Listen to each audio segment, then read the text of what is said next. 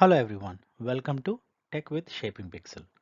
We are bringing you free cloud certification crash course.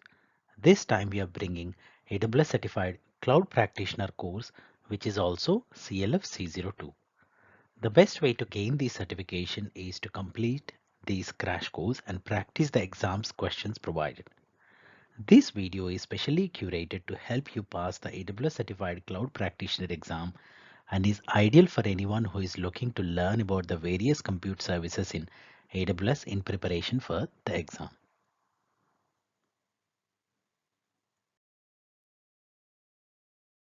This fundamental certification is designed for individuals with exposure to AWS and its services, even if they are not in a technical role. Key exam domains. The certification covers four domains: cloud concepts 24%, security and compliance 30%, cloud technology and services 34%, billing, pricing and support 12%. Each domain includes task statements outlining required knowledge and skills.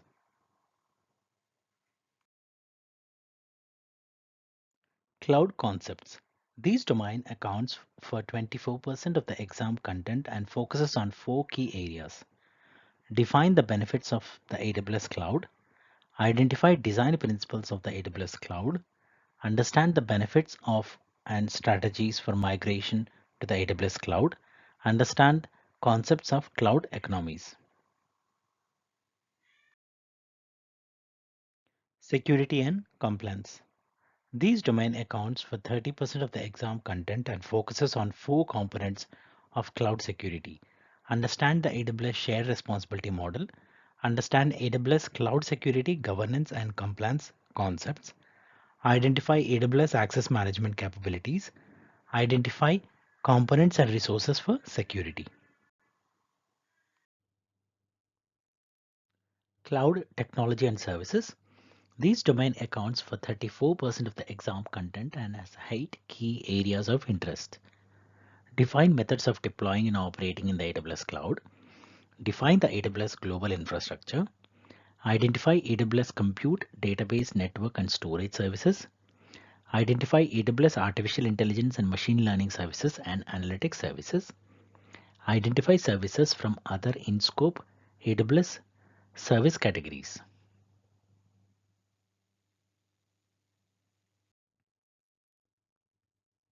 Billing, pricing, and support. These domain accounts for 12% of the exam content and accesses you in three areas. Compare AWS pricing models. Understand resources for billing, budget, and cost management. Identify AWS technical resources and AWS support options.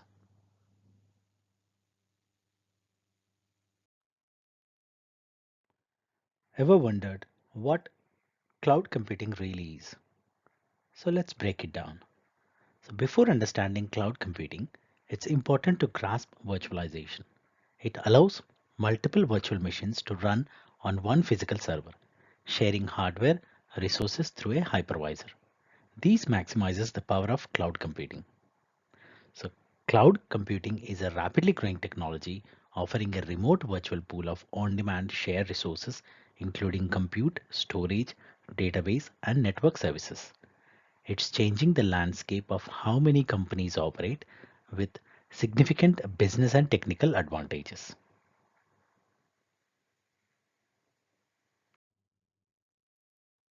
So let's deep dive into core foundation services. In cloud computing, core foundation services include compute, storage, database, and network resources. Understanding these will help identify what services to move to the cloud. So cloud computing is a game changer, offering scalable on-demand resources. Stay tuned for more on cloud deployment models.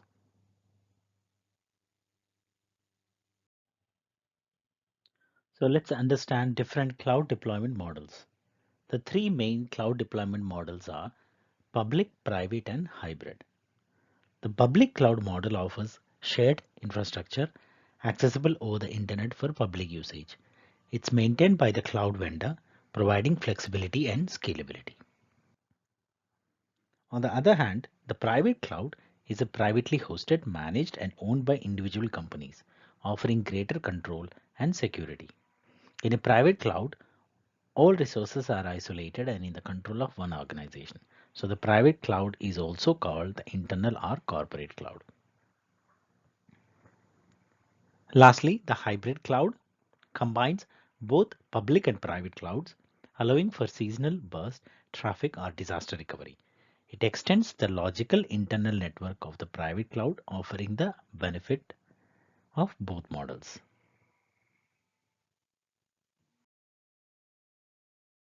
So let's have a quick overview of the key characteristics of cloud computing. So on-demand resourcing. Cloud computing offers on-demand resourcing, meaning that the resources are immediately available for allocation, eliminating the need for wait for hardware to be ordered, installed, and configured. Scalability. With cloud computing, you have the ability to rapidly scale your environment's resources both up and down and in and out, depending on your requirements and demands of your application and services. Economy of scale. Thanks to virtualization technology, cloud computing provides an economy of scale, resulting in exceptionally low resource cost compared to traditional hosting. Flexibility and elasticity.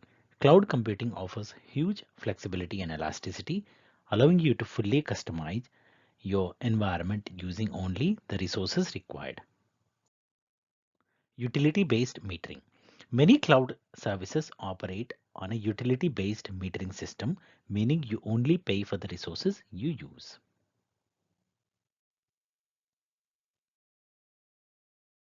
So let's dive into cloud service models. The three main cloud service models are software as a service, platform as a service, and infrastructure as a service. Each model offers varying levels of manageability and customization over your solution. Software as a service, or SaaS, provides widely distributed and accessed applications like Google's Gmail. These applications are fully managed by the provider and accessed over the internet, offering minimal customization from the user's perspective. Platform as a service, moving up the customization scale, platform as a service or PaaS offers a greater level of management and control. It provides an application framework on top of the operating system, allowing developers to focus on creating new apps. And lastly, infrastructure as a service or IaaS allows the highest level of customization. Users can configure their own portion of the cloud, including virtual networks and operating systems, while the underlying host is managed by the vendor. Let's dive into some of the common use cases of cloud computing and how enterprises are leveraging these technology. Migration on the cloud. One of the major use cases of cloud computing is migrating production services from on-premises solutions to the cloud. With the benefits of scalability and cost effectiveness in mind, many businesses are choosing to move their existing production services to the public cloud. Traffic bursting. During peak season, the public cloud can be used to scale networking resources to manage additional traffic. This means you only pay for the extra infrastructure when you need it, making it a cost-effective solution for handling fluctuation traffic. Backup and disaster recovery. The built-in resiliency and durability of public clouds make them a great solution for backup and disaster recovery needs. With access to unlimited storage space and cost-effective data management lifecycle policies, cloud computing is becoming a popular choice for enterprises. Web hosting. Many organizations are opting to host their web services on the cloud due to its ability to load balance across multiple instances and scale up and down quickly based on traffic demands. So let's dive into cloud computing infrastructure. Location. In an on-premises data center, infrastructure is housed on-site and across multiple locations for residents. Similarly, public cloud providers have regions with at least two data centers in different geographic locations, ensuring high-speed interconnectivity and data transfer. Physical security. Public cloud vendors are responsible for stringent security controls and certifications, ensuring the physical security of the data center. Mechanical and electrical infrastructure. The responsibility for implementing capacity resiliency, and testing for mechanical and electrical infrastructures in the data center lies with the vendor, removing these burden from the end user. Network infrastructure in the public cloud, networking operates at a software level, allowing the implementation of control services and configuration to simulate the effects of physical network components. Servers and storage. Cloud vendors offer services replicating the functions of servers and storage in on-premises data centers with added advantages such as scalability and durability. The public cloud environment easily translate on-premises data center solutions offering significant advantages and benefits. Let's explore the benefits of cloud computing for organizations. On-demand resourcing. One of the key advantages of cloud computing is on-demand resourcing. This means that when you need to provision a resource within the cloud, it's almost immediately available to you to allocate where and when you need it. This alleviates the lengthy process of sourcing additional resources for your infrastructure, providing almost instant access to a resource that you have selected and configured via a series of options. Scalability. Cloud computing offers the ability to rapidly scale your environment's resources both up and down and in and out depending on your requirements and demand of your applications and services. This is only possible because of the on-demand resourcing of the cloud. Economy of scale. Due to the huge scale of resources public cloud offering provide, you benefit from exceptionally low compute storage and network cost compared to traditional hosting. Public cloud providers can make use of these when buying infrastructure in huge scales, passing on the savings to you. Flexibility and elasticity.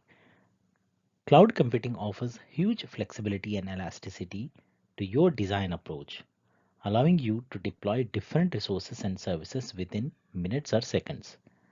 This flexibility is often coupled with automation, ensuring your infrastructure will always deliver great service to your customers. Utility-based metering. With many cloud services, you only pay for what you use. This means you only pay for resources when you are using them, similar to paying for electricity when you use it. Shared infrastructure. Hosts within the cloud are virtualized, allowing for shared infrastructure, which significantly reduces the amount of physical hardware required, resulting in cheaper cost for you.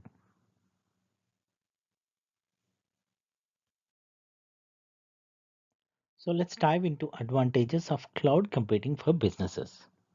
The cloud offers a new wave of life to your businesses and its architecture, providing new ways of working, deployment, and automation. It presents a massive potential within your businesses to innovate and take advantage of new services and technologies. For example, serverless computing can be a game changer, allowing you to focus solely on your code. These can lead to faster production release and innovation, helping you bring new products and applications to market more quickly.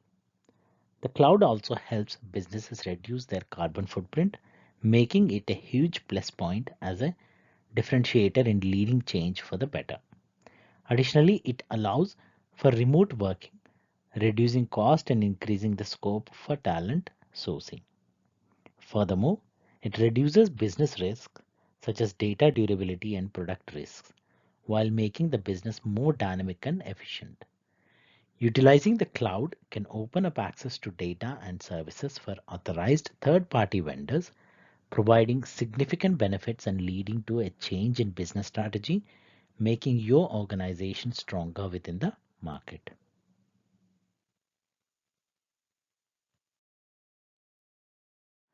Let's dive into the world of AWS accounts and the services they house. Account management. AWS services are housed within an account, which can be a master payer account or a linked account. AWS organizations and other services can be used to manage accounts within AWS. Reserved instances and savings plans. Reserved instances RI are a commitment to use a cloud resource for a specific period in exchange for a discount rate. Savings plans SP are similar but more flexible. They can only be applied to compute usage. Instance types and sizes. AWS supports a variety of instance types, families, generations, and sizes. For example, an instance like M5A 4x large belongs to the M family, 5th generation, A for AMD chipset, and 4 into large size. Tags and governance. Tags are metadata attached to AWS resources, providing contextual information. They can be used for automation, cost division, and governance policies. Console and region. The AWS console is a web-based portal for managing accounts and accessing services. AWS also has the concept of regions and availability zones, which are essential for disaster recovery and performance. So whether it's managing accounts, understanding reserved instances, or utilizing tags, AWS offers a wide array of tools and services for cloud management.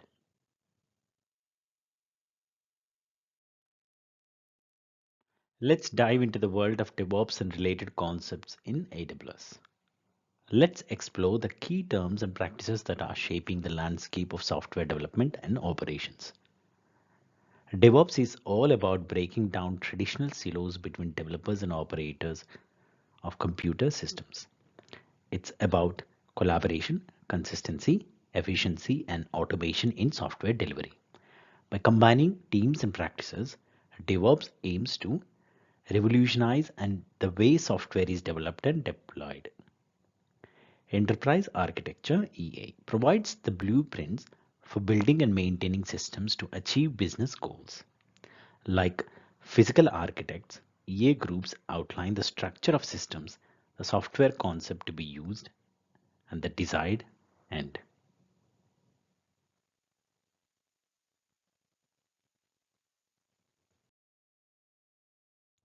The lift and shift. Lift and shift migration involves moving applications from on-premises data center to public clouds. While it's a quick method, it may lead to increased cost and operational challenges due to the lack of modification for cloud native services. Workload refers to an application or software system running on a computing platform. It's the backbone of traditional and cloud-based systems, defining the resources needed to run applications efficiently. On-premises and right sizing. On-premises refers to company-owned data center space, while right sizing optimizes virtual resources to match workloads efficiency, minimizing waste and cost. Agile. Agile project management is characterized by short phases of work, frequent assessment of priorities, and incremental development of products or software. It's all about adaptability and continuous enhancement. That's a wrap on our journey through DevOps and related concepts. Stay tuned for more insights. Let's dive into the world of cloud and finance terminology. Amortization.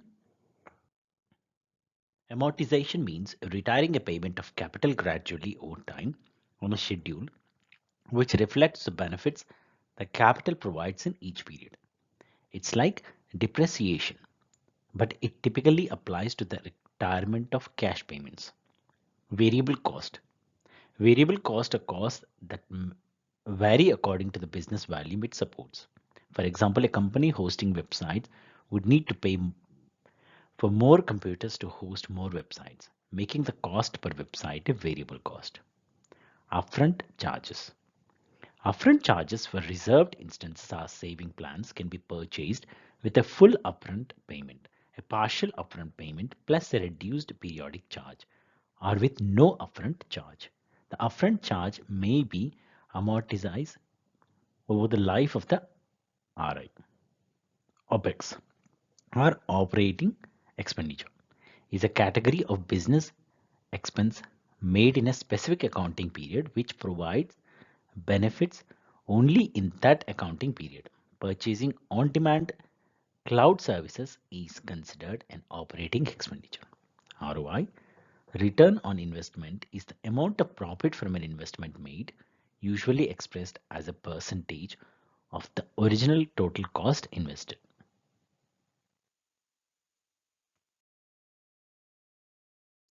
Let's dive into the world of well-architected framework in AWS.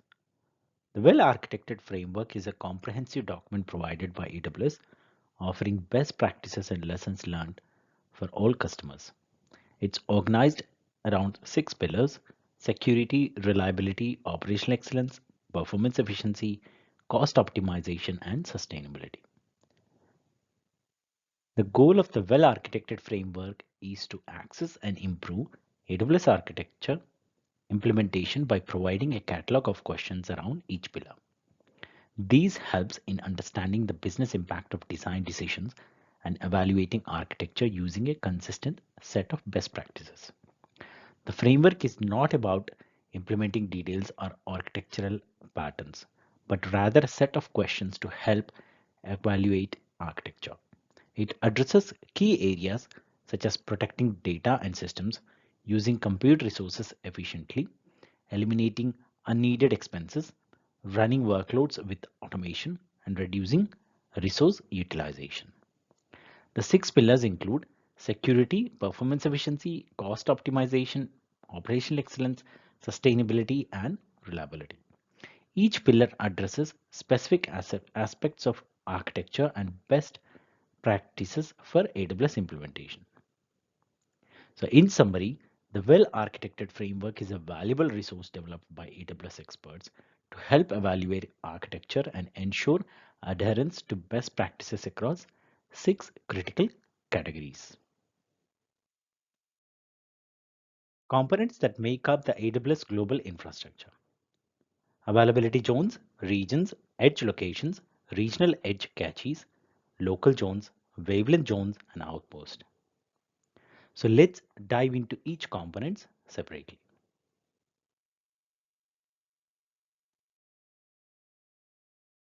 AWS availability zones are the physical data centers of AWS where compute, storage, network, and database resources are hosted. It's important to note that a single AZ is not equal to a single data center. In fact, multiple data centers form a single AZ. Each AZ is geographically located within the same area, linked by highly resilient and low latency connections. These connections are used by AWS services to replicate data for high availability and resilience purposes.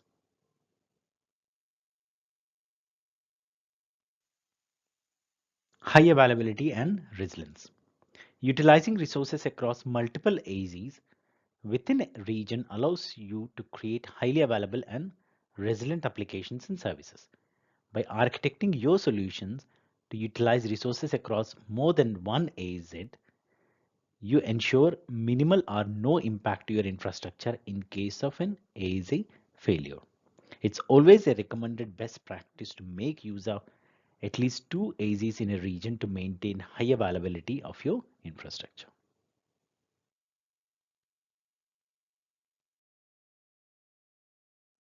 Let's dive into the concepts of regions and how they impact your cloud infrastructure.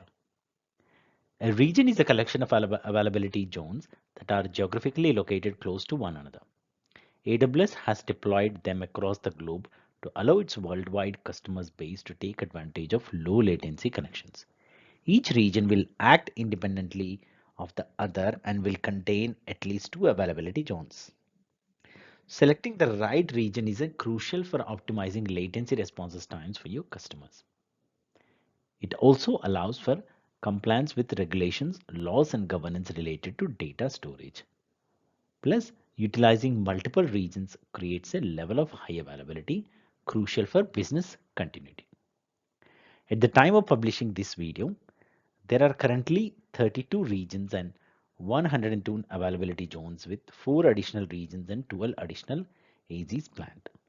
It's important to note that not all AWS services are available in every region. So understanding which services are available varies key. So when it comes to architecting your cloud infrastructure, choosing the right region is a decision that can significantly impact the performance, compliance, and availability of your services. So let's dive into the role of edge locations. Edge locations are AWS sites strategically deployed in major cities and highly populated area worldwide. They're not used to deploy main infrastructures like EC2 instances or VPCs, but rather by AWS services such as CloudFront and Lambda Edge to cache data and reduce latency for end user access. So the benefits are by leveraging edge locations as a global content delivery network, AWS ensures that end users accessing your services experience reduced latency. For example, when a user accesses a website hosted on EC2 instances and S3 from Europe, they are redirected to their closest edge location in Europe, significantly reducing latency. So the next time you access a website or app, remember the role of AWS edge locations in delivering a seamless and fast user experience. AWS global infrastructure is truly at the forefront of optimizing digital experiences. So let's dive into AWS Regional Edge Cache. In November 2016, AWS introduced the Regional Edge Cache, a pivotal addition to their infrastructure. Unlike individual edge locations, the regional edge cache has a larger cache with retaining data that has expired at the edge locations. So the benefits of regional edge cache, this means that when the data is requested at an edge location and is no longer available, the regional edge cache steps in, reducing latency by serving the cached data instead of retrieving it from the original servers. Experience faster, more efficient content delivery with AWS Regional Edge Cache. So let's dive into local zones. In 2022, Amazon launched its first 16 local zones, strategically positioned near highly populated area without an AWS region nearby. These zones provide ultra low latency and cater to data residency requirements. AWS local zones are currently available in 33 metropolitan areas with 19 more planned for the future.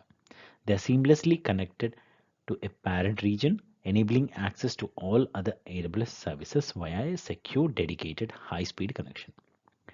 In August 2023, AWS introduced dedicated local zones, offering fully managed infrastructure for exclusive use by specific customers or communities. These zones are ideal for mission critical and sensitive workloads, especially in sector with strict governance controls. Experience the power of AWS local zones and dedicated local zones for your resource deployment and data residency needs. So let's introduce AWS wavelength zones. Much like AWS local zones, AWS wavelength zones place core AWS services closer to large end user bases and are connected to a parent region via a secure, dedicated high-speed connection. However, that sets wavelength zones apart is that they are embedded within 5G mobile broadband networks and are deployed within the data centers of large telecommunications providers. So the benefits of AWS wavelength zones are by deploying AWS resources such as VPC subnets, EC2 instances, and EBS volumes to an AWS wavelength zone, developers can offer ultra low latency and increased reliability for 5G applications such as live video streaming and interactive gaming. This is achieved by reducing the number of network hops and eliminating the need for any traffic to traverse the public internet. So currently AWS wavelength zones are available through Verizon in the United States, KDDI in Japan, SK Telecom in South Korea, Vodafone in the UK and Germany, and Bell in Canada. So experience the power of AWS wavelength zones and take your 5G applications to the next level. AWS Outpost, bringing the capabilities of the AWS cloud to your on-premises data center. AWS outputs bring the same hardware used by AWS within their data centers to your on-premises data centers, allowing you to use native AWS services including EC2, ECS, EKS, S3, RDS, and EMR on-premises. Outposts can be connected to AWS using either a direct connect or VPN connection, and they are fully managed, eliminating the need for patch management and software updates. Experience the power of AWS in your own data center with AWS Outposts.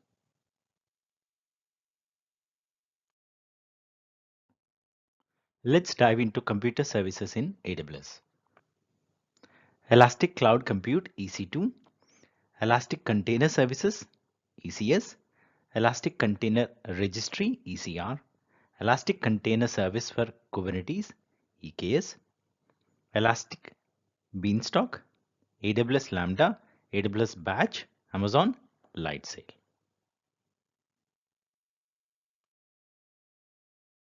So let's see what is compute. Compute resources are the brains and processing power required by applications and systems to carry out computational tasks via a series of instructions. These includes common server components like CPUs and RAM. In AWS, there are various services and features that offer compute power from hundreds of EC2 instances to serverless AWS Lambda functions.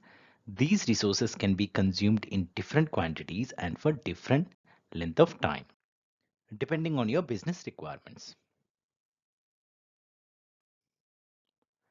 Let's dive into the world of Amazon EC2. Amazon Elastic Compute Cloud or EC2 is a fundamental compute service within AWS, allowing you to deploy virtual servers within your environment. Today, we will explore the key components of the EC2 service. Amazon Machine Images. So we have Amazon Machine Images or AMIs. These are templates of pre-configured EC2 instances, enabling you to quickly launch new instances based on the defined configurations. With a wide range of AMIs available, including those from the AWS Marketplace and Community AMIs, you have plenty of options to choose from. So let's talk about instance types. These define the size of the instance based on parameters like CPU's memory and storage, from general purpose to storage optimized. This is a variety of instances families to cater to different performance needs. Moving up to the purchasing options, AWS offers on-demand instances, spot instances, reserved instances, and on-demand capacity reservations. Each option is designed to optimize cost and suit different deployment scenarios. Lastly, we will touch on EC2 tenancy. By default, instances run with shared tenancy, but dedicated tenancy options like dedicated instances and dedicated hosts are available for specific security and compliance needs. And that's a wrap up on our introduction to Amazon EC2. Stay tuned for more insights into the world of AWS.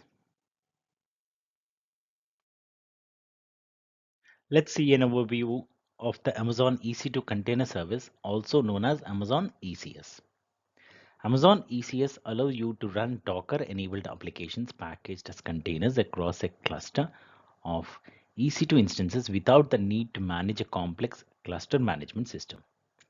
The service abstracts the burden of managing your own cluster management system by passing that responsibility over to AWS, especially through the use of AWS Fargate.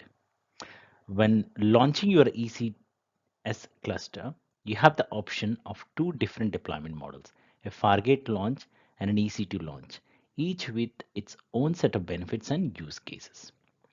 So monitoring is taken care of through the use of AWS CloudWatch, which will monitor metrics against your containers and your cluster. The cluster is dynamically scalable, meaning you can start your cluster as a single small instance, but it can dynamically scale to thousands of larger instances. Amazon ECS provides a powerful and flexible solution for deploying and managing containerized applications, allowing you to focus on building great applications and deploying them across your scalable cluster. So introduction to AWS Elastic Container Registry or ECR. This service provides a secure location to store and manage your Docker images, allowing for easy distribution and deployment across your applications. The ECR consists of several key components, including the registry, authorization token, repository policy, and image. The registry is where you can host and store your Docker images, and it comes with the default URL with your AWS account. To access your registry, your Docker client needs to be authenticated as an AWS user using an authentication token. This token is obtained by running the get login command using the AWS CLI. Access to your registry and images can be controlled via IAM policies and repository policies, allowing for tougher security controls. You can assign permissions to each repository, controlling actions such as push and pull.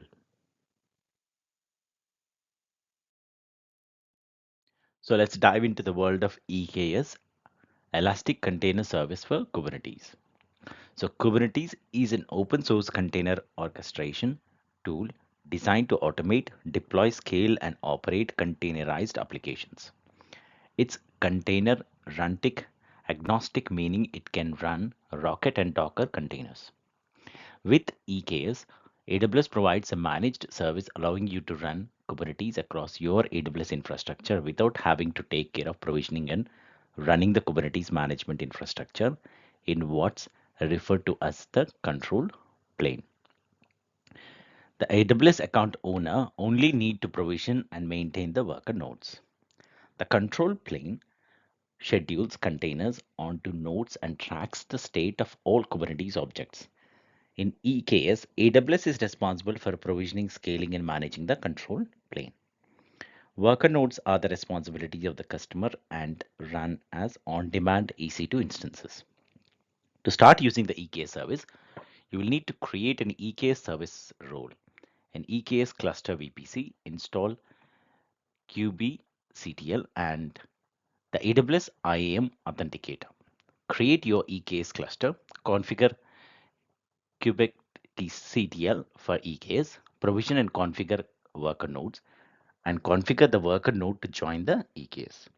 Your EKS cluster and worker nodes are now configured and ready for you to deploy your applications with Kubernetes. Now let's dive into overview of AWS Elastic Beanstalk. So Elastic Beanstalk is an AWS managed service that simplifies the process of deploying, provisioning, monitoring, and scaling a production environment to run web applications. It automatically handles the provisioning and deployment of necessary AWS resources, such as EC2 instances, auto-scaling groups, RDS database instances, and elastic load balancers. Once your application is up and running, you can continue to support and maintain the environment just as you would with a custom-built environment outside of Elastic Beanstalk. It supports a variety of platforms and programming languages, including containerized applications using Docker, making it a flexible service for DevOps. Elastic Beanstalk provides a simple, effective, and quick solution for deploying web applications, making it an ideal service for developers and engineers.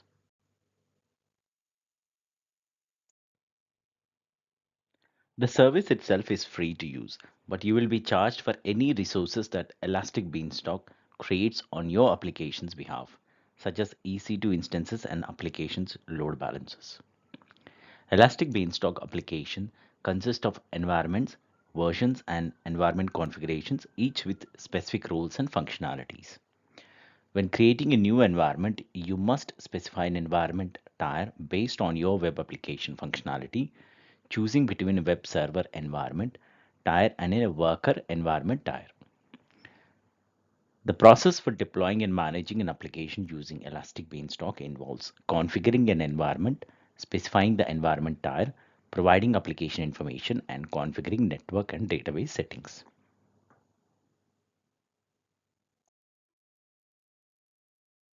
Let's dive into the world of AWS Lambda. To truly grasp serverless compute, we must first understood the traditional server setup. Imagine the freedom of focusing solely on your code and business logic without the burden of infrastructure maintenance and administration.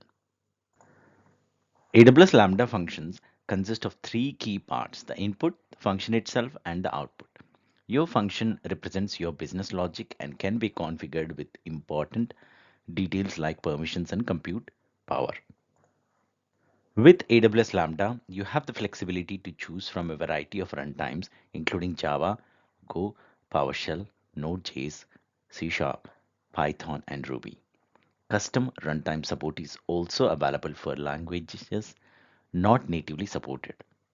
Your Lambda function can be invoked through various methods such as the console, SDK, HTTP endpoints, or triggers from other AWS services. Once triggered, your function can make calls to downstream resources like DynamoDB and SNS. When it comes to cost, you'll only pay for the resources you use based on the number of requests, duration of code execution, and the allocation compute power. AWS Lambda offers a seamless, cost-effective solution for running your application code. Embrace the power of serverless compute with AWS Lambda.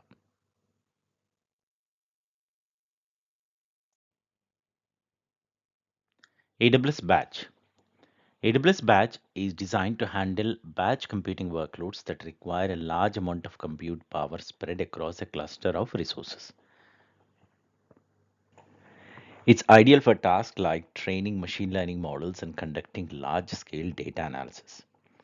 With AWS Batch, you can seamlessly create a cluster of compute resources that's highly scalable and takes advantage of the elasticity of AWS. AWS handles all the provisioning, monitoring, maintenance, and management of your clusters, saving your time and resources. AWS Batch consists of jobs, job definition, job queues, and compute environments. These components work together to define, schedule, and execute batch computing workloads efficiently. That's a quick overview of AWS Batch. Thank you for joining us and best of luck with your continued learning. Amazon Lightsail. Amazon Lightsail is a virtual private server or VPS backed by AWS infrastructure designed to be simple, quick, and very easy to use at a low price point for small scale use cases. You can run multiple Lightsail instances together, connect it to other AWS resources, and access it either via the AWS console or directly to the Lightsail homepage. To create a new instance, simply select your region, platform, blueprint, launch script, key pair, and instant plan. It's that simple. Once your instance is up and running, you have a number of management and monitoring options, including connect, metrics, snapshots, storage, networking, domains, tags, history, and delete. Amazon Lightsail provides lightweight, cost-effective solution for small projects and use cases. So thanks for joining us for this quick introduction to Amazon Lightsail. So let's carry on. So AWS Outpost. This service is designed to bring the capabilities of the AWS cloud to your on-premises data center, offering a consistent hybrid cloud experience. Organizations may choose to adopt a hybrid cloud approach due to reasons such as latency, security, and governance requirements. Outposts allow you to run AWS services such as ECS, EKS, S3, RDS, and EMR on premises. It also supports EC2 with a wide range of instance types available, as well as migration and disaster recovery scenarios that leverage cloud and Cure.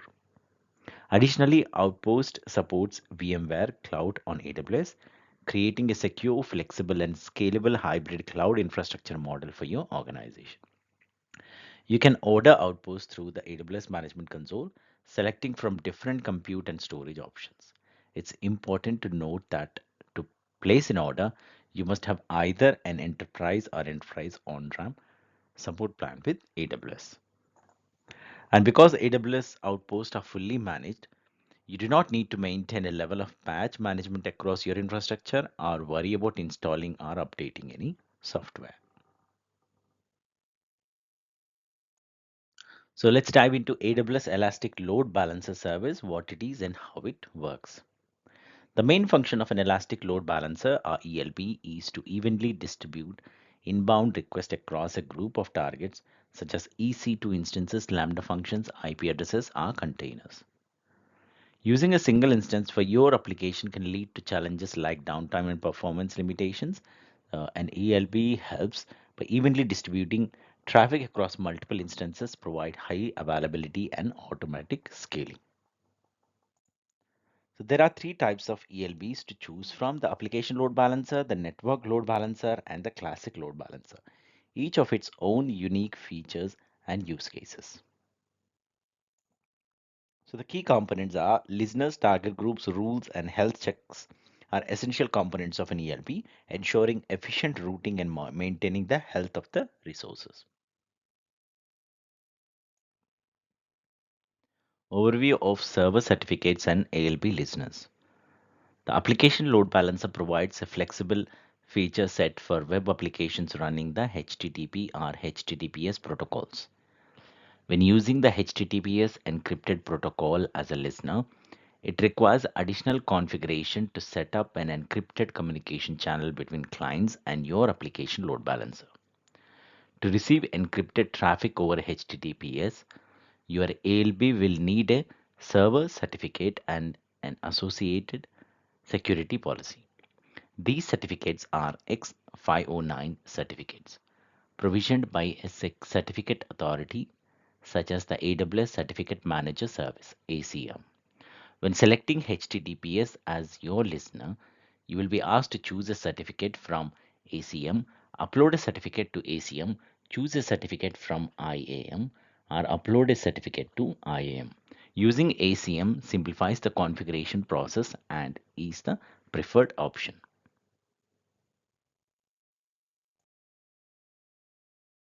So let's understand the application load balancer in AWS. The ALB operates at layer 7, the application layer on the OSI model, providing advanced routing and visibility features for application architectures like microservices and containers. Before setting up your ALB, it's essential to configure target groups. These groups route requests to different resources based on the nature of the request. In the AWS Management Console, navigate to the EC2 service, select Load Balancing, then Target Groups and create a new target group. Specify the target type, protocol, VPC, and health check settings. After creating the target group, associate the relevant instances with it. These ensure that the ALB routes request to the specified resources. With the ALB, you can easily create different target groups and customize how your load balancer directs traffic based on your specific rules. Let's dive into network load balancer and its configuration. The network load balancer operates at layer 4 on the OSI model, enabling you to balance requests purely based on the TCP and UDP protocols. It can process millions of requests per second, making it a great choice for ultra high performance applications. Also, if your application logic requires a static IP address, then the NLB will need to be your choice of elastic load balancer. Now let's provide a demonstration on how to configure and set up a network load balancer. To create our network load balancer, let's go to EC2 under compute, then under load balancing, click load balancers and then click on create load balancer. Select the UDP protocol and the load balancer port, configure security settings, routing and associate the target group. Once you are happy with all your configuration settings, click on create and there you have it. Your network load balancer is now created.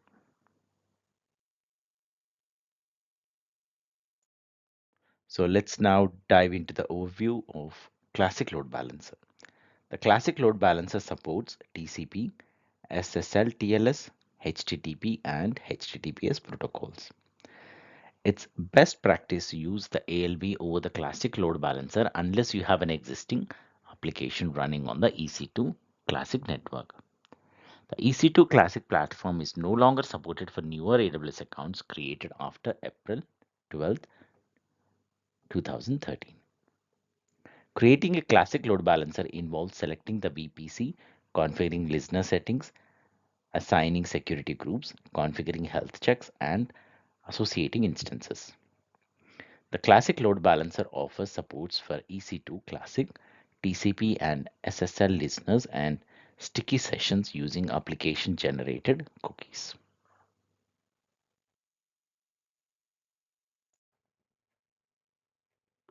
Let's dive into the world of EC2 autoscaling.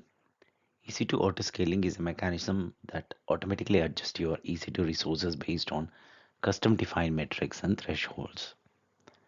It allows you to increase or decrease your EC2 fleet to meet demand, ensuring optimal performance and cost efficiency. Imagine having a single EC2 instance as a web server. As demand increases, so does the load on the instance. With autoscaling, you can configure metrics to automatically launch additional instances to balance the load, ensuring smooth performance for end users. Similarly, when demand decreases, autoscaling can automatically terminate unnecessary instances, optimizing cost. Autoscaling provides automation, greater customer satisfaction, and cost reduction. It elastically provisions resources, prevents performance issues, and optimizes resources cost based on demand.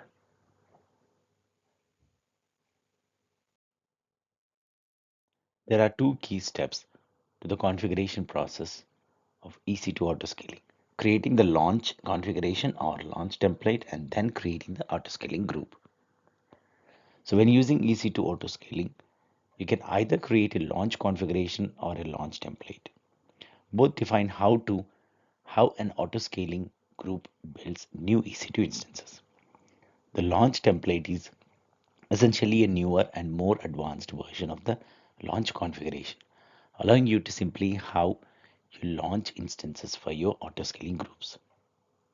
To create a launch template, you will need to specify various parameters such as AMI ID, instance type, key pair, network type, security groups, storage volumes, instance tags, and more. Once you are happy with the information, simply click on Create Launch Template. Creating a launch configuration is similar to creating a launch template, but with a few differences in options and presentation.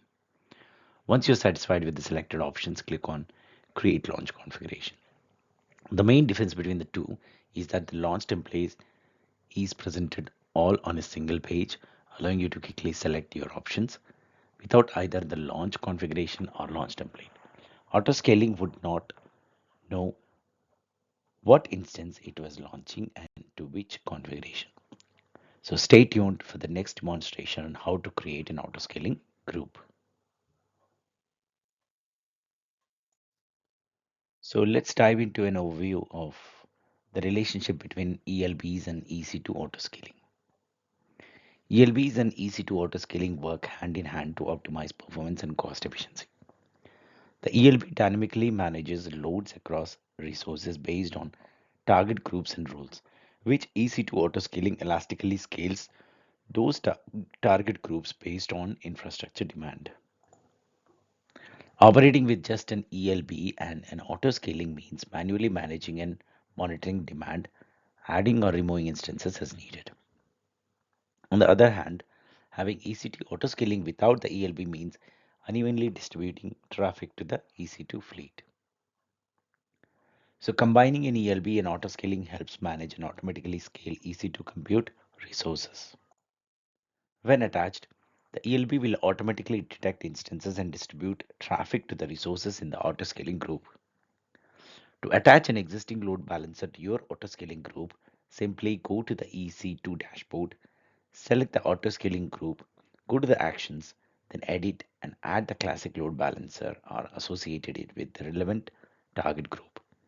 Combining ELBs and EC2 autoscaling is a quick and simple way to optimize your infrastructure. Storage in AWS. Designed to help you prepare for the AWS Cloud Practitioner certification. Whether you are new to cloud computing or looking to expand your knowledge, this lesson is tailored to guide you through the various stages services in AWS. So introduce your storage services. Let's dive into the Amazon Simple Storage Service S3. Amazon Elastic Block Store EBS, Amazon Elastic File System EFS, and Amazon FSX. Additionally, we will explore hybrid cloud storage services and on-premises data backup solutions using AWS Backup, AWS Storage Gateway, and AWS Elastic Disaster Recovery. So let's start with the Amazon Simple Storage Service S3. So Amazon S3 is a fully managed object-based storage service provided by AWS. It's highly available, durable, cost-effective, and scalable. S3 offers unlimited storage capabilities and a durability of 99.999%, making data loss extremely rare. When uploading data, you specify the regional location, and S3 stores and duplicates your data across multiple availability zones within that region. So to store objects in S3, you first define and create a unique bucket, then upload your data within it. You can also create folders within the bucket for easier data management. Amazon S3 is a powerful and versatile storage service offering high durability, availability, and scalability for a wide range of use cases. So Amazon S3 offers a range of storage classes, each designed to meet specific performance and cost requirements. So let's dive into the different storage classes available and their unique features. So the first one is S3 standard storage class. It's ideal for high throughput, low latency, and frequent data access.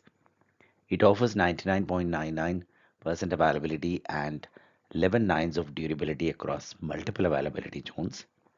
With SSL support for data encryption and lifecycle rules for automatic data management, it provides a secure and flexible storage solution. S3 intelligent tiering is perfect for unpredictable data access patterns, automatically optimizing storage costs. It offers the same durability as S3 storage and supports lifecycle rules, providing a cost effective and efficient storage solution. S3 Glacier Deep Archive for long term storage needs, S3 Glacier Deep Archive is the most cost effective option, offering 11 nines in the durability and 99.9% availability. It's ideal for data retention, compliance, and minimal access requirements. When selecting a storage class for your data, consider factors like criticality, reproducibility, and access frequency. Choose the right storage class to meet your specific data requirements. EC2 instance 2 volumes. So let's dive in and understand the key points about these unique storage options. EC2 instance 2 volumes a local disk drive physically resting on the same host as your EC2 instance. They provide ephemeral storage, meaning any data stored on these volumes is considered temporary and could be lost if instance is stopped or terminated. Despite the risk of data loss, instance store volumes have benefits. They're cost effective, offer high input output speeds, and are ideal for frequently changing data, making them great for catching and load balancing groups. So it is important to note that not all instance types support instance store volumes. Additionally, from a security standpoint, they don't offer additional security features and have the same security mechanism provided by EC2. If you need persistent data or shared access, EC2 instance store volumes may not be the best option. However, for a quick and easy block level storage, the Elastic Block Store service is recommended.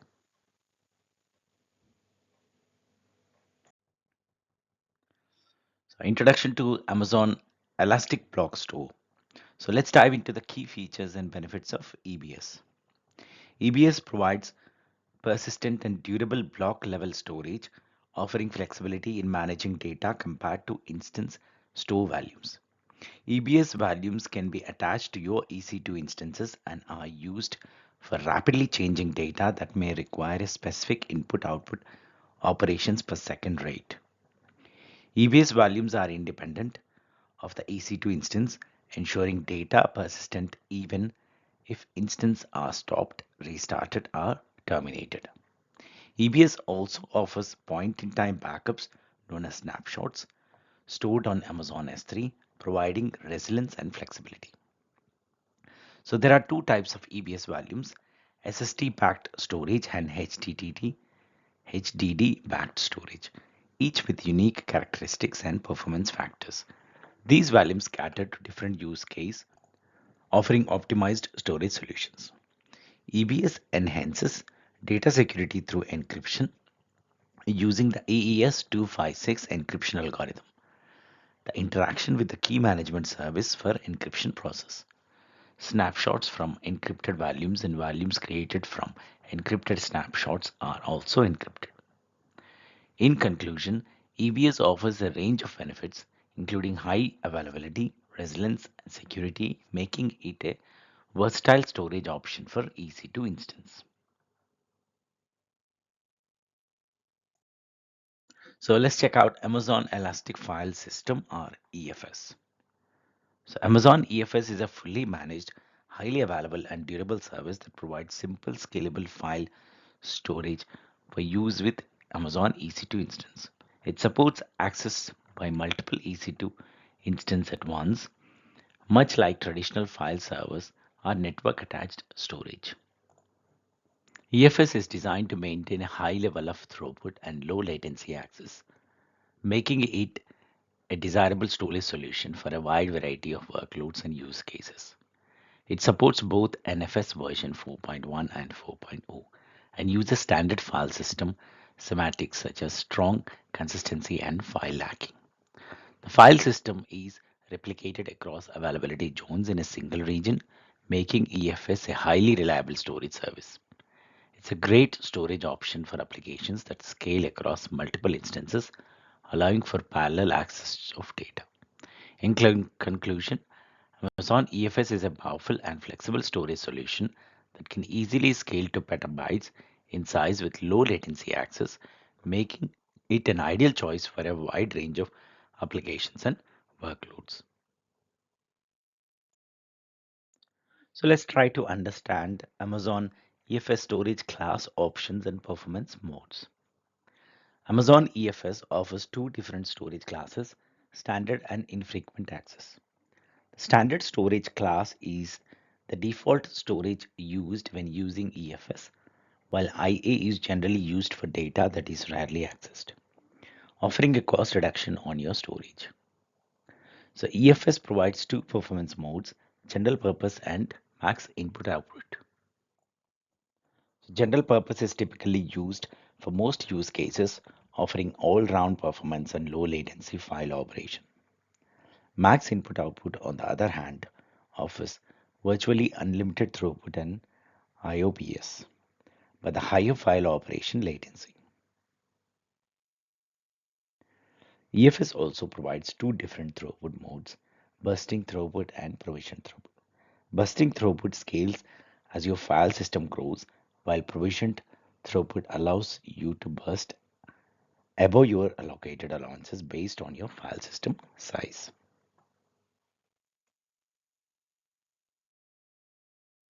So let's dive into Amazon FSX, a dedicated file system that might be the solution you need. So when it comes to creating a file system with AWS, you might be considering Amazon EFS or Amazon FSX. So, but what's the difference? Amazon EFS is a simple and scalable file system for Linux-based workloads, while Amazon FSX offers two options, FSX for Windows File Server and FSX for Lustre. FSX for Windows File Server provides a highly scalable, fully managed file storage solution that is accessible over SMP protocol. It's perfect for various applications and workloads, including home directories, line of business applications, web servers, and more. With features like encryption, data duplication, and fast in-memory caching, it's a robust solution for Windows-based applications. On the other hand, FSX for Lustre is built for high-performance computing, providing extremely fast file storage with up to 100 gigabytes per second of throughput. It's ideal for workloads like high performance compute, machine learning, and video processing. So, when designing your architectures around storage, it's critical to understand if your application is sensitive to throughput or IOPS. Whether you need solid state disk for low latency or hard disk drives for maximum throughput. Amazon FSx has the solution for your specific needs. And if your data is located on premises but you lack the necessary compute resources, Amazon FSx can help you seamlessly burst into the cloud for the additional service resources you need. With Amazon FSx, you can find the perfect file storage solution tailored to your specific use case. So explore the possibilities of FSx of your data storage needs.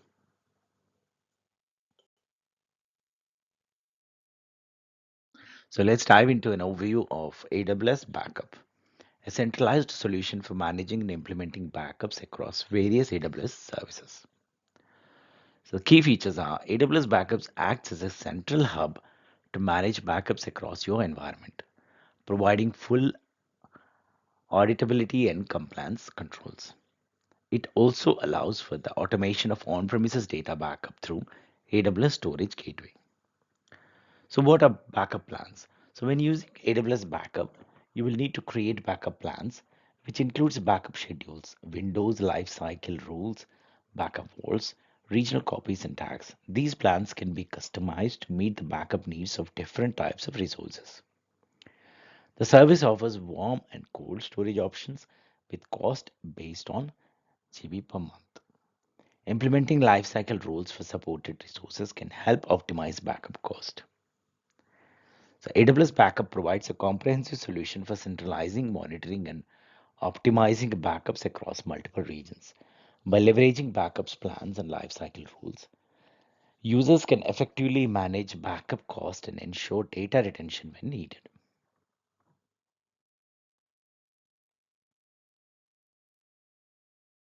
AWS Storage Gateway.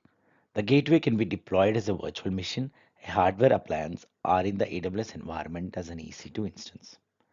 Regardless of the deployment method, a minimum of 150 MB of local disk space is required for the local cache. There are four types of storage gateways: S3 file gateway, FSx file gateway, tape gateway, and volume gateway, each serving different storage needs.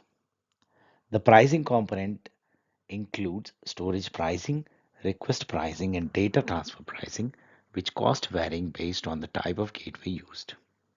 In summary, AWS Storage Gateway offers a flexible, cost-effective solution for a hybrid storage needs, enabling seamless communication between on-premises applications and storage class cloud storage services.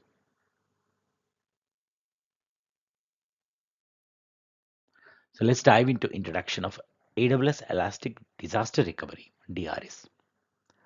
So AWS Elastic Disaster Recovery is a service that enables you to recover from application failures in physical or virtual servers hosted in on-premises data centers or other cloud providers. It allows you to save cost by utilizing AWS resources in the cloud instead of maintaining an expensive physical disaster recovery site. With DRS, you only pay for your recovery site resources when they are in use, either during a drill or an actual failover. DRS automatically converts your physical servers to run natively on AWS in the event of a failure, making it possible to use DRS for migrating on-premises workloads and applications to the AWS cloud. It fully integrates with the AWS Management Console and supports integration with other AWS services, including IAM, CloudWatch, and CloudTrail. So thanks for joining for this quick introduction to AWS Elastic Disaster Recovery. Good luck on your certification journey. So let's dive into introduction to database services in AWS. So managed relational database using Amazon relational database servers or RDS, including Amazon Aurora. Managed NoSQL databases, including Amazon DynamoDB.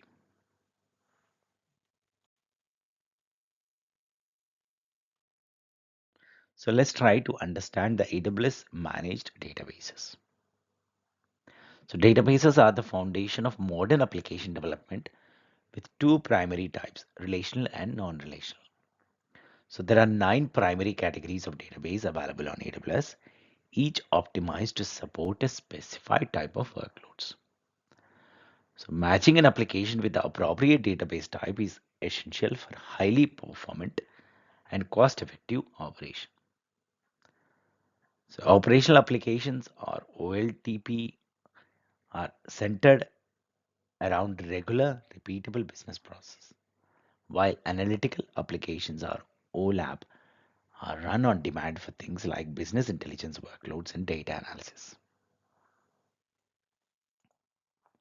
Databases power 21st century applications, and the efficient use of resources in the cloud requires organizations to be agile, responsive to change, and consider the requirements of scalability and elasticity.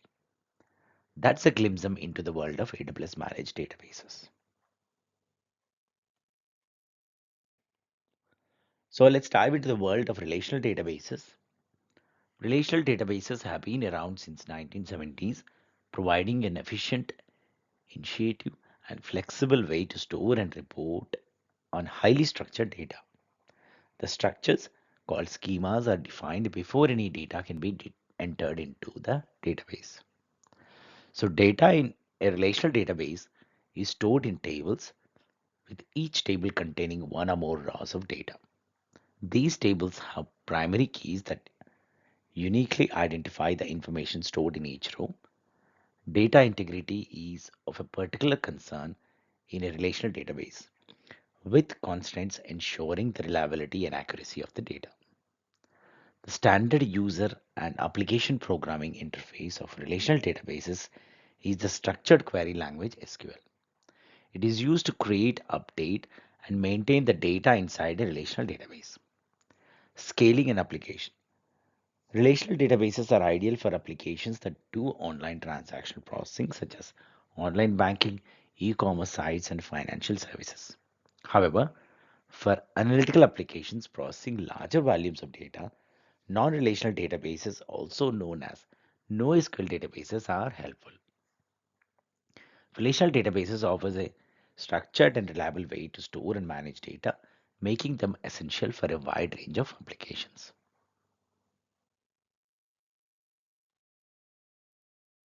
So let's dive into the world of non-relational schema-less and horizontally scaled data stores and NoSQL databases. NoSQL databases are a family of non-relational databases that includes key value databases, column family stores, document stores, and graph stores. They also known for their flexibility and unstructured, rapidly changing data. The scaling a NoSQL database is easier and less expensive than scaling a relational database. NoSQL databases generally trade consistency for performance and scalability, making them a popular choice for developers. In summary, NoSQL database offers a dynamic approach to organize data, making them a great fit for applications with unstructured or semi-structured data. Whether it's a key value, document, or graph stores, NoSQL databases provides a wide range of options for developers.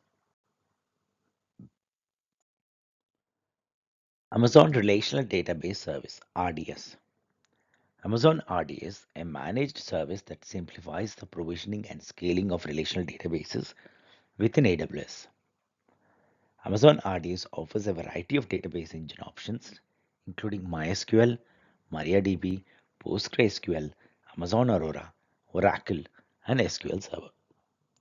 Each engine is tailored to specific use cases and performances, providing flexibility and choice for your database needs.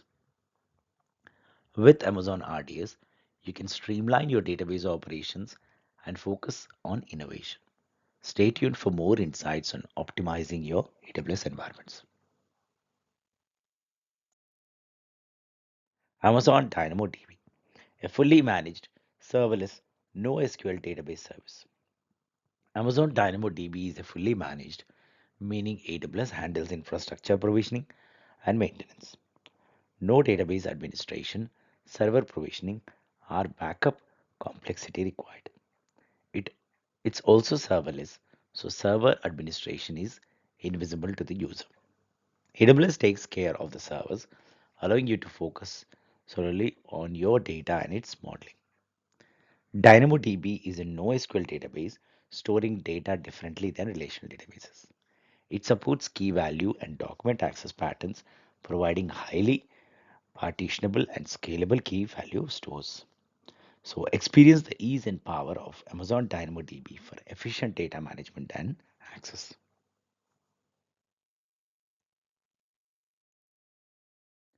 Let's dive into the key features and characteristics of DynamoDB. DynamoDB is designed to be highly available by default, with data automatically replicated across three different availability zones within a geographic region. These ensures resiliency in the case of an outage or incident. DynamoDB provides fast performance and has no upper limit to how large a table can scale to, making it ideal for OLTP workloads that need high scalability and data durability. The database supports transactions and offers global tables for even greater level of resiliency and performance, enabling data replications across regions for low latency reads and writes. DynamoDB offers backup functionality, including on-demand backup and point-in-time recovery, ensuring compliance, and the ability to roll back to a previous state.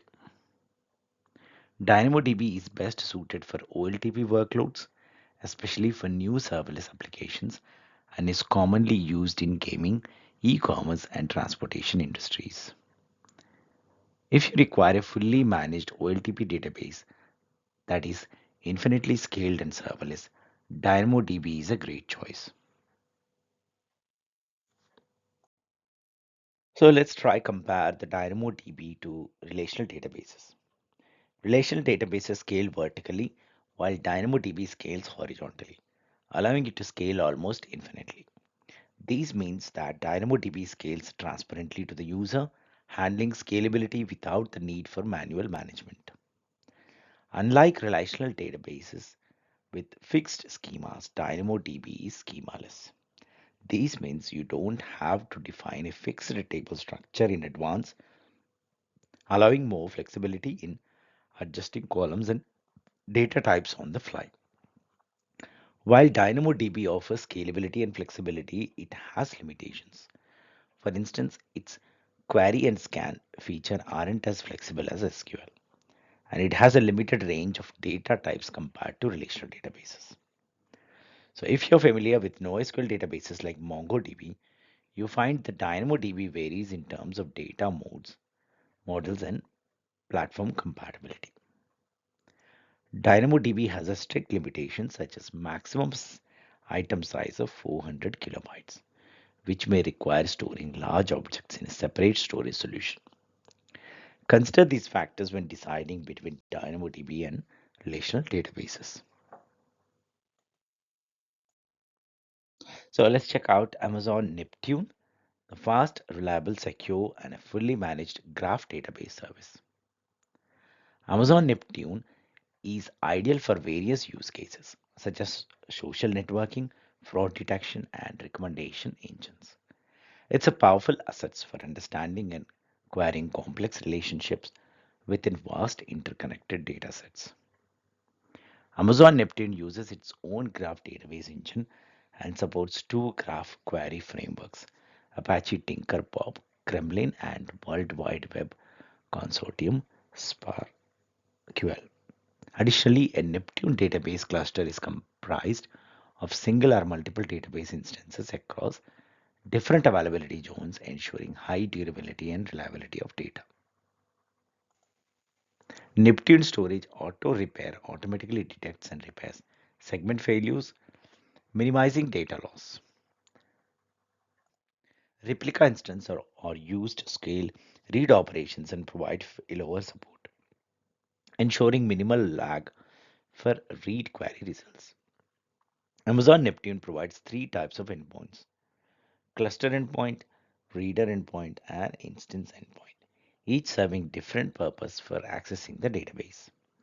Now that you have a better understanding of Amazon Neptune, you can explore its capabilities and consider its potential applications in your solutions.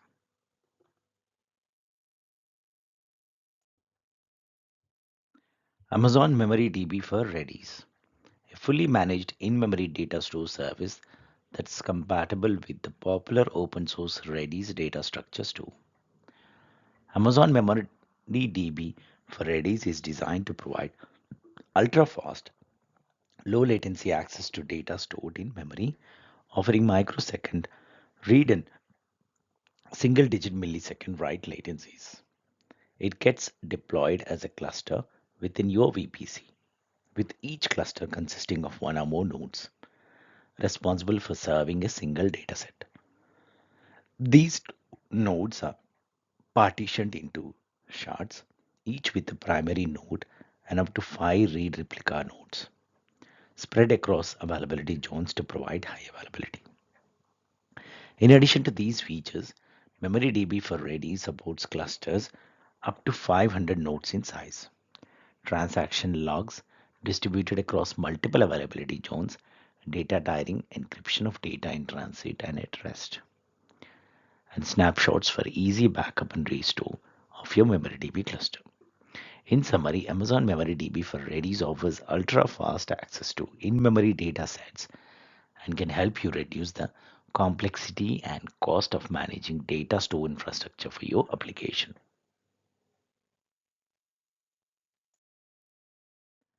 So, introduction to networking and content delivery services in AWS, including Amazon Virtual Private Cloud or VPC, configuring security groups and network access control list or NACL, AWS Private Virtual Private Network or VPN solutions, or AWS Direct Connect.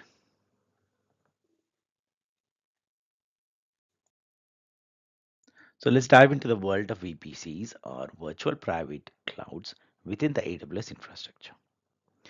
A VPC is essentially your own isolated segment of the AWS cloud, providing a secure environment for deploying resources like compute, storage, databases, and networks infrastructure.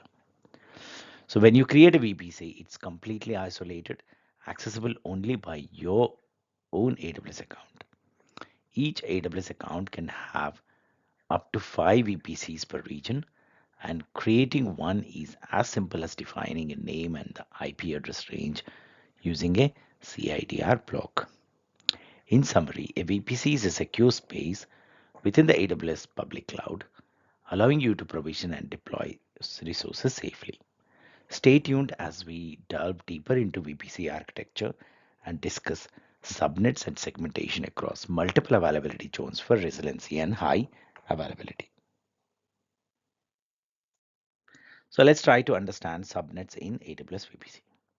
So subnets reside inside your VPC, allowing you to segment your VPC infrastructure into multiple different networks. These can create better resource management, isolate certain resources, or enhance high availability and resiliency within your infrastructure. So public subnets are accessible from outside the VPC, while private subnets are considered private and inaccessible by default from the internet.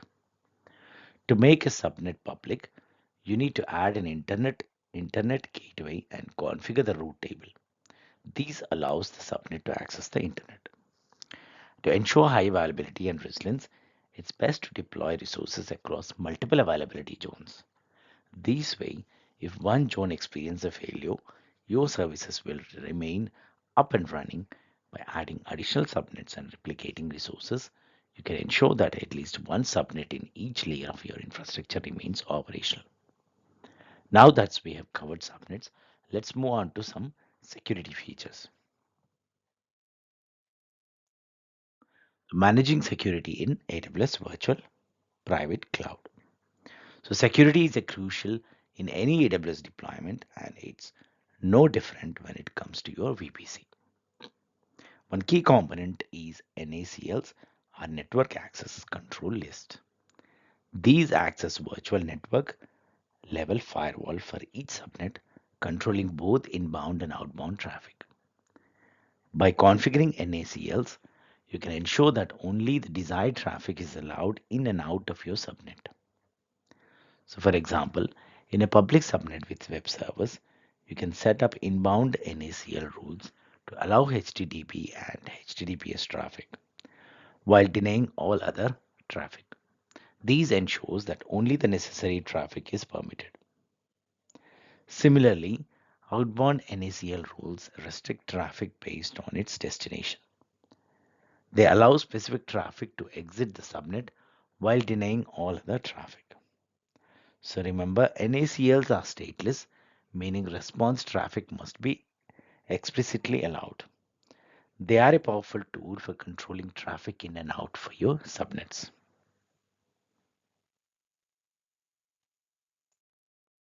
Security groups and network access control lists, NACLs. These are crucial for filtering traffic and ensuring the security of your network.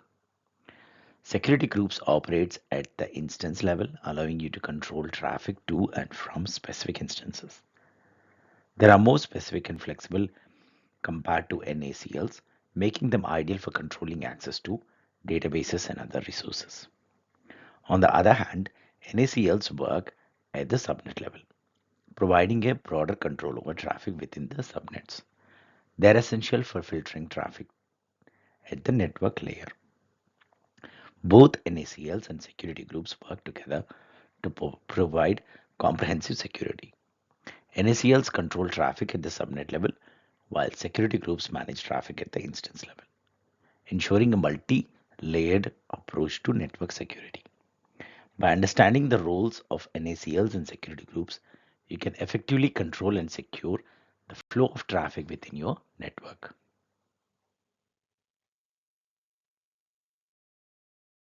So let's try to understand the NAT gateway in AWS VPC. In an AWS VPC, a NAT gateway allows instances within a private subnet to access the internet while blocking all incoming initiations from the internet. This ensures the security of the private subnet and helps in maintaining the security of EC2 instances.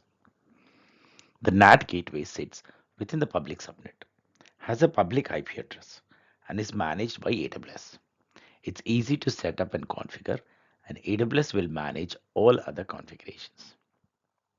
If you have multiple public subnets in different availability zones, you will need to set up another NAT gateway within each subnet.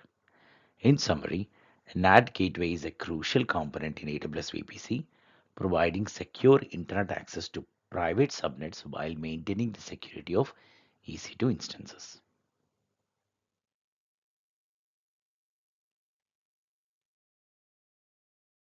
So let's dive into the world of VPN connections, also known as virtual private networks. A virtual private network is a secure way of connecting two remote networks across the internet.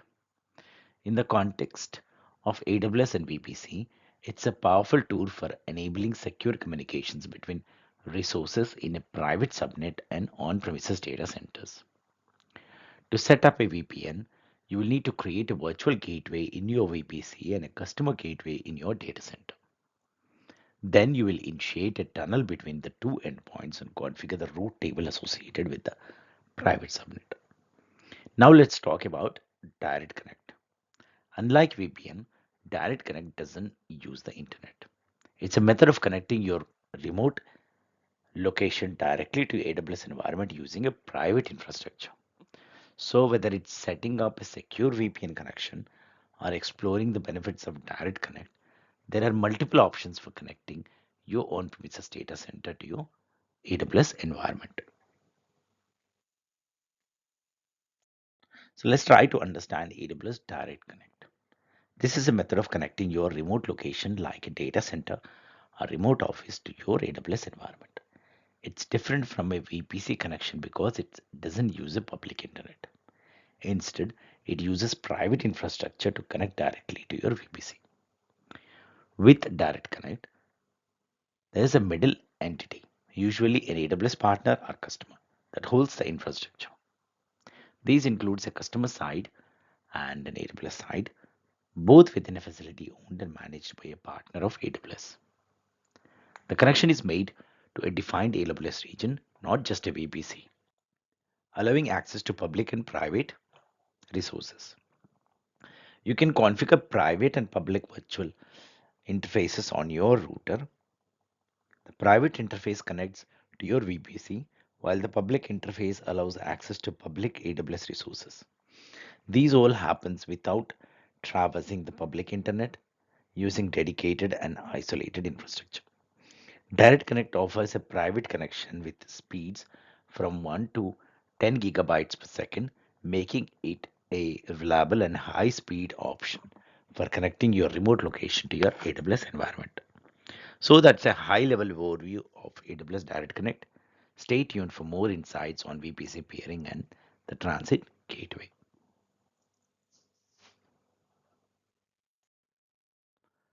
Understanding VPC pairing in AWS. VPC pairing allows you to connect two VPCs together, enabling communication between resources in each VPC, whether they are in the same region or different regions. It's important to note that VPC pairing is one-to-one connection only, meaning each VPC can only be directly connected to one other VPC.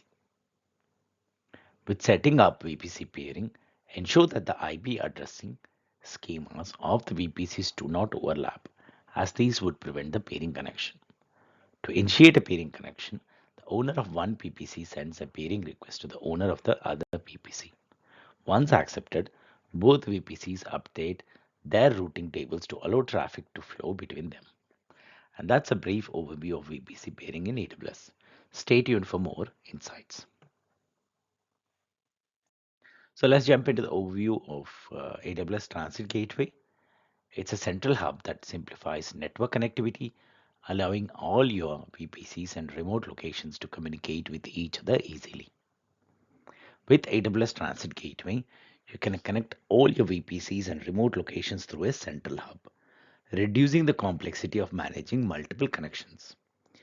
This centralization allows for easier monitoring of network traffic and connectivity through a single dashboard.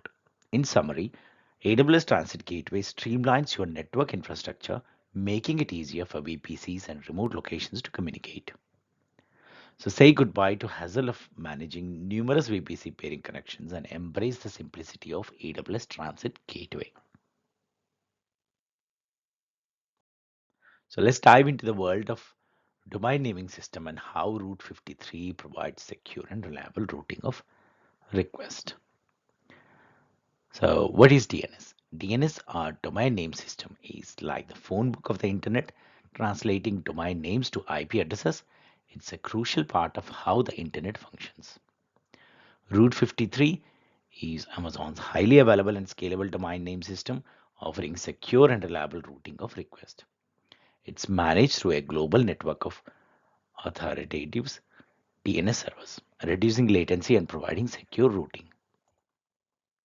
Route 53 includes components like hosted zones, supported domains, resource record types, and routing policies, each playing a vital role in managing and routing traffic effectively. With its robust features and global network, Amazon Route 53 is a powerful tool for managing DNS and routing traffic. So let's try to explore how Amazon CloudFront works and its key features. Amazon CloudFront is a content delivery network service provided by AWS. It's designed to speed up the distribution of your static and dynamic content through a network of edge locations worldwide. When a user requests content, CloudFront routes the request to the closest edge location, reducing latency and delivering the best performance through cached data. CloudFront uses distribution to control which source data it needs to redistribute and to where. It offers two delivery methods: web distribution for static and dynamic content, and RTMP distribution for streaming media. So when configuring your distributions, you will need to enter your origin information, selecting caching behavior options, and define the distribution settings. Once your distribution is configured, you simply enable it for it to be created. These allow end users to access content from their closest edge location, reducing latency and improving performance. And that's a brief overview of Amazon CloudFront. Stay tuned for more insights on AWS services.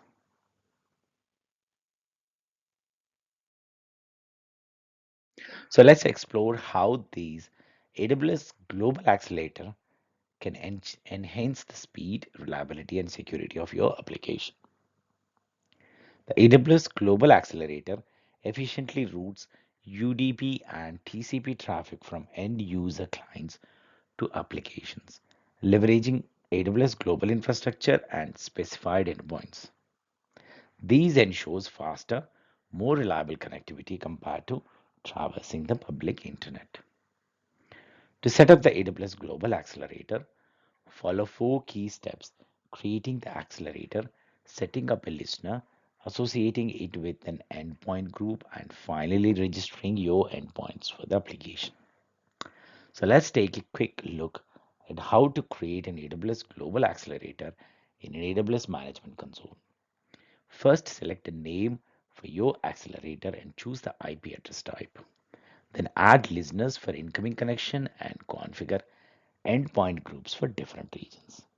With AWS Global Accelerator, you can easily enhance the performance and availability of your application across multiple regions.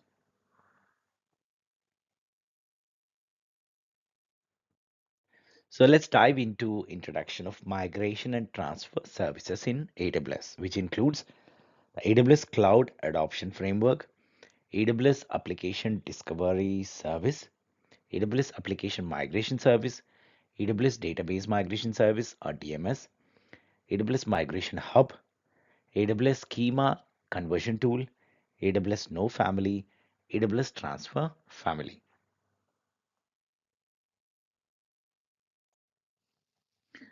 So let's dive into the world of AWS Cloud Adoption Framework. The AWS CAF accelerates digital transformation to the AWS cloud, offering benefits like reduced business risk and improved operational efficiency. It focuses on six perspectives: business, people, governance, platform, security, and operations, aligning with foundational capabilities across four transformation domains. So, for example, within the business perspective are foundational capabilities like strategy management and product management. These perspectives, transformation domains, and foundational capabilities provide a roadmap for outcomes like reduced business risk and increased operational efficiency. The AWS CAF encourages incremental and iterative transformation consisting of phases like envision, align, launch, and scale. So, if you're looking to accelerate your digital transformation to the AWS cloud, the AWS Cloud Adoption Framework is your guide to success.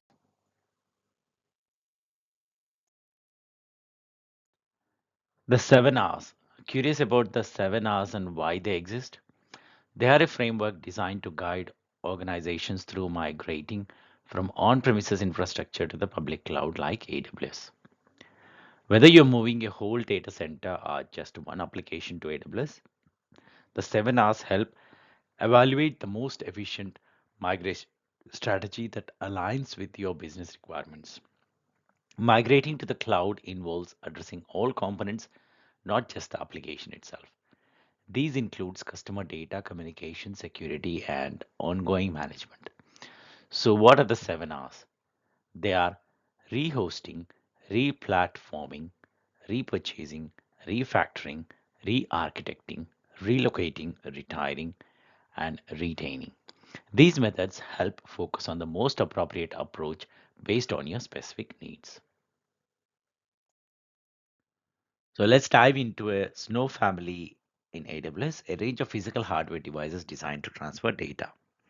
A Snow family consists of various physical hardware devices that enable the transfer of data into AWS from the edge or beyond the cloud, such as your data center.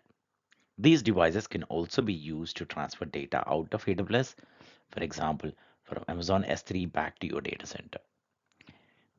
You can perform data transfers from as little as few terabytes using an AWS Snow Cone all the way up to a staggering 100 petabytes using a single AWS Snow Mobile. These devices are essential when traditional network connectivity is not feasible due to time constraints and data transfer fees. In addition to these storage capacity, some Snow family devices come with compute power, allowing you to run usable EC2 instances designed for the Snow family. These enables applications to run operations in remote and difficult to reach environments even without a data center in sight. The Snow family is revolutionizing data transfer, making it possible to process and analyze data closer to the source, even in challenging environments. AWS Snow family, the future of data transfer. So let's compare the AWS Snow Cone, Snowball, and Snowmobile to help you make an informed decision. The AWS Snow Cone is lightweight, portable, and rugged with 8 terabyte of storage and an EC2 instance. It's perfect for capturing, processing, and analyzing data even in challenging environments. Plus, it can be attached to a drone for added versatility. AWS Snowball is larger with up to 80 terabyte of storage and is ideal for large scale data transfer operations. It comes in different variants for storage, compute, and GPU acceleration, making it suitable for various use cases. You would use the Snow Cone for portable, on the go data needs, while Snowball is better suited for stationary, high capacity data transfer and compute intensive workloads. So, both the Snow Cone and Snowball are perfect for portable edge computing, data storage, and transfer in remote locations, industrial settings, and the media and entertainment industry. The AWS Snow Mobile is designed for massive data transfers up to 100 petabytes per unit, making it ideal for migrating entire data centers or storage libraries quickly, securely, and cost effectively. Now that you have a better understanding of the AWS Snow devices, you can confidently choose the right one for your specific needs. Let's dive into the introduction of AWS Transfer Family. The AWS Transfer Family is a fully managed service that allows secure file transfer into and out of AWS storage without the need to manage your own file transfer infrastructure. It supports protocols like FTP, FTPS, SFTP, and AS2, making it ideal for recurring or ad hoc business to business file transfers. Plus, it offers managed workflows for post upload processing tasks. For pricing, you will pay an hourly rate for each protocol enabled, along with a fixed per gigabyte rate for FTP, FTPS, and SFTP endpoints, and a fixed per message rate for AS2 endpoints. Decoupled architecture. In the past, applications were tightly coupled, with changes in one area easily disrupting other services. Decoupled architecture, however, allows different components to operate independently without being closely tied to each other. This means that changes to one component won't affect the other, allowing for faster and more efficient development. In event driven architectures, services are triggered by events that occur within the infrastructure. Events can be changes of state, like an EC2 instance transitioning from running or stopping. When implementing event driven architectures in AWS, there are typically three components: a producer, an event router, and consumers. The event router sits between the producers and consumers, ensuring that each component is decoupled and can operate independently. Amazon Simple Notification Service or SNS. SNS implements a one to many message distribution model, allowing a single message to be published to a topic and then pushed to one or more subscribers. It can send push notification messages to mobile devices and desktops using various supported push notification services, including Apple Push Notification Service, Windows Push Notification Service, and more.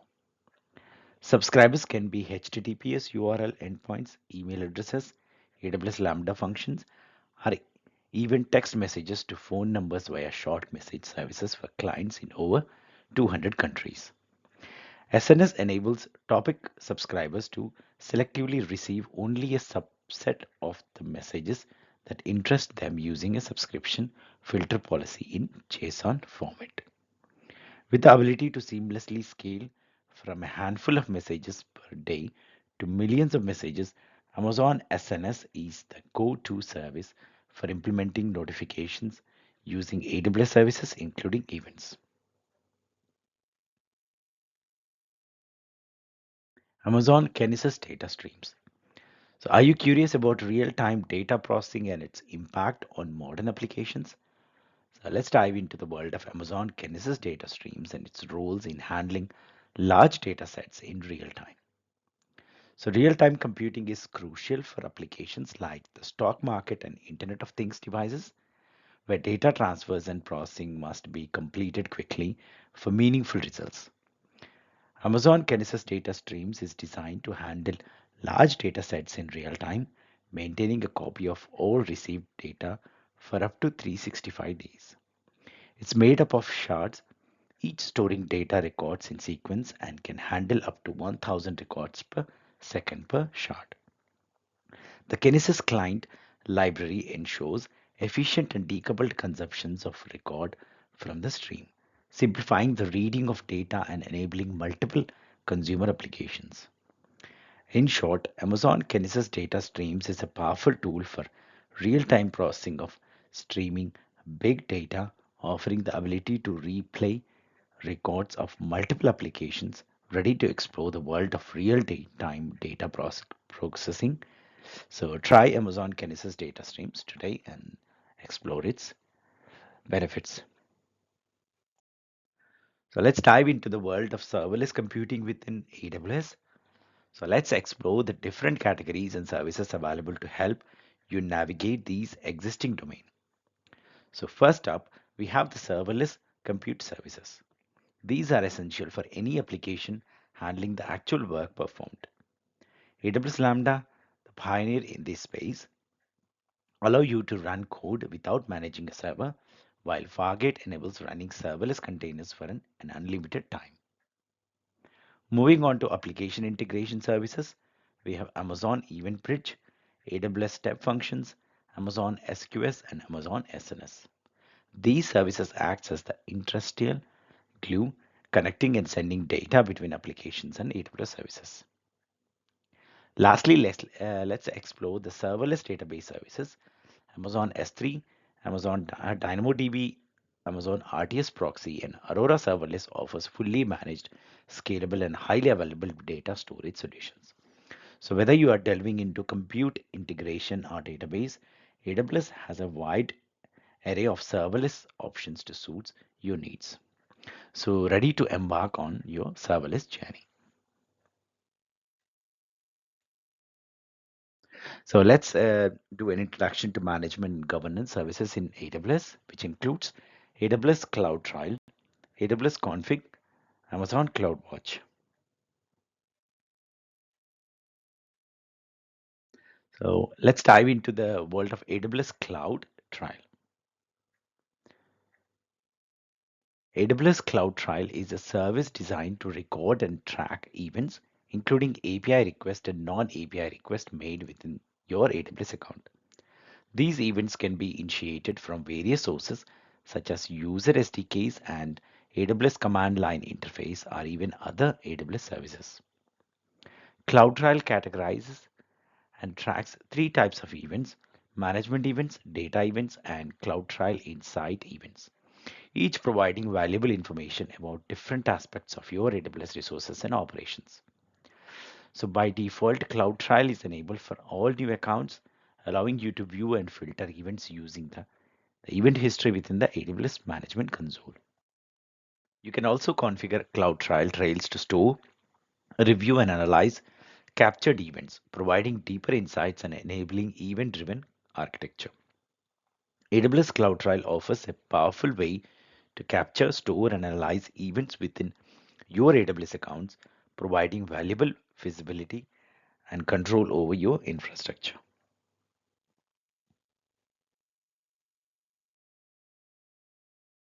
AWS Config Service. Let's dive into what it is and what it does. So, in any organization, managing IT infrastructure resources can be a headache. So understanding what resources are available, their configurations, and security vulnerability is crucial. AWS Config was designed to capture resource changes, provide a resource inventory, store configuration history, and enable notification of changes.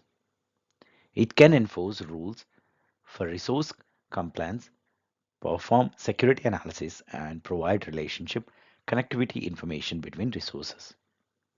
AWS Config is region specific and supports a wide range of common services and resources.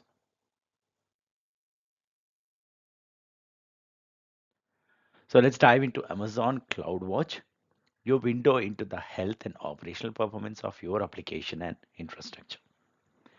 Amazon CloudWatch is a global service designed to monitor and review the performance of your resources, providing insights that can trigger automated responses or manual operational changes.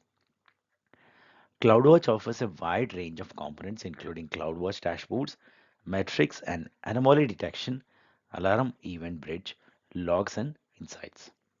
Using the AWS Management Console, you can build and customize dashboards with different visual widgets, offering a unified view of your resources. Metrics are fundamental to CloudWatch, enabling you to monitor specific elements of applications or resources over time, while anomaly detection helps detect abnormal activity. CloudWatch Alarm allow you to implement automatic actions based on specific thresholds, while Event Bridge provides real-time monitoring and event-driven architecture.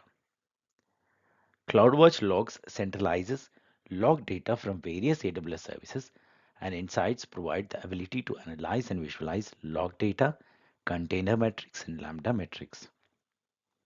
Amazon CloudWatch offers a powerful suite of tools to help you gain valuable insights and optimize your infrastructure.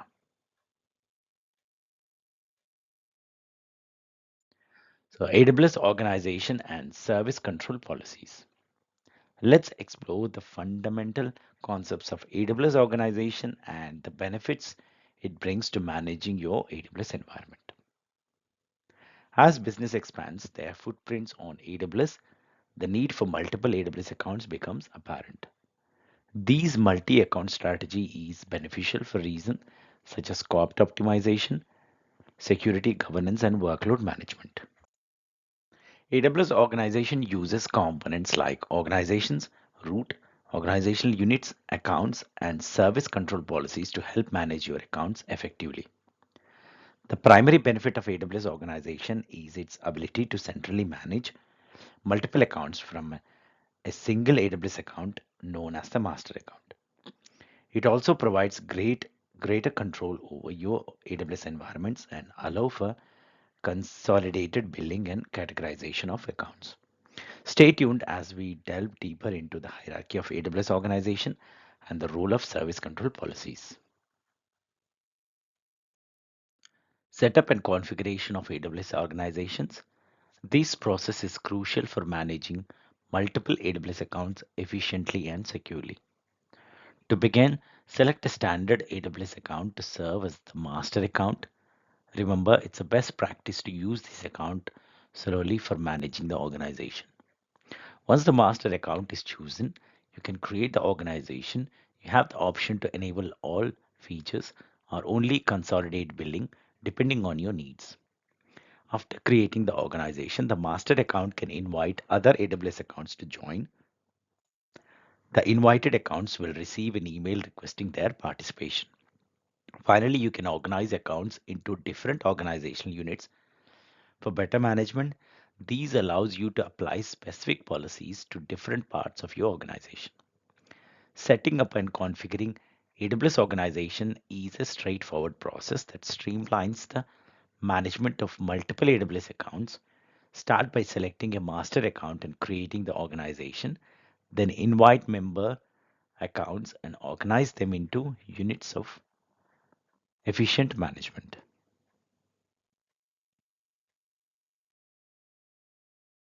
Service control policies in AWS organization. Let's explore how SCPs can be used to secure your AWS organization. Service control policies, or SCPs, set a boundary of permissions for AWS accounts. Unlike identity-based and resource-based policies, SCPs do not grant permissions themselves. Instead, they restrict permissions within an AWS account. For example, if an SCP denies access to the S3 device, S3 service, a user with full access to S3 via an identity-based policy would only be able to access RDS and EC2, despite having full access to S3. To use SCPs, you need to enable them from the root account of your organization. Once enabled, you can begin using SCPs within your organizations to manage security at an account level. SCPs do not affect resources-based policies and only affect principals managed by your accounts in your organization. Understanding SCPs is crucial for securing your AWS organization. AWS Control Tower. Let's explore a simpler and more powerful way to create, govern, and administer large number of user accounts within AWS. AWS Control Tower is a service that offers a larger and more controlled method of creating, distributing, managing, and auditing multiple accounts. It simplifies the process of setting up a multi-account architecture that follows security and compliance best practices. The concept of a landing zone is crucial. It's a multi-account architecture based on a well-architectured framework focusing on security and compliance best practices. AWS Control Tower automatically creates a landing zone using best practices blueprints, setting up systems for identity, federation access, and overall account structure. AWS Control Tower also deploys guardrails, high-level security rules that provide continual oversight and help govern your accounts, users, groups, and resources. There are three types of guardrails: mandatory, strongly recommended, and elective, each designed to enforce best practices and security measures. With AWS Control Tower, you can simplify the management of user accounts, ensure compliance, and enhance security within your AWS environment.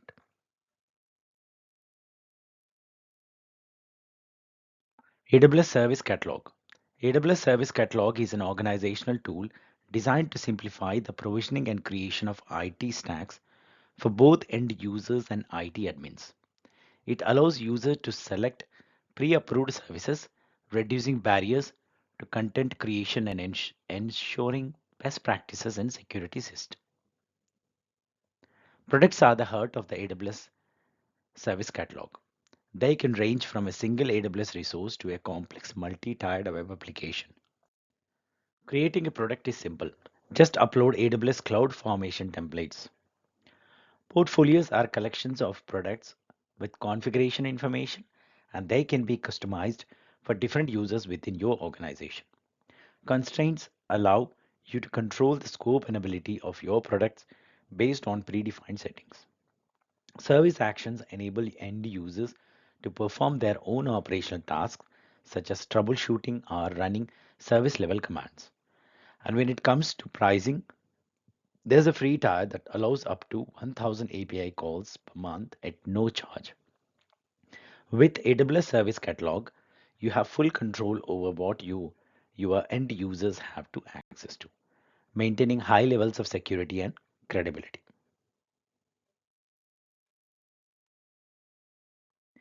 So let's explore cloud security in AWS. AWS is responsible for the security of the cloud, including global infrastructure elements like region, availability zones, and edge locations, as well as the foundations of compute, storage, database, and network services.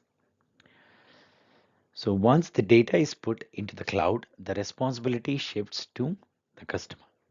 It includes encryption, network traffic protection, operating system security, firewall configuration, application security, and identity and access management. It's crucial to tighten security to minimize exposure to external threats. The level of additional security you implement in your decision depending on the nature of your business and existing controls in place. Remember, while AWS provides powerful security controls, how often and when to apply them is not AWS responsibility.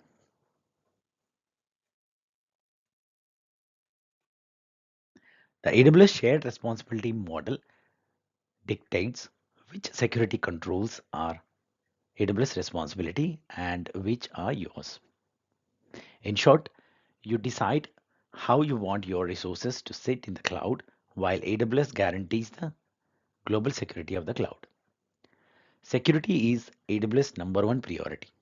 It's an area into which AWS pours huge capital and energy and devotes near constant attention. AWS is certified and compliant across a huge range of security standards, including PCI, DSS, ISO, and SOC.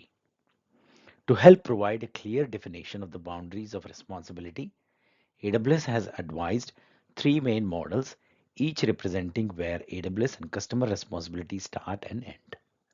Shared responsibility model for infrastructure services, container services, and abstract services. Understanding the AWS shared responsibility model is a crucial for building and maintaining a highly secure and reliable environment on the AWS cloud.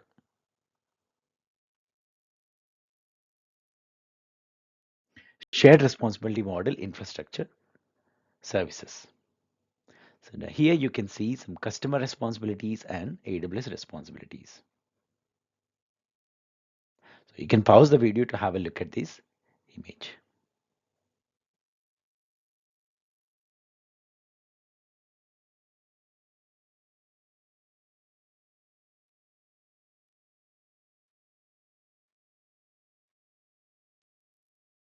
So let's dive into introduction to security, identity, and compliance services in AWS, which includes finding compliance data with AWS Artifact, managing users, groups, and roles with AWS Identity and Access Management or IAM, evaluating the security of your AWS environment using AWS Trusted Advisor.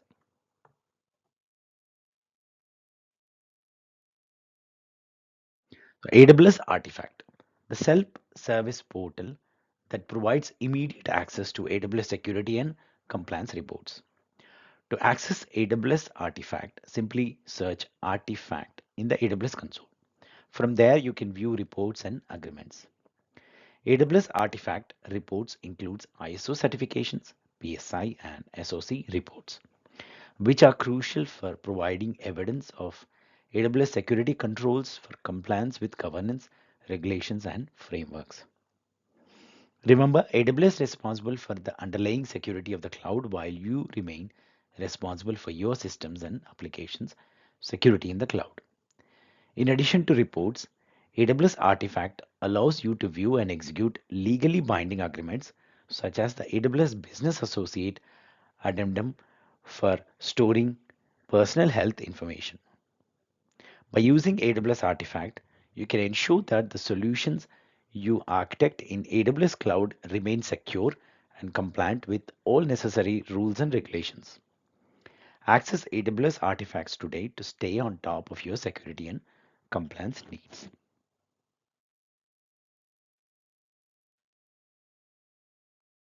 So let's dive into what Identity and Access Management IAM services actually means and how it's crucial for securing your AWS accounts. IAM involves two key stages: identity management and access management. Identity management is about defining how you are and verifying your identity. For example, your AWS username serves as your unique identity within IAM.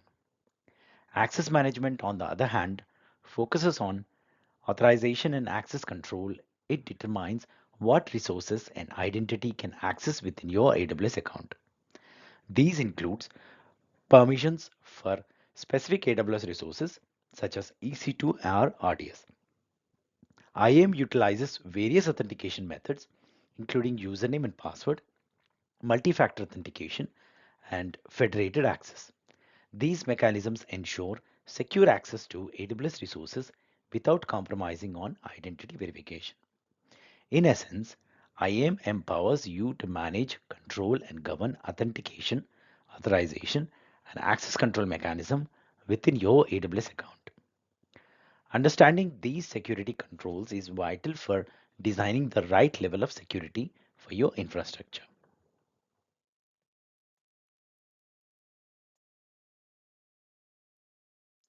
Features and components of AWS IAM. Let's dive into the key aspects of this crucial service. So when accessing the IAM service through the AWS Management Control, you will be greeted with the IAM dashboard. Here you can customize a sign-in link for users, view a summary of your IAM resources, and access a list of IAM security best practices recommended by AWS. Under access management, we have components like users, user groups, roles, and policies. User represents identities and user groups are used to authorize access to resources. Roles allow temporary permissions and policies. Written as JSON documents, define access rules. If you're looking to provide federated access, you can add an identity provider. Additionally, under account settings, you can enforce a password policy and configure the security token service for temporary credentials. Moving on to access reports, the access analyzer helps identifying external access to your resources, while the credential report provides a comprehensive overview of IAM users and their credentials. Understanding these features and components is crucial for maintaining robust security within your AWS account.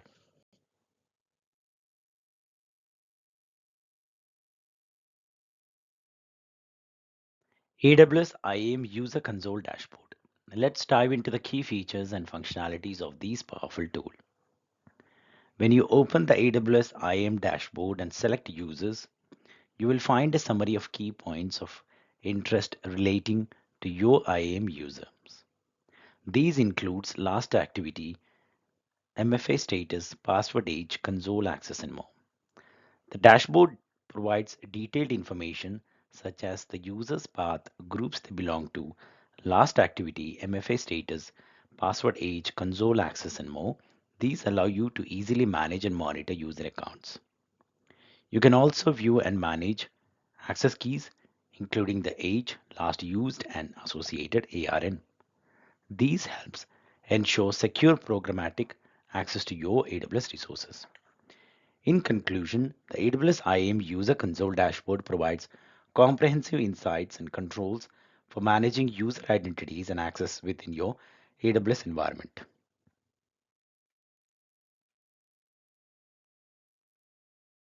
AWS Management Console, where creating a new user is a simple process. Let's dive into the steps to configure a new user. First, set the username up to 64 characters in length and select the AWS access type, either AWS Management Console Access or Programmatic Access. For programmatic access, an access key ID and secret access key ID will be issued. If console access is required, define a console password for the user. You can attach permission policies to the user or inherit them from a group. Permission boundaries can also be applied to control the user's maximum permission level. Review and confirm the information submitted before creating the user. Once the user is created, download the security credentials via a CSV file containing the username, access keys, and console login link. Creating a new user in the AWS Management Console is quick and straightforward.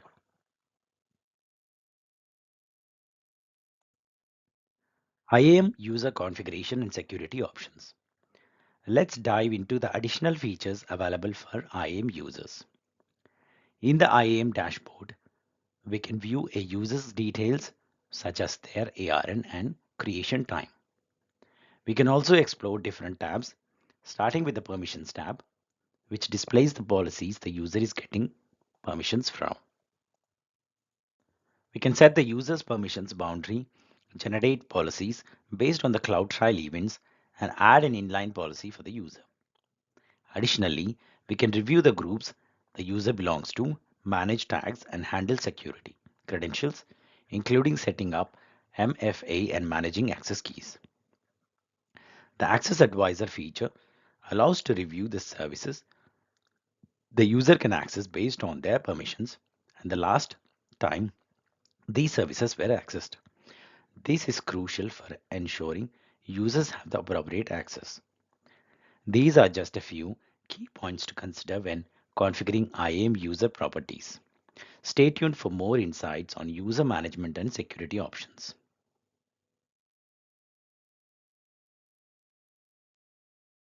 IAM user groups, a powerful feature that simplifies access management at scale. IAM user groups are objects that contain IAM users and have IAM policies associated with them. These policies can be AWS managed, customer managed, or inline policies, allowing you to authorize access for members of the group to AWS resources. By applying permissions to a group instead of individual users, it becomes easy to modify permissions for multiple users at once, simplifying access management at scale. This is a security best practices that prevents the need to update permissions for each individual user. Creating a group is a simple three-step process. Give the group a meaningful name, add users to the group, and attach permissions via policies. Once created, you can easily review its configurations, edit permissions, and see their details. IAM user groups are a game changer for managing multiple users in your AWS account. They streamline access management, reduce the risk of human error, and make it easy to modify permissions at scale.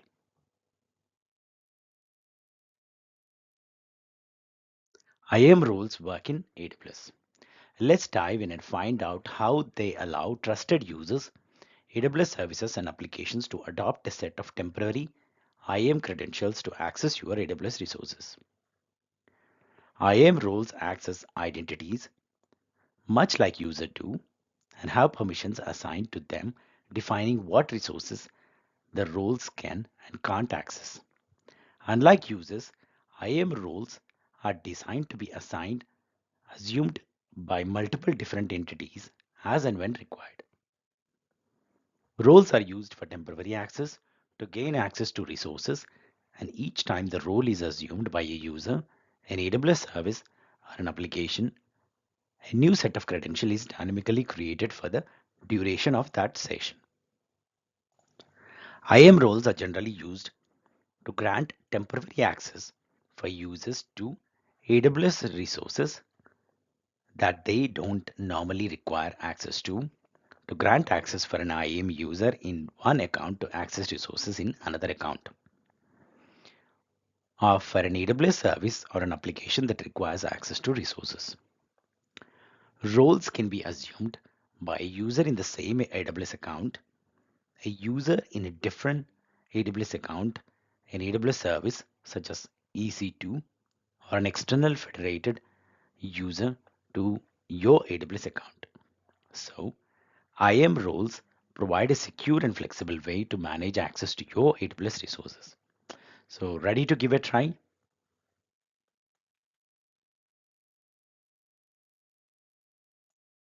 So, let's dive into AWS IAM policy types. So, let's explore the four main policy types within AWS IAM and clarify their distinct functions. Let's start with identity-based policies. These policies are attached to users, user groups, or roles, controlling their permissions.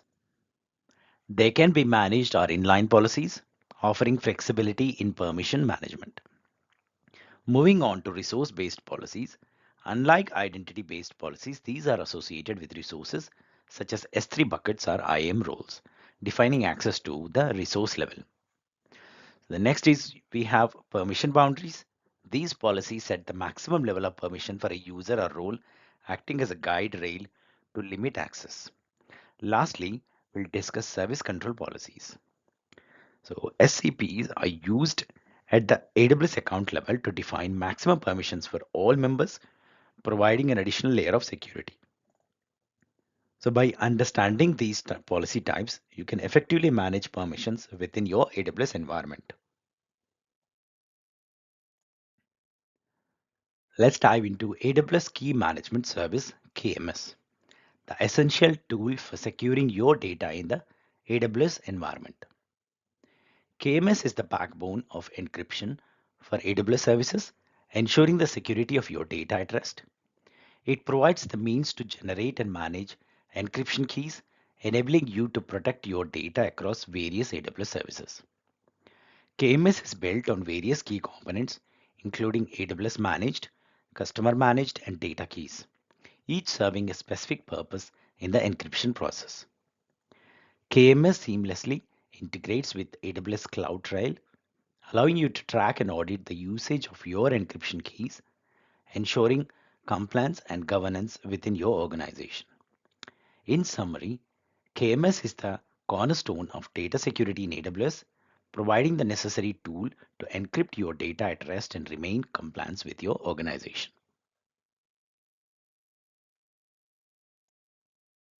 AWS Trusted Advisor, your go-to tool for optimizing your AWS infrastructure. Let's explore the key components and benefits of these powerful service. AWS Trusted Advisor is a service that provides recommendations to optimize your AWS environment based on the best practices. It covers five categories: cost optimization, performance, security, fault tolerance, and service limits. Trusted Advisor offers over 115 different checks, constantly updated to ensure the most accurate recommendations. It's important to note that access to these checks depends on your support plan with AWS. With a business and enterprise support plan, you gain access to a wealth of additional checks and features, including the ability to track changes, use the AWS Support API, and integrate with Amazon CloudWatch. Even without the premium support plans, everyone can benefit from features like Trusted Advisor notifications, exclude items, action links, and access management. Whether you're looking to save cost, enhance performance, or bolster security, AWS Trusted Advisor is an indispensable tool for optimizing your AWS environment.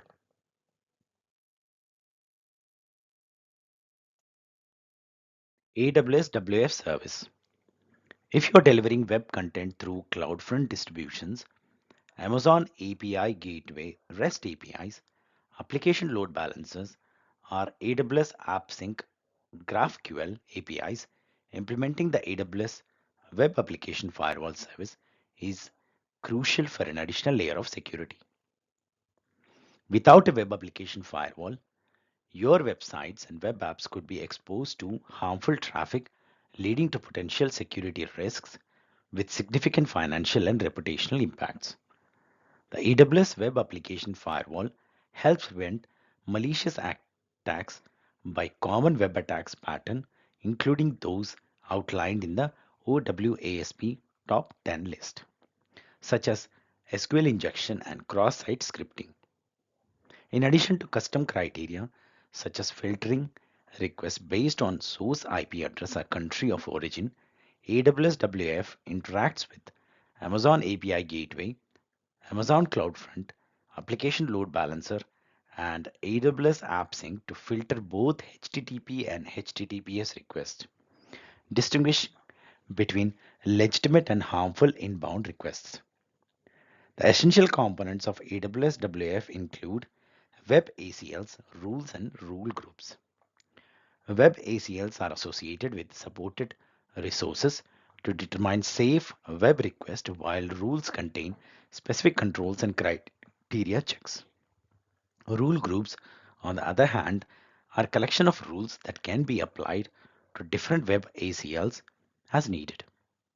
By implementing AWS WF, you can mitigate vulnerability risks and protect your web application architecture with a quicker, simpler, and more manageable solution.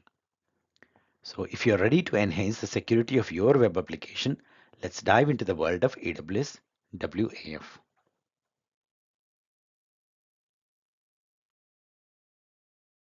So overview of AWS Firewall Manager. If you're responsible for security across multiple AWS accounts, AWS Firewall Manager is a powerful tool to simplify your management and protection efforts.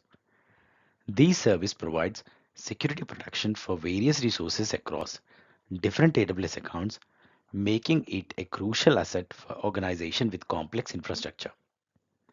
AWS Firewall Manager integrates with AWS WAF, AWS Shield Advanced, AWS Network Firewall, VPC security groups, and Amazon Route 53 Resolver DNS Firewall. It also works closely with AWS organizations, which is essential for using Firewall Manager. So to start using Firewall Manager, you need to designate an AWS account as the Firewall Manager administrator account and ensure it's part of an AWS organization with all features enabled. Enabling AWS config and sharing with AWS organizations are crucial steps in the setup process. Finally, you must enable regions for Firewall Manager to manage resources within them. Once these initial steps are completed, they are ready to configure AWS Firewall Manager and its policies.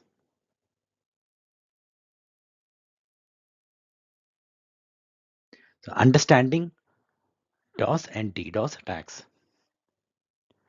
So denial of service DOS attack aims to deny users access to a computer system or application by overwhelming it with bogus requests, rendering it unable to function properly. In a distributed denial of service DDoS attack, multiple sources flood the target system with bogus requests, creating a massive volume of traffic that poses significant challenges for mitigation. DDoS attacks are exhausted through botnets, a network of compromised computers controlled by dot masters who can remotely send commands to launch coordinates attacks on specific targets. Some common types of DDoS attacks include ping flood, which overwhelms a victim's network with pings, and SYN flood, which consumes servers' resources to make the system unresponsive to legitimate traffic. Understanding these attacks is crucial for implementing effective network protection and business continuity plans. So stay informed and stay protected.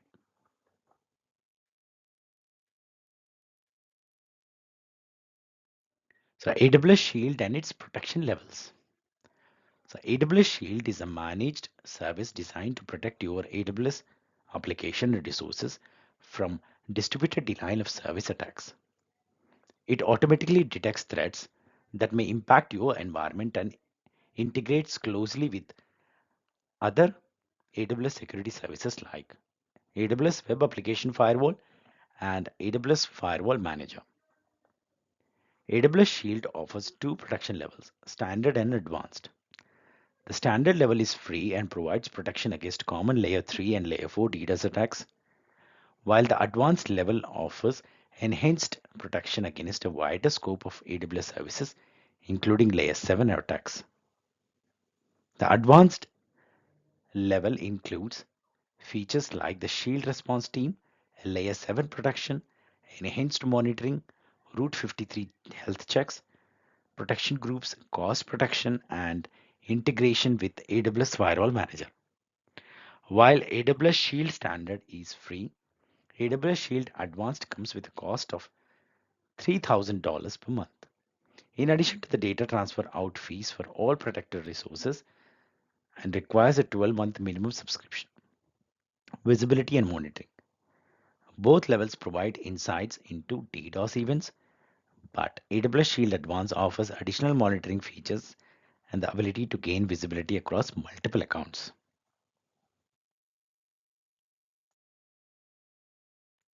Amazon Inspector. Are you responsible for the security of applications, processes, and tools running on your EC2 instances? Amazon Inspector is here to help. Amazon Inspector offers a knowledge base with hundreds of rules mapped to common security compliance standards and vulnerability definitions. These rules are regularly updated by AWS security experts. You can also install an agent in the operating system of an Amazon EC2 instance to monitor behavior like network, file system, and process activity. With Amazon Inspector, you can automate vulnerability assessments to make security testing of EC2 instances a regular part of your cloud operations. These results in a prioritized list of findings, ensuring the security of your EC2 instances. Amazon Inspector, your solution for protecting the security of your EC2 instances.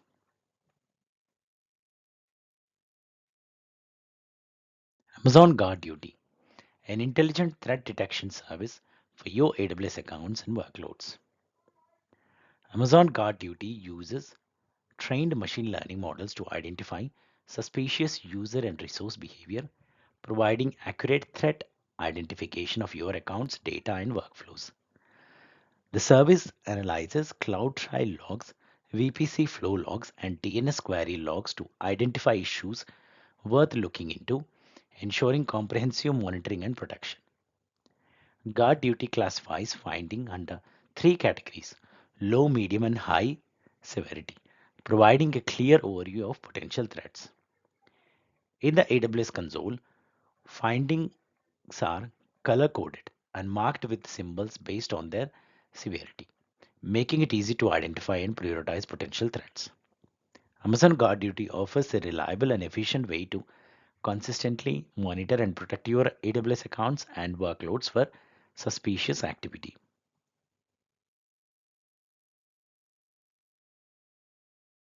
Have you ever wondered how to efficiently discover and analyze sensitive data stored in Amazon S3 buckets?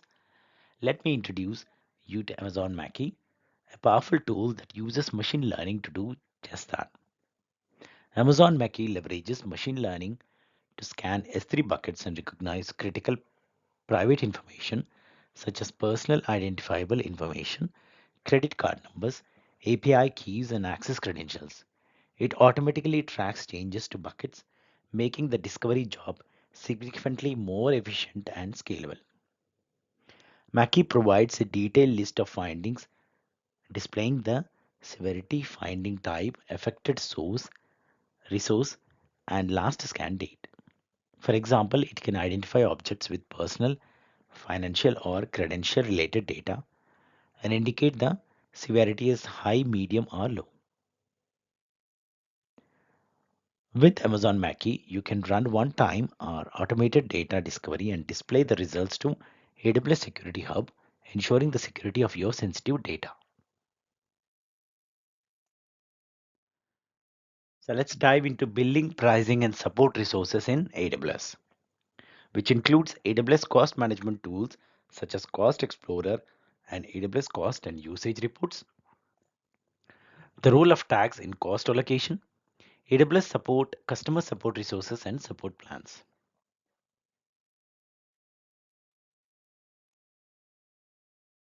Cost optimization in AWS. AWS offers fantastic opportunities for faster development, lower total cost of ownership, and increased agility. Whether you are a startup or a large corporation, AWS grows with your requirements and always provides exactly the services that are currently needed. When used correctly, of course, cost optimization helps you meet your financial and business objectives while only paying for what you need and use. It's not about using AWS as a traditional data center, but about being agile and investing time in innovation. So if you want to manage your resources and money appropriately and make economically wise decisions before expenses gets out of hand, cost optimization is the way to go.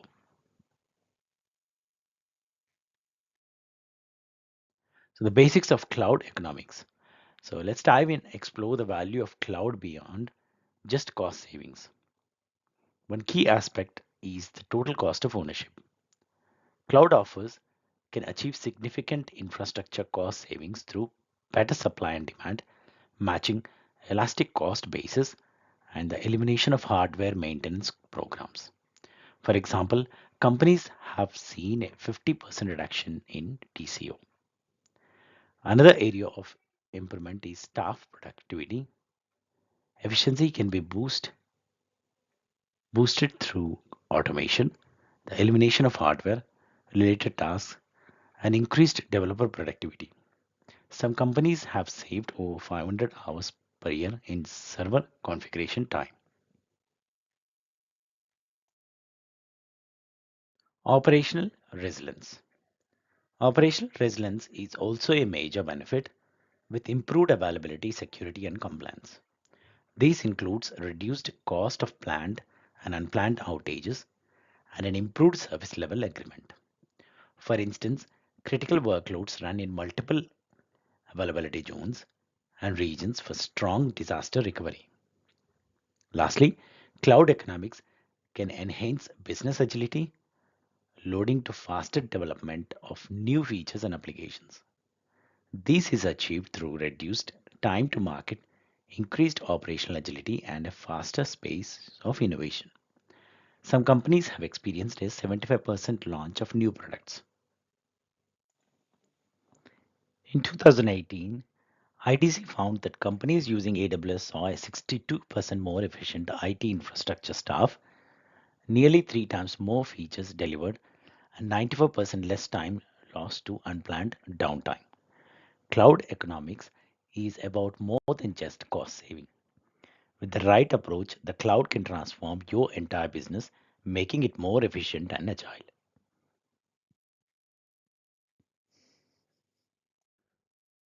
Understanding total cost of ownership, TCO.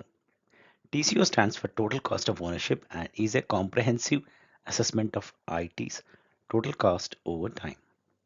These includes hardware and software acquisition, management and support, communications, end user expenses, and the opportunity cost of downtime, training, and other productivity losses. Using the cloud has greatly simplified the TCO assessments. Most additional costs are included in the cloud service prices, reducing the number of factors to take into account. For example, facility costs like space, power, and cooling are not a concern when using cloud resources. Understanding TCO is crucial for gaining a comprehensive overview of business cost and identifying potential issues and opportunities early on.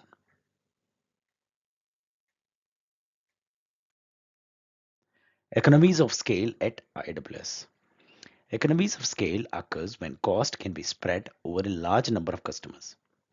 As more customers lead to higher AWS usage, more infrastructure is built, making the infrastructure cheaper and allowing for continuous price reductions. These cycle results in lower prices over time, benefiting both existing and new customers. With AWS, you can experience the advantages of economies of scale firsthand.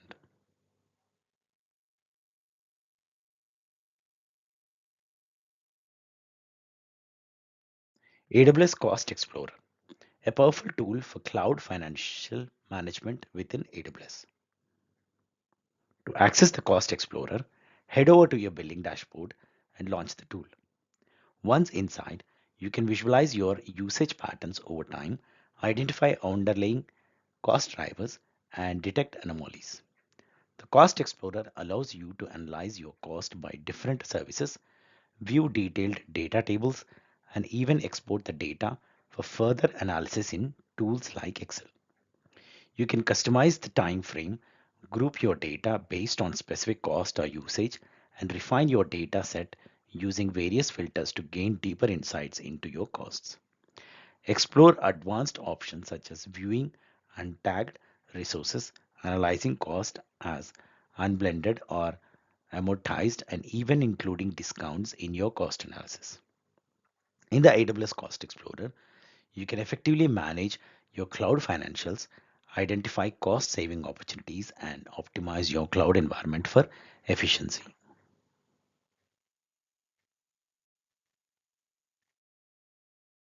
Understanding AWS cost and usage reports.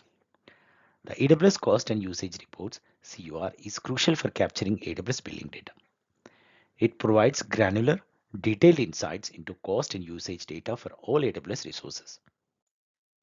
Enabling the CUR is essential for obtaining historical by the hour data, leading to accurate data driven insights and trend analysis. To enable the CUR, Go to the AWS Management Console, navigate to the Building dashboard, and select the cost and usage reports from the left menu. Enable the CUR, create a report, and give it a name. It's advisable to include resources IDs for unique identification. Choose an S3 bucket to store the file, set a path, and select the time granularity for the data.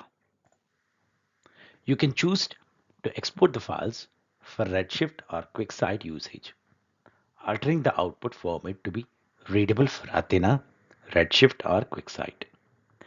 Athena allows data analysis using standard SQL, while Redshift is a data warehouse service for acquiring big data sets, and QuickSight is a visually driven business intelligence service. After configuring the options, the CUR is set up, but it may take up to 24 hours for the first report to be delivered. Except, expect minimal cost from S3 for storing the CUR data, depending on the file size. AWS budgets. Let's explore how to set up automatic notifications and actions with AWS budgets to stay on top of your costs. To get started, head to the billing dashboard and click on budgets on the left. From there, you can create a new budgets and select from different types such as cost budgets based on actual costs or usage budgets based on usage like yours. Once you have chosen the type, you can set a budget amount and define your budget thresholds. You can also configure notifications such as receiving an email when a threshold is reached.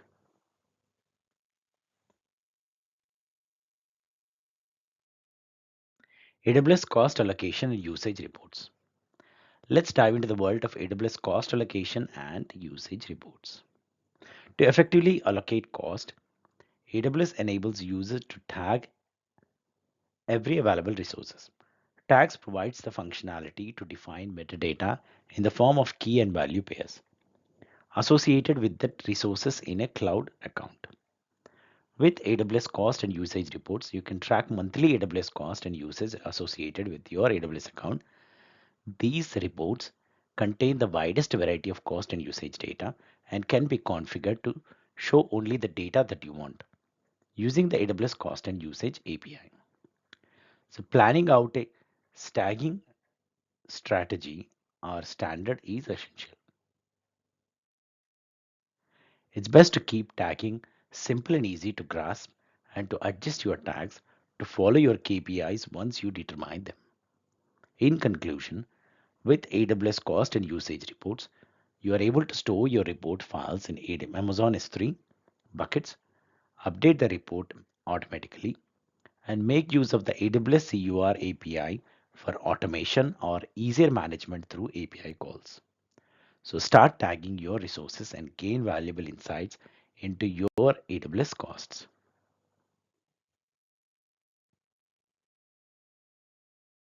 So let's start with some common tags that are used by most organizations. Some examples include cost center for business unit tag, used to show where resources costs are allocated within the organization. Another common tag is a service workload name tag, which shows which service the resources belongs to. Now let's look at some tagging best practices. First, align tags at your cost allocation strategy. Next, tag everything and find a purpose for each tag. Then limit the number of tags you adopt and keep it manageable. Consistency is key, so use a consistent naming convention. Automate tag management and set up policies to forbid launching untagged resources. Finally, audit and maintain your tag regularly to ensure their purpose and relevance. Apply these best practices to your business or organization for effective tag management.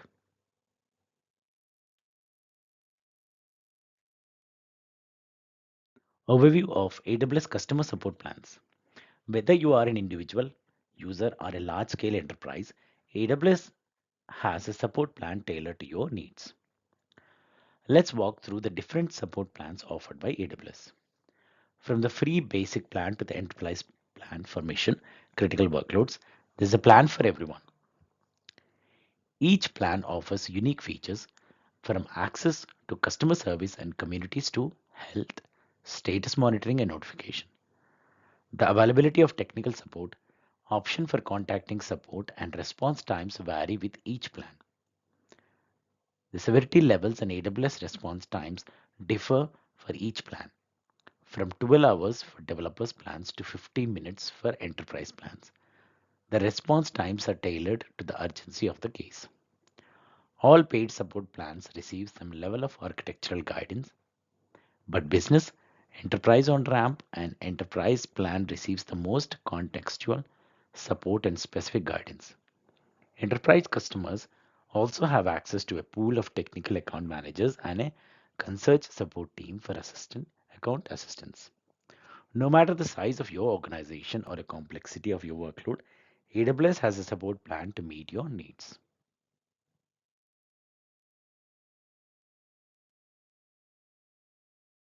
So, essential AWS support resources. Whether you are new to AWS or a seasoned user, these resources can be invaluable for your cloud projects. The AWS Knowledge Center is a goldmine of support resources, including frequently asked questions, videos, and guidance for AWS services and cloud migrations. It's a one stop shop for all your AWS support needs.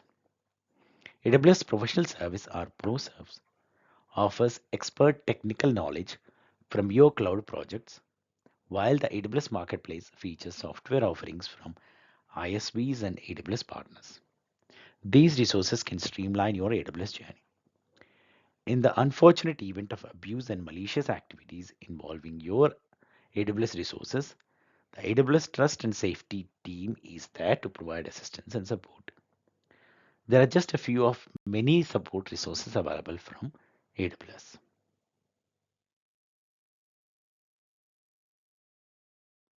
Disaster recovery. Disaster recovery is all about restoring operations quickly with minimal data loss. These can due to catastrophic events like natural disaster or unauthorized access to resources. An effective backup strategy and redundant resources are crucial. RTO, recovery time objective, and RPO, recovery point objective metrics help establish the maximum tolerance level of business impact before regaining a stable operation state. There are a number of recovery strategies to consider when architecting in AWS for your DR plan to help you meet your RTO and RPO needs. These can be defined into four methods, with each one becoming more complex than the previous and usually more expensive, but with a decreased RTO and RPO at each stage. Backup and restore. These provides you with the highest RTO and RPO, and by high, I am referring to the time associated with your RTO and RPO metrics. Typically, a backup and restore provides in an RTO in 24 hours or less and your RPO in hours. Pilot light. This method decreases your RTO to a number of hours and RPO down to minutes. Warm standby. With warm standby, your RTO can be measured in minutes and your RPO in seconds. Multi-site active. This is the this is the most expensive recovery strategy. However, it does mean that both your RTO and RPO are close to zero.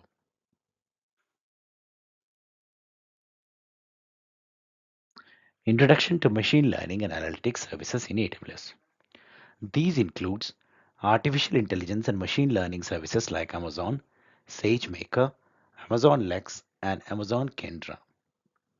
Data analytics services in AWS such as Amazon Athena, AWS Glue, and Amazon QuickSight.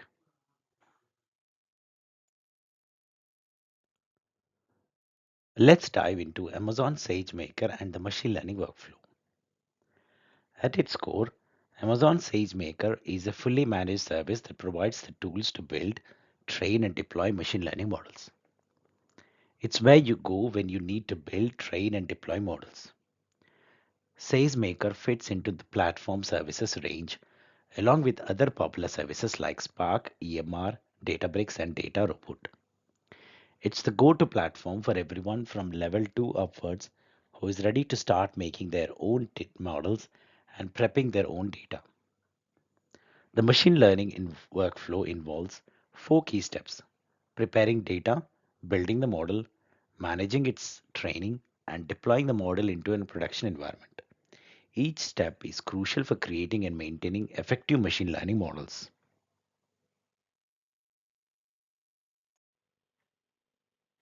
Amazon Athena is a fully managed service that enables you to interactively query data stored in an Amazon S3 data lake, as well as many other data sources, including data warehouses and big data repositories, all using standard structured query language or SQL syntax. These makes it easy to perform analysis on data sets up to petabytes in size without having to learn a new query language or provision and manage any infrastructure. Since Athena is serverless, you will only pay for the queries you run. Athena uses data definition language or DDL to define tables and supports querying data that stored in a variety of file formats including CSV, JSON, and Parquet. Athena also provides many other features to help you analyze and query data, including the ability to specify partition keys, allowing you to query large data sets by any column, integration with EMR and Glue, which makes it easy to perform data lake analytics, as well as QuickSight and Redshift Spectrum to create powerful analytics pipelines, and support for querying compressed data stored in S3, which can help reduce storage costs. AWS Glue, a fully managed ETL serverless architecture and tool that simplifies the process of categorizing, cleaning, enriching, and moving data reliably between various data sources. AWS Glue offers several key features, including the ability to create connections, use classifiers, and access the AWS Glue data catalog. The data catalog is a persistent metadata store for data assets containing table definitions, job definitions, and other control information to help manage your AWS Glue environment. When creating an AWS Glue job, you can choose a data source and a data target, customize the job processing environment, and specify how the job is invoked. The script is auto-generated and immediately available upon completing the job creation wizard. AWS Glue offers benefits such as serverless architecture, auto code generation, and integration with outer tool chains via custom endpoints. Pricing is based on an hourly rate billed by the second for crawlers and ETL jobs, as well as a simple monthly fee for storing and accessing the metadata in the AWS Glue data catalog. While AWS Glue offers many advantages, it's important to consider when not to use it. Factors to consider include an optionated nature of the technology, language limitations, and the maturity of the product. AWS Glue provides a powerful and cost-effective solution for ETL processes, offering a range of features and benefits to streamline data management. Amazon QuickSight. Are you looking for a powerful tool to visualize and analyze your data? Look no further than Amazon QuickSight. Amazon QuickSight allows you to easily process and analyze datasets from AWS and outside sources, creating detailed visualizations and sharing dashboards with anyone, regardless of their AWS knowledge. The typical workflow involves creating a new analysis, adding datasets, choosing fields, adding charts and insights, and finally publishing the analysis as a dashboard to share with others. With Amazon QuickSight, you can access, prepare, and report on your data, making better decisions based on your findings. So let's dive into the world of AWS App Config, a powerful tool within AWS System Manager. With AWS App Config, you can control the development of feature flags and updates to applications running in AWS, ensuring they're always running in a desired state and changes are made predictably. AWS App Config allows you to create different application configuration, manage related configuration data, and apply updates to specific sets of instances before rolling them out to your entire fleet. It also integrates with CloudWatch alarms to roll back changes if an alarm is triggered during deployment. In addition, AWS App Config provides the ability to validate configuration, formats and values before deployment, as well as track and roll back configuration changes, ensuring a smooth deployment process. So if you're looking for a tool to easily and safely deploy application updates to AWS while also providing powerful configuration monitoring and troubleshooting capabilities, AWS App Config is the solution for you.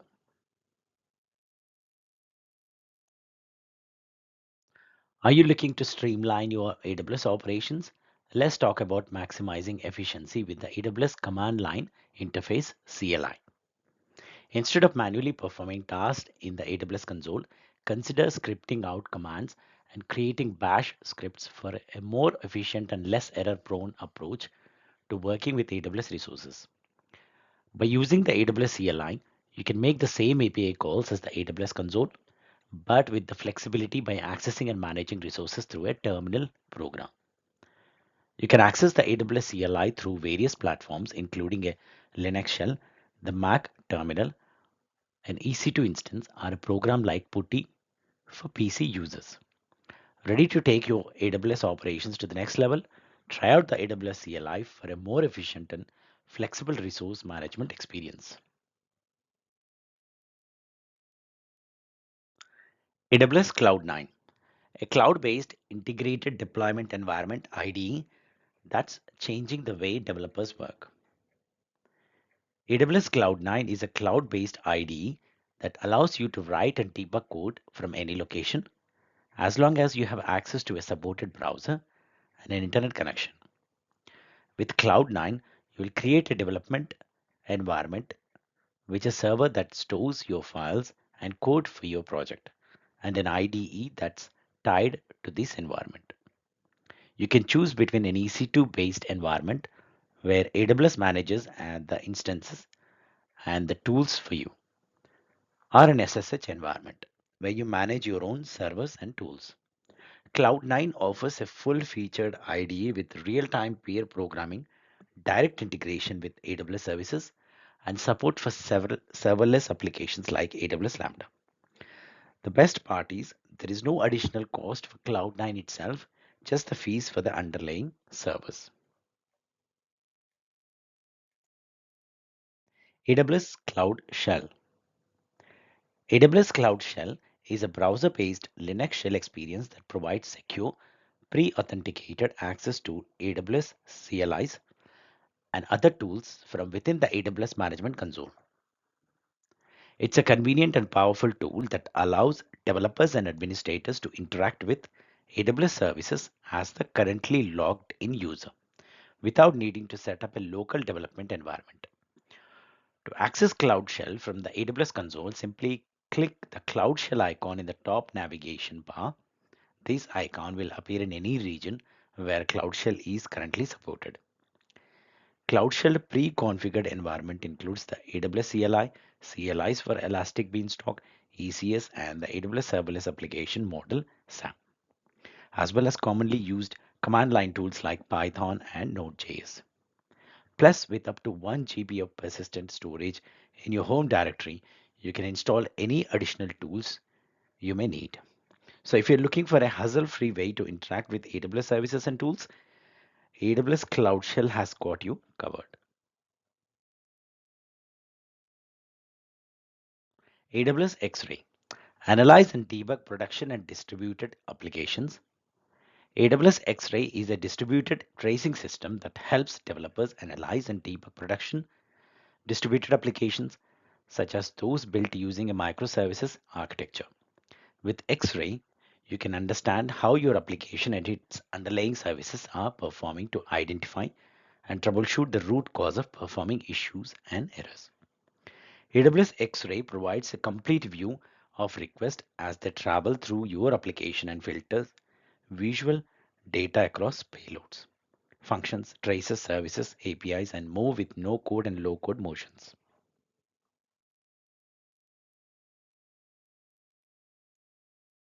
AWS Code Build, a fully managed build service designed to streamline your development process. First, let's talk about the core concepts of code build. You will create a code build project, specify a build environment, and define a build spec file to manage your build process. The build environment is crucial. You can choose a managed Docker image or create a custom one, supporting various runtimes like Java, .NET Core, Python, and more. Next, you will need to specify build commands. You can do this directly in code build or use a build spec file for more complex process. Finally, you will decide where to save your build artifacts, typically in an S3 bucket, and monitor the build status using CloudWatch. And that's a wrap. AWS Code Build simplifies your build process, making development more efficient.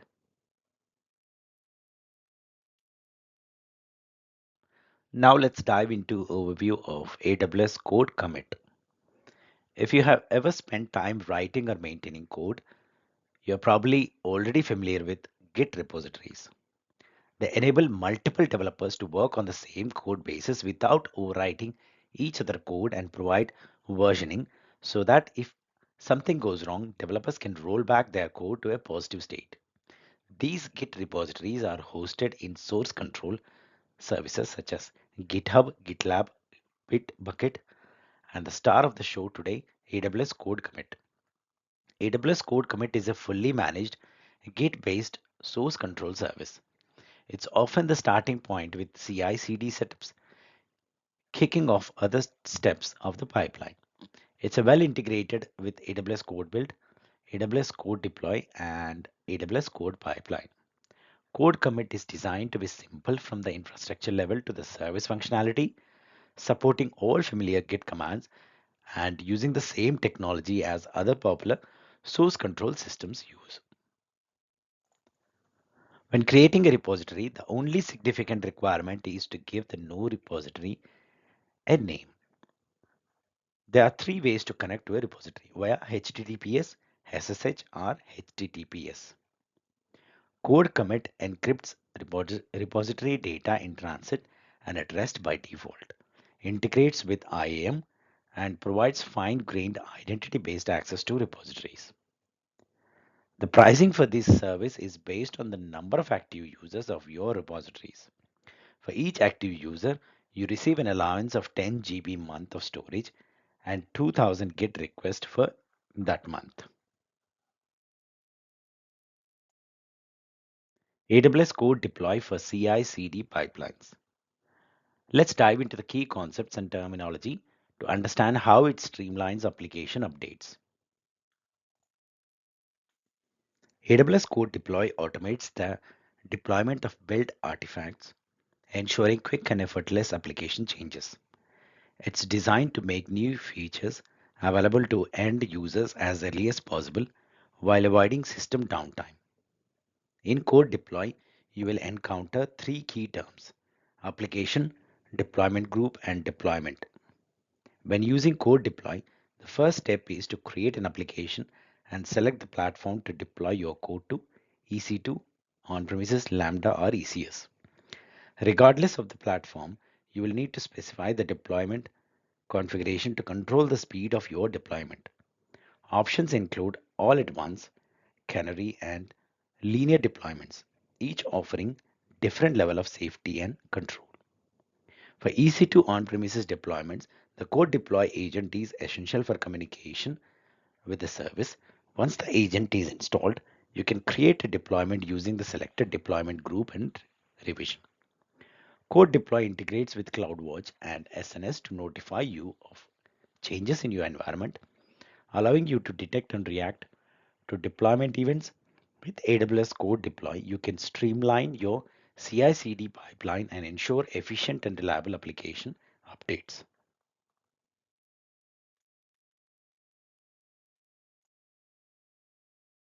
Automate your CI/CD process with AWS Code Pipeline.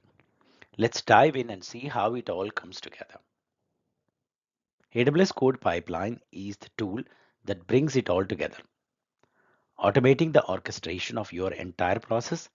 It monitors your repository of changes, triggers the pipeline, runs code build to generate a new artifact like a Docker image, and then runs code deploy to push the generated image to your network infrastructure. Your pipeline can be customized to fit your specific needs. You can have different build and deploy stages using various sources like code commit, GitHub, or Docker images, and monitor everything with CloudWatch events. Once your pipeline is set up, any changes in your repository will automatically trigger the pipeline.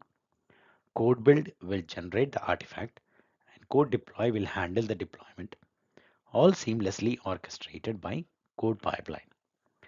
After the deployment, you can easily confirm the success of your deployment and see the results in the real time. AWS Code Pipeline is a powerful tool for orchestrating your CI/CD process. Ready to streamline your CI/CD process? Try AWS Code Pipeline today and experience the power of automated orchestration.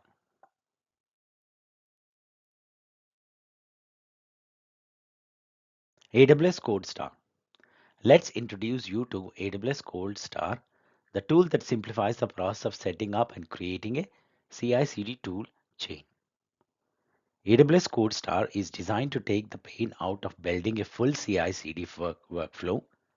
It allows you to quickly launch from pre-built CI/CD workflow template tailored to the characteristics of your software development project. With AWS Code Star, you can have a fully working CI/CD tool chain or operational in a matter of minutes. It provides a unified single pane view of your build and deploy workflow, allowing you to focus on your energies on building new product features and shipping them faster to your customer base. CodeStar provides a step-by-step wizard driven process for provisioning a new project, allowing you to pick from pre-configured project templates and specify the attributes to your software project. You can set up and configure a team of users within your project, granting role-based access to other users with different roles like owner, contributor, and viewer. That's a wrap on this introduction to AWS CodeStar. Ready to simplify your CI/CD workflows? Amazon AppStream 2.0 and Amazon Workspace. Amazon AppStream 2.0 is a fully managed end-user computing service that securely streams application and provides virtual desktops to users worldwide. It supports application running on both Windows Server and Amazon Linux too. Users can access their applications from anywhere using the AppStream 2.0 client or a web browser and authenticate using federated sign-in with any SAML 2.0 compliant identity provider. Amazon Workspaces provides users with persistent virtual desktops, allowing you to provision Windows, Amazon Linux, and Ubuntu Linux desktops. It's a robust replacement for traditional desktops or VDI environments without the expense and labor required to maintain your own VDI solution. Workspace can be configured to automatically install patches and updates during predefined maintenance windows and can be provisioned with additional software such as Microsoft Office already installed. In summary, while both AppStream and Workspaces can be used for virtual desktops, AppStream is ideal for streaming individual applications, especially legacy ones, while Workspace is a more robust replacement for traditional desktops or VDI environments. Thank you for joining us for a quick introduction to Amazon AppStream 2.0 and Amazon Workspaces. AWS Amplify, your gateway to full stack application development on AWS. AWS Amplify provides a comprehensive set of tools and services for configuring, deploying, and hosting applications that run on iOS, Android, React Native, or the web, all while utilizing AWS services. Amplify tools include an open source framework with libraries, user interface components, and a command line interface for building your application backend. It also offers built-in support for authentication, analytics, offline data, and push notifications. Amplify Studio, a visual design experience and a fully managed service for hosting web apps and static websites with full stock CI/CD are also part of the package. AWS Amplify boosts support for multiple frameworks and libraries. Figma integration for importing design prototypes into React code and integration with AWS Device Form for testing apps on real iOS and Android devices, as well as different web browsers. AWS AppSync, a fully managed service that simplifies the development of serverless GraphQL and pub/sub APIs.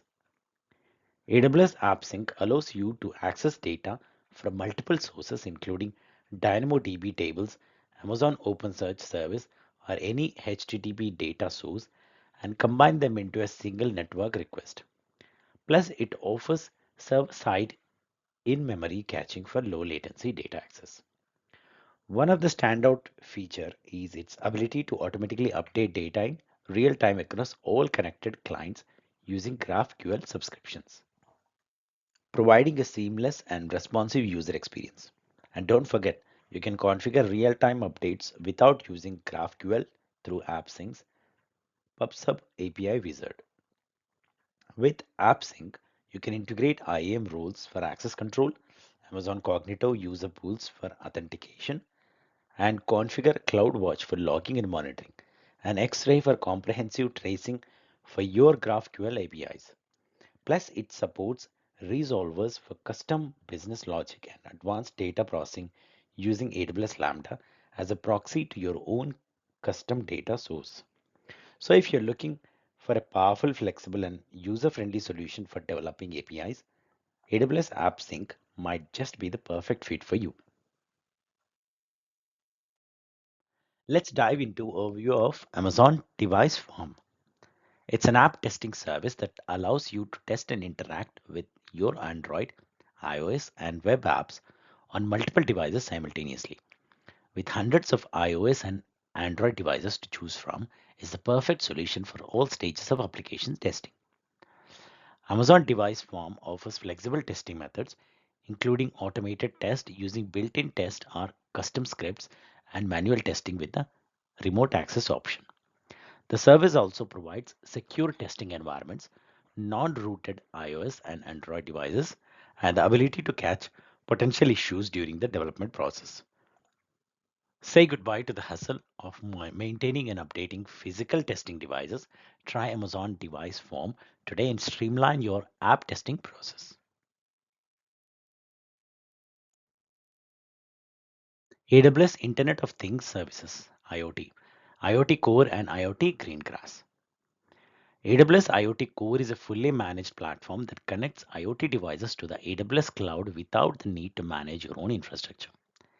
It includes a registry to enroll and track IoT devices, supports messaging infrastructure for secure and low latency message processing, and provides a rules engine for data processing. IoT Core supports popular communication protocols like MQTT and HTTPS. Now let's talk about AWS IoT Greengrass.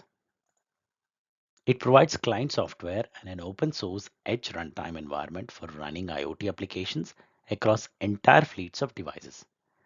Greengrass enables processing data streams directly on IoT devices, implementing messaging between components and deploying secure over the air updates.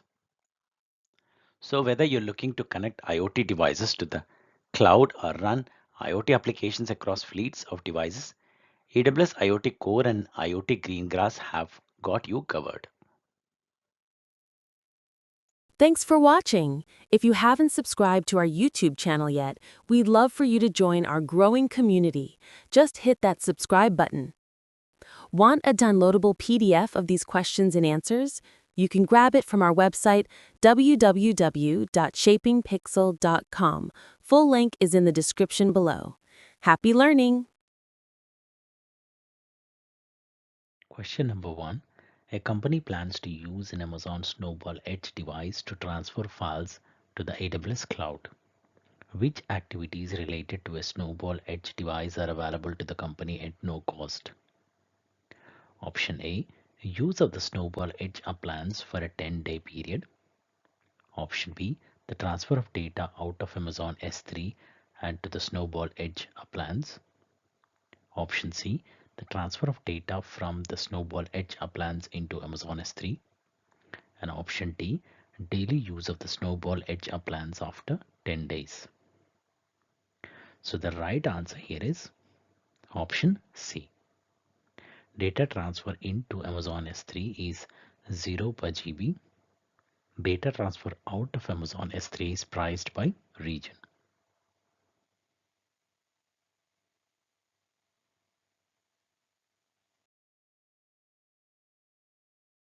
So question number 2. A company has deployed applications on Amazon EC2 instances. The company needs to access application vulnerabilities and must identify infrastructure deployments that do not meet best practices. Which AWS service can the company use to meet these requirements? And the options are AWS Trusted Advisor, Amazon Inspector, AWS Config, Amazon Guard Duty. So the right answer here is option B, Amazon Inspector.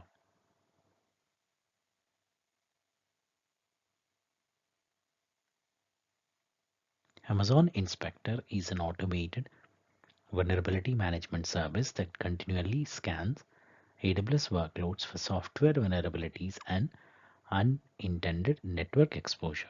The key word here is vulnerabilities.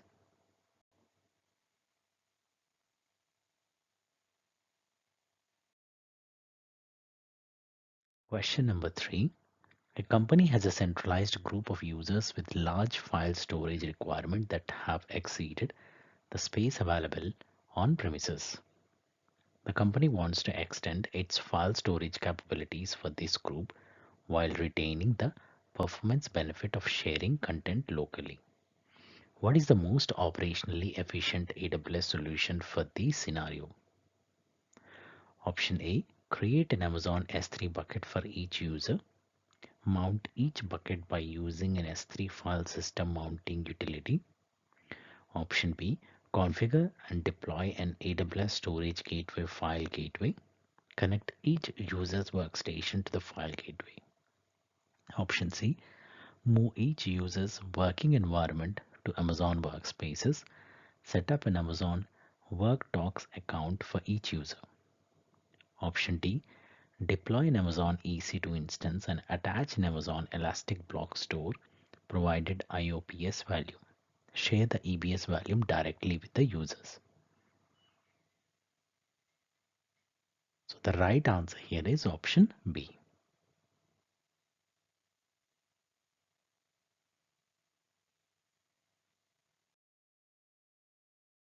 Question number 4. According to security best practices, how should an Amazon EC2 instance be given access to an Amazon S3 bucket? Option A, hardcode an IAM user secret key and access key directly in the application and upload the file. Option B, store the IAM user secret key and access key in a text file on the EC2 instance. Read the keys, then upload the file. Option C, have the EC2 instance assume a role to obtain the privileges to upload the file. And option D, modify the S3 bucket policy so that any service can upload to it at any time. So the right answer here is option C, have the EC2 instance assume a role to obtain the privileges to upload the file.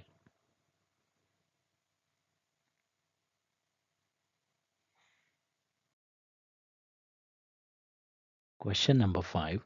Which option is a customer responsibility when using Amazon DynamoDB under the AWS shared responsibility model? Option A, physical security of DynamoDB. Option B, patching of DynamoDB. Option C, access to DynamoDB tables. And option D, encryption of data at rest in DynamoDB. So the right answer here is option C, access to DynamoDB tables.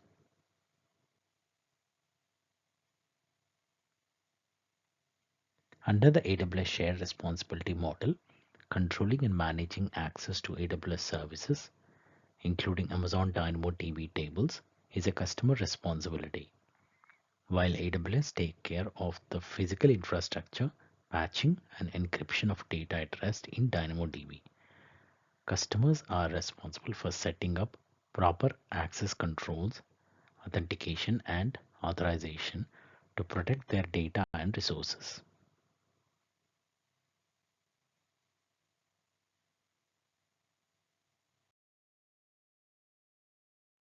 So question number 6, which option is a perspective that includes foundational capabilities of the AWS Cloud Adoption Framework, AWS CAF?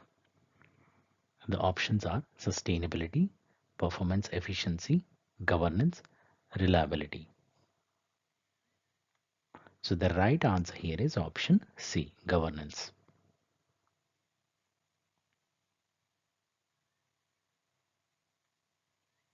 The 6 AWS CAF perspectives are business, people, governance, platform, security, and operations.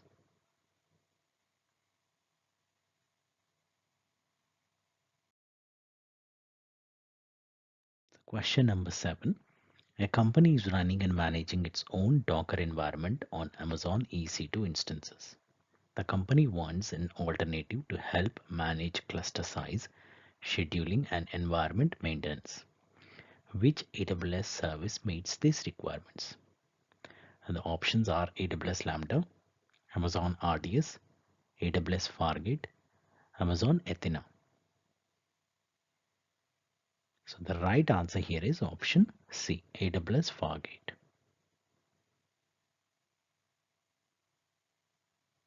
AWS Fargate is a serverless pay-as-you-go compute engine that lets you focus on building applications without managing servers. AWS Fargate is compatible with both Amazon Elastic Container Service and Amazon Elastic Kubernetes Service.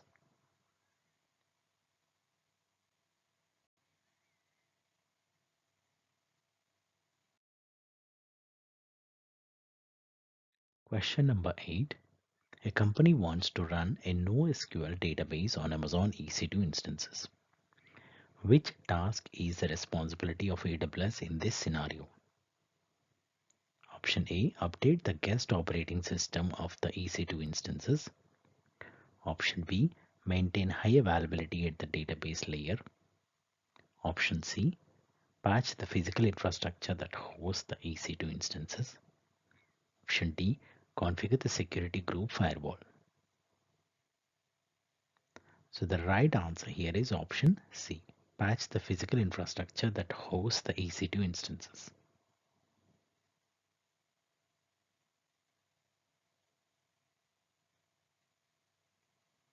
Patch the physical infrastructure that hosts the EC2 instances.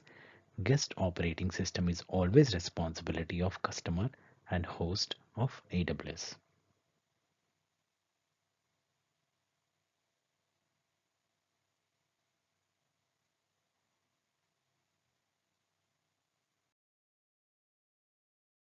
Question number 9. Which AWS services or tools can identify resizing opportunities for Amazon EC2 instances? Choose two. And the options are AWS Cost Explorer, AWS Building Conductor, Amazon Code Guru, Amazon SageMaker, AWS Compute Optimizer. So the right answer here is option A and option E. AWS Cost Explorer and AWS Compute Optimizer.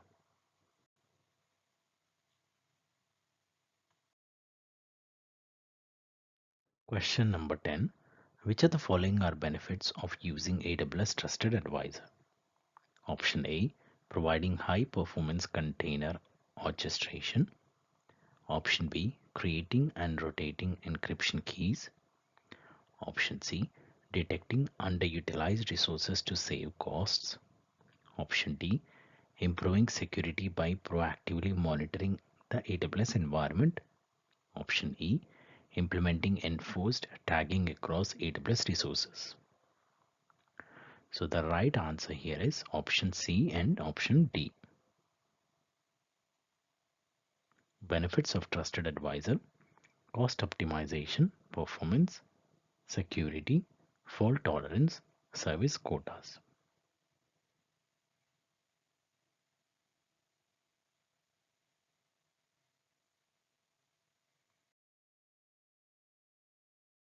Question number 11. Which of the following is an advantage that users experience when they move on-premises workloads to the AWS cloud? Option A, elimination of expenses for running and maintaining data centers.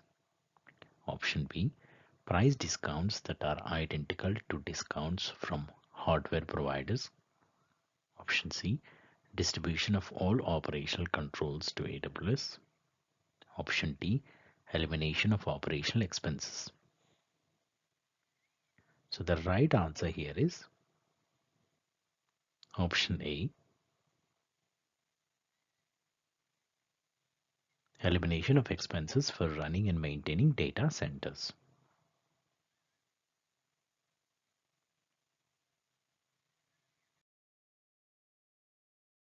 Question number 12. A company wants to manage deployed IT services and govern its infrastructure as a code templates. Which AWS service will meet this requirement? And the options are AWS Resource Explorer, AWS Service Catalog, AWS Organizations, AWS Systems Manager. So the right answer here is option B, AWS Service Catalog. AWS Service Catalog lets you centrally manage your cloud resources to achieve governance at scale of your infrastructure as code templates written in cloud formation or Terraform configurations. With AWS Service Catalog, you can meet your compliance requirements while making sure your customers can quickly deploy the cloud resources they need.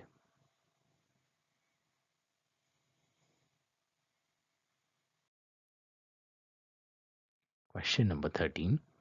Which AWS service or tool helps users visualize, understand, and manage spending and usage over time?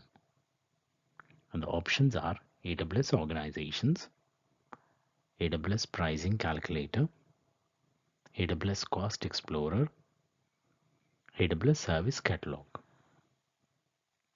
So the right answer here is option C, AWS Cost Explorer.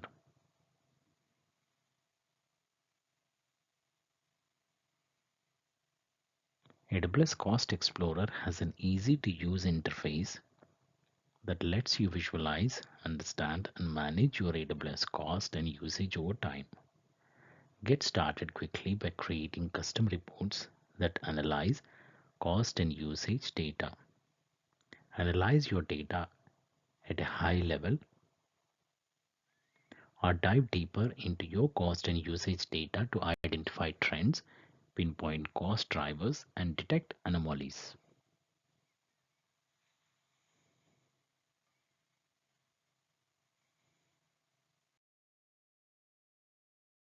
Question number 14. A company is using a central data platform to manage multiple types of data to its customers. The company wants to use AWS services to discover, transform, and visualize the data. Which combination of AWS services should the company use to meet these requirements? Choose two.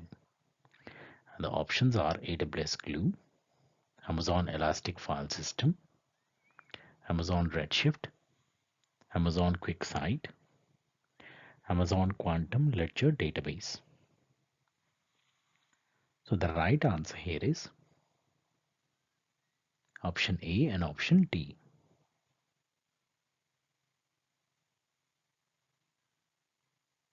AWS Glue is a serverless data integration service that makes it easier to discover, prepare, move, and integrate data from multiple resources for analytics, machine learning, and application development.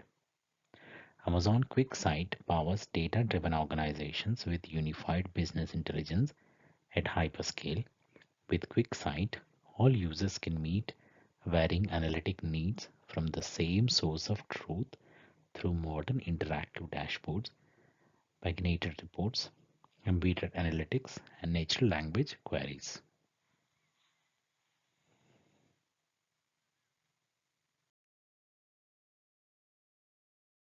Question number 15. A global company wants to migrate its third-party applications to the AWS cloud. The company wants help from a global team of experts to complete the migration faster and more reliable in accordance with AWS internal best practices. Which AWS service or resource will meet these requirements? And the options are AWS Support, AWS Professional Services, AWS Launch Wizard, AWS Managed Services. So the right answer here is option B, AWS Professional Services.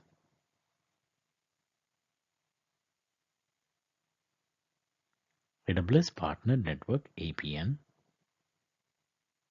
Consulting partners help customers design, architect, build, migrate, and manage workloads and applications on Amazon Web Services.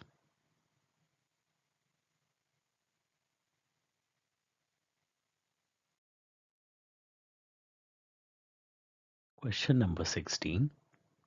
An e-learning platform needs to run an application for 2 months each year. The application will be deployed on Amazon EC2 instances. Any application downtime during those 2 months must be avoided. Which EC2 purchasing option will meet these requirements most cost effectively? And the options are reserved instances, dedicated hosts, spot instances, on-demand instances. So the right answer here is option D, on-demand instances. On-demand instances are recommended for users that prefer the low cost and flexibility of EC2 without any upfront payment for long-term commitments, applications with short-term, spiky or unpredictable workloads that cannot be interrupted, applications being developed or tested on EC2 for the first time.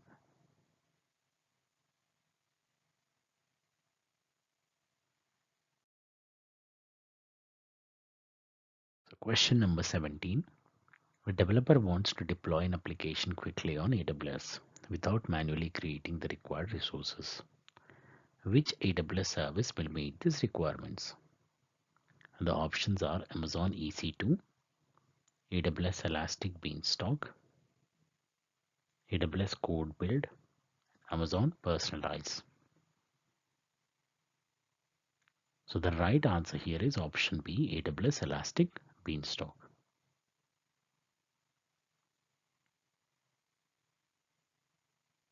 With Elastic Beanstalk, you can quickly deploy and manage applications in the AWS cloud without having to learn about the infrastructure that runs those applications. Elastic Beanstalk reduces management complexity without restricting choice or control. You simply upload your application and Elastic Beanstalk automatically handles the details of capacity provisioning, load balancing, scaling, and application health monitoring.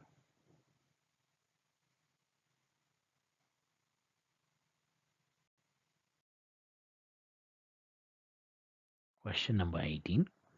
The company is storing sensitive customers' data in an Amazon S3 bucket. The company wants to protect the data from accidental deletion or overwriting. Which S3 feature should the company use to meet these requirements? We have the following 4 options: S3 lifecycle rules, S3 versioning, S3 bucket policies, S3 server-side encryption. So the right answer here is option B, S3 versioning. Versioning in Amazon S3 is a means of keeping multiple variants of an object in the same bucket. You can use the S3 versioning feature to preserve, retrieve, and restore every version of every object stored in your buckets. Versioning enabled buckets can help you recover objects from accidental deletion or overwrite. For example, if you delete an object, Amazon S3 inserts a delete marker instead of removing the object permanently.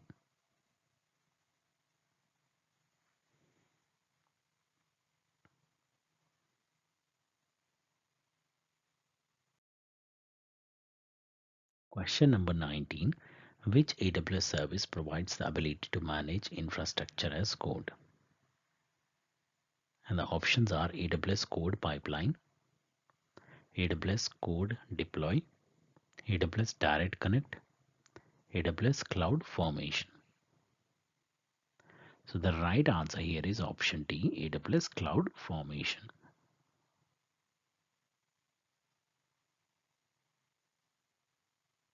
AWS Cloud Formation lets you model, provision, and manage AWS and third-party resources by treating infrastructure as code.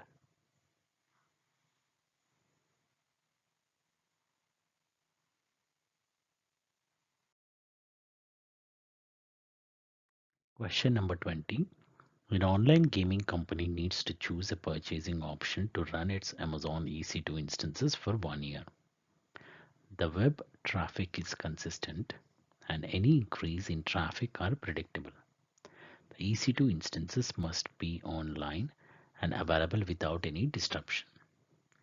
Which EC2 instances purchasing option will meet these requirements most cost effectively?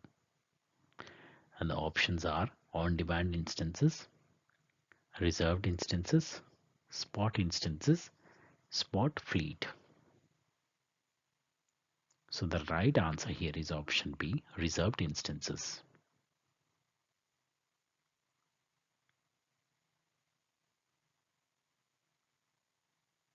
Amazon EC2 reserved instances provide a significant discount compared to on-demand pricing and provide a capacity reservation when used in a specific availability zone.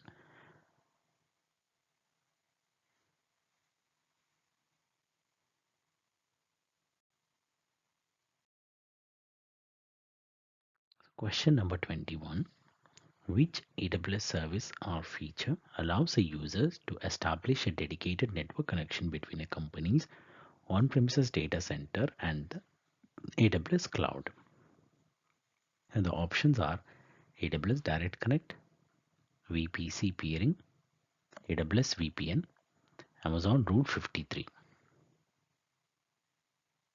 So the right answer here is option A, AWS Direct Connect.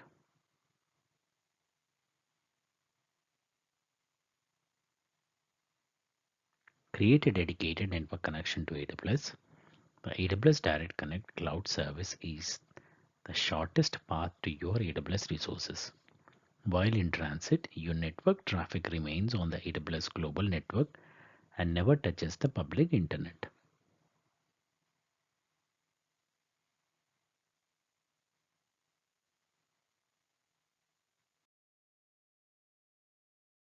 Question number 22.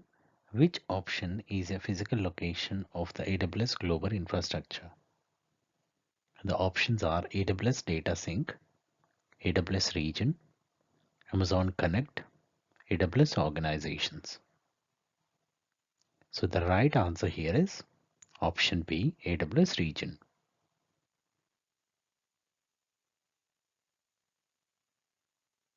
AWS has the concept of a region, which is a physical location around the world where we cluster data centers.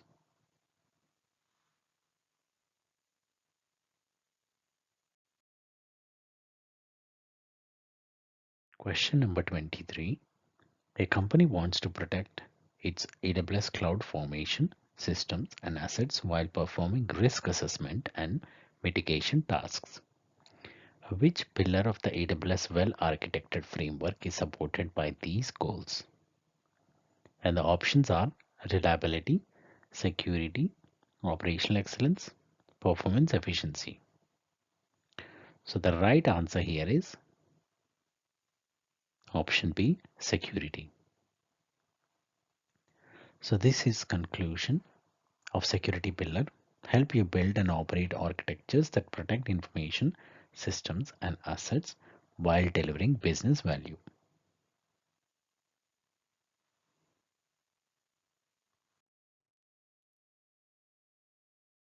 Question number 24.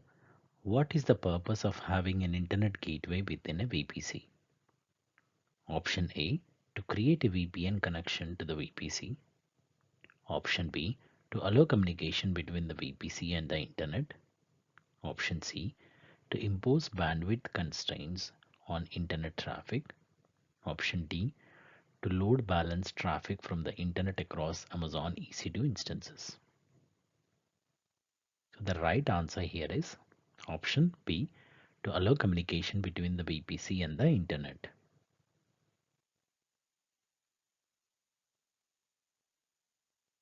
An internet gateway is a horizontally scaled, redundant, and highly available VPC component that allows communication between your VPC and the internet.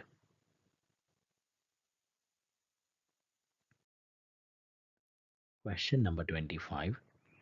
A company is running a monolithic on-premises application that does not scale and is difficult to maintain.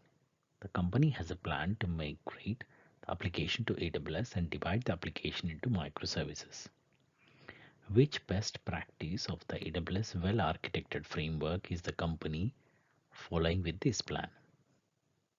Option A, integrate functional testing as part of AWS deployment. Option B, use automation to deploy changes. Option C, deploy the application to multiple locations. Option D, implement loosely coupled dependencies. So the right answer here is option D, implement loosely coupled dependencies. Dependencies such as queuing systems, streaming systems, workflows, and load balancers are loosely coupled. Loose coupling helps isolate behavior of a component from other components that depend on it, increasing resiliency and agility.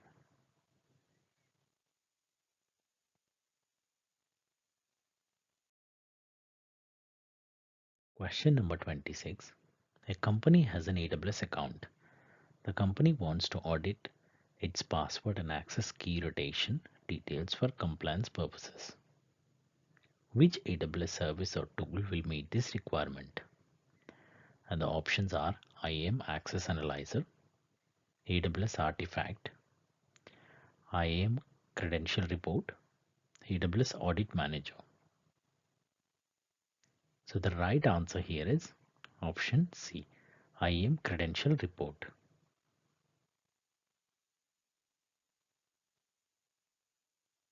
You can use credential reports to assist in your auditing and compliance efforts.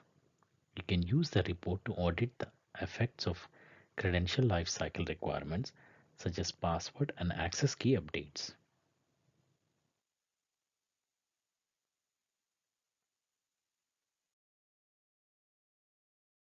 Question number 27. A company wants to receive a notification when a specific AWS cost threshold is reached. Which AWS services or tools can the company use to meet these requirements? Choose two.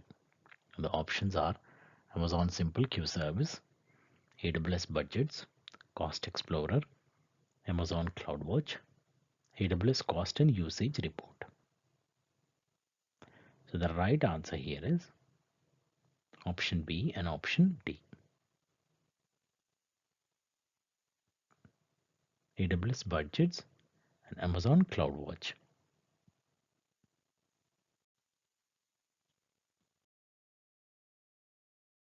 Question number 28. Which AWS service or resource provides answers to the most frequently asked security related questions that AWS receives from its users? The options are AWS Artifact, Amazon Connect, AWS Chatbot, AWS Knowledge Center. So the right answer here is option D, AWS Knowledge Center. The AWS Knowledge Center is a comprehensive resource that provides answers to the most frequently asked security related questions that AWS receives from its users. It is a central repository of security information and guidance covering a wide range of topics.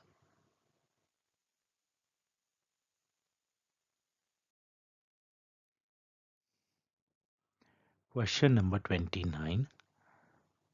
Which tasks are customers' responsibilities according to the AWS shared responsibility model? Choose 2. Option A. Configure the AWS provided security group firewall. Option B. Classify company assets in the AWS cloud. Option C. Determine which availability zones to use for Amazon S3 buckets. Option D. Patch or upgrade Amazon DynamoDB. Option E. Select Amazon EC2 instances to run AWS Lambda on. So the right answer here is option A and option B.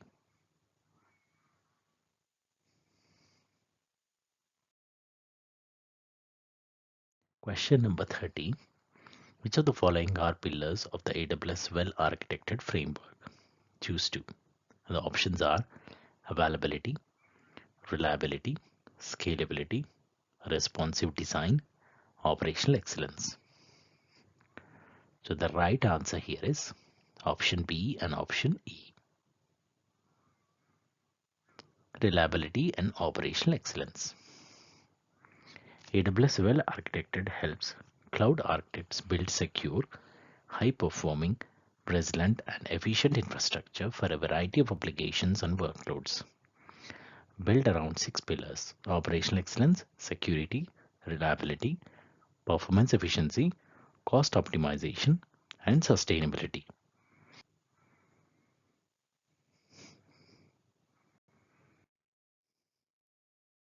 Question number 31. Which AWS service or feature is used to send both text and email messages from distributed applications? Option A. Amazon Simple Notification Service. Option B. Amazon Simple Email Service. Option C. Amazon CloudWatch Alerts. And option D. Amazon Simple Queue Service. So the right answer here is option A. Amazon Simple Notification Service.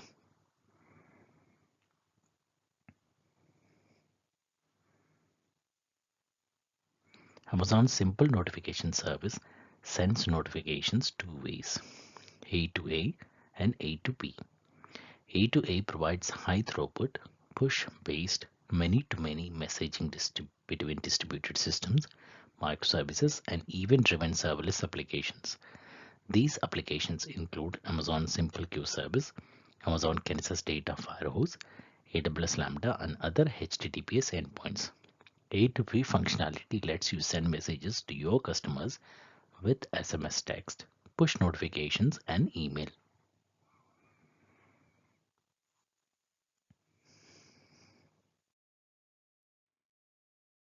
Question number 32. A user needs programmatic access to AWS resources through the AWS CLI or the AWS API.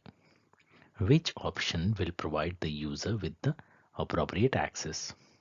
And the options are Amazon Inspector, Access Keys, SSH Public Keys, AWS Key Management Service Keys. So the right answer here is option B, Access Keys.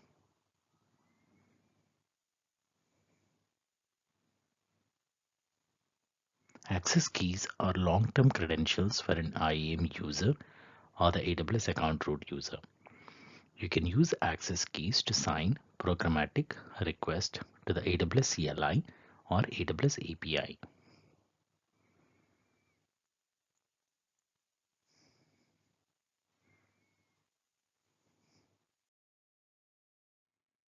Question number 33. A company runs thousands of simultaneous simulations using AWS Batch. Each simulation is stateless, is fault tolerant, and runs for up to 3 hours. Which pricing model enables the company to optimize cost and meet these requirements? The options are reserved instances, spot instances, on-demand instances, dedicated instances. So the right answer here is option B, spot instances.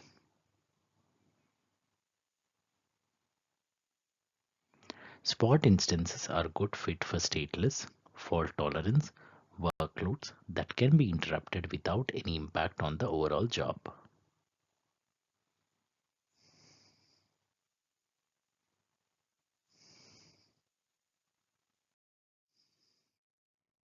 Question number 34. What does the concept of agility mean in AWS cloud computing? Choose two. And we have the following five options. Option A, the speed at which AWS resources are implemented. Option B, the speed at which AWS creates new AWS regions. Option C, the ability to experiment quickly. Option D, the elimination of wasted capacity. Option E, the low cost of entry into cloud computing. So the right answer here is option A and option C.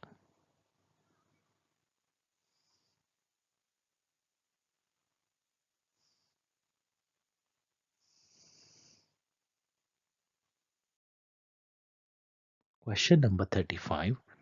A company needs to block SQL injection attacks. Which AWS service or feature can meet these requirements? And the options are AWS WAF, AWS Shield, Network ACLs, Security Groups. So the right answer here is option A, AWS WAF.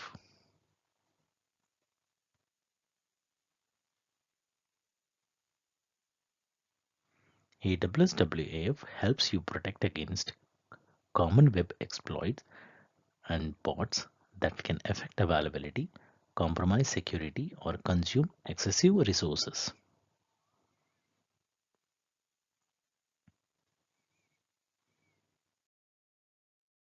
Question number 36. Which AWS service or feature identifies whether an Amazon S3 bucket or an IAM role has been shared with an external entity? Option A, AWS Service Catalog. Option B, AWS Systems Manager. Option C, AWS IAM Access Analyzer. And option D, AWS Organizations. So the right answer here is option C, AWS IAM Access Analyzer.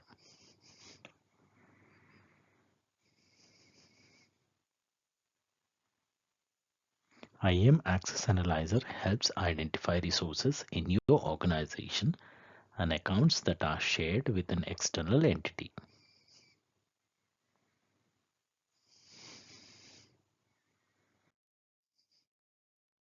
Question number 37. A cloud practitioner needs to obtain AWS compliance reports before migrating an environment to the AWS cloud. How can these reports be generated?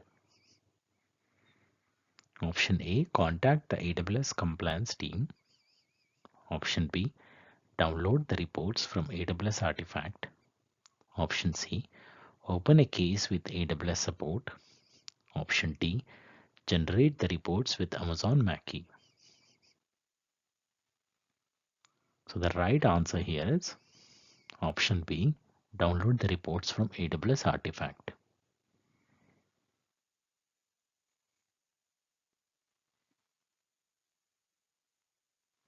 AWS Artifact is a portal that provides access to various compliance reports, including certifications, attestations, and other relevant documents. You can download these reports directly from AWS Artifact.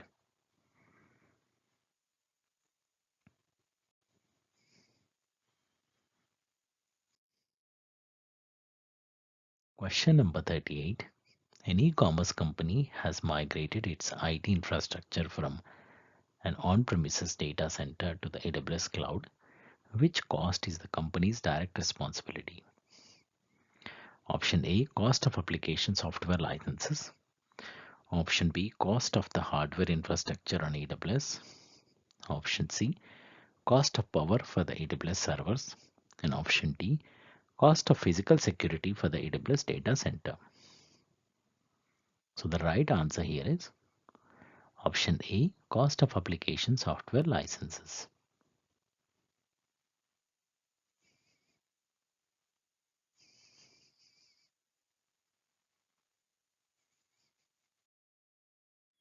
Question number 39.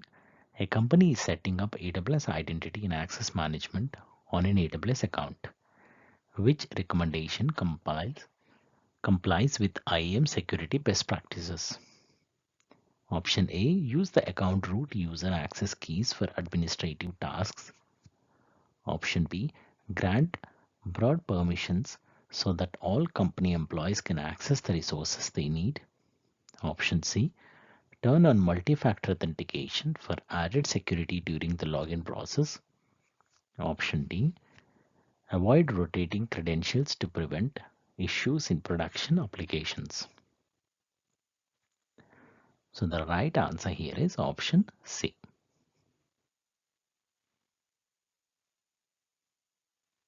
Enabling multi-factor authentication for user accounts, especially for users with administrative or high privilege access, is a crucial security best practice. MFA adds an additional layer of security by requiring users to provide two or more verification factors, something they know, like a password, or something they have, like a temporary MFA code from a hardware token or mobile, before gaining access. This significantly reduces the risk of unauthorized access, even if login credentials are compromised.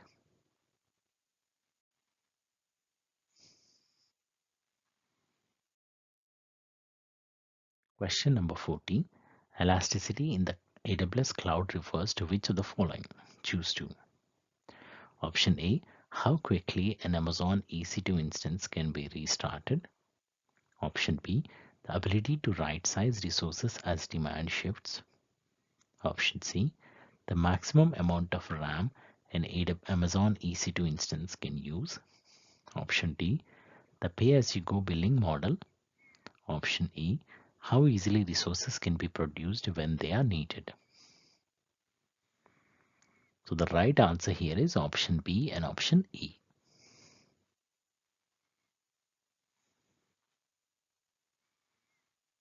Elasticity is the ability to add and release resources as business needs change. It has nothing to do with pricing.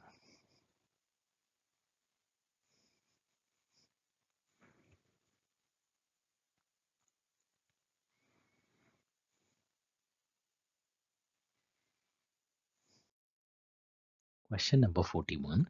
Which service enables customers to audit API calls in their AWS accounts? And the options are AWS Cloud Trial, AWS Trusted Advisor, Amazon Inspector, AWS X-Ray. So the right answer here is option A, AWS Cloud Trial. AWS Cloud Trial is a service that records all API calls made on your AWS account. It provides a detailed history of events, including who made the call, what actions were performed, and from which IP address the call originated. This audit trail is valuable for security, compliance, troubleshooting, and monitoring purposes, and it helps you maintain visibility into how your AWS resources are being used.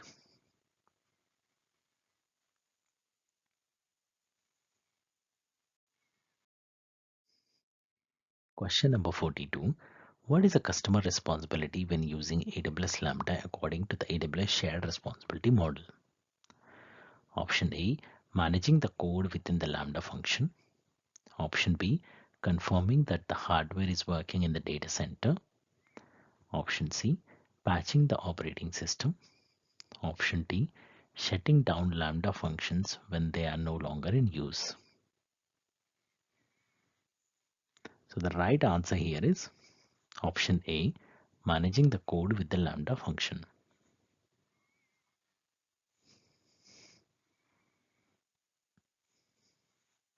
In the AWS shared responsibility model, AWS is responsible for the infrastructure and security of the cloud, while customers are responsible for the security in the cloud.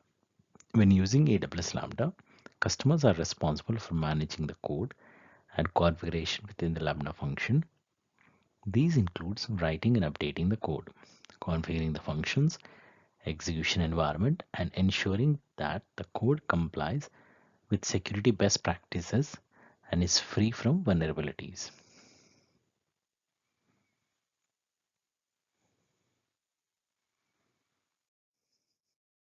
Question number 43.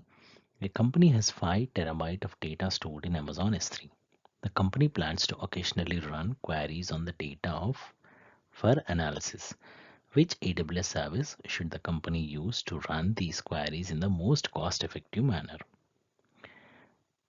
And the following options are Amazon Redshift, Amazon Athena, Amazon Kinesis, Amazon RDS. So the right answer here is option B, Amazon Athena.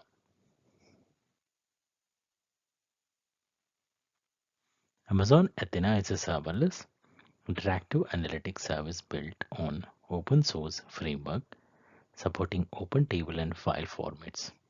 Athena provides a simplified, flexible way to analyze petabytes of data where it lives, analyze data or build applications from an Amazon simple storage service, data lake, and 30 data sources, including on-premises data sources or other cloud systems using SQL or Python. Athena is built on open source Trino and Presto engines and Apache Spark frameworks, with no provisioning or configuration effort required.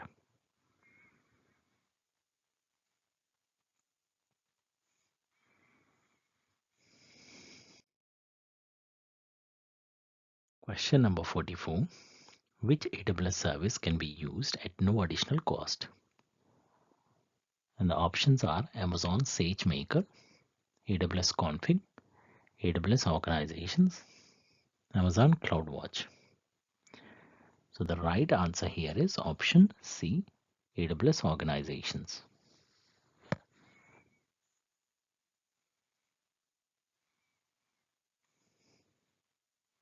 AWS Organizations is an account management service that enables you to consolidate multiple AWS accounts into an organization that you create and centrally manage. AWS Organizations is offered at no additional charge. You are charged only for AWS resources that uses and roles in your member accounts use. For example, you are charged the standard fees for Amazon EC2 instances that are used by users or roles in your members account.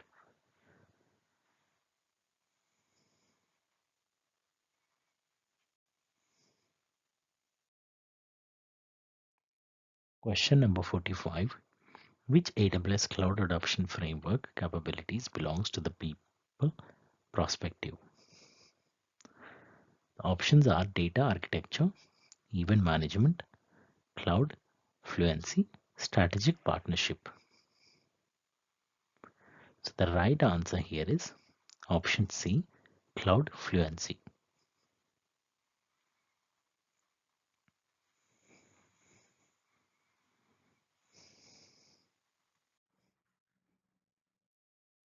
Question number 46.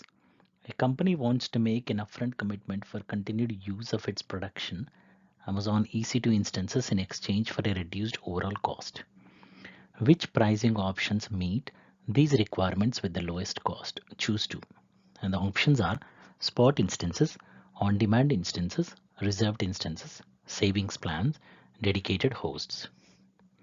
So the right answer here is option C and option D.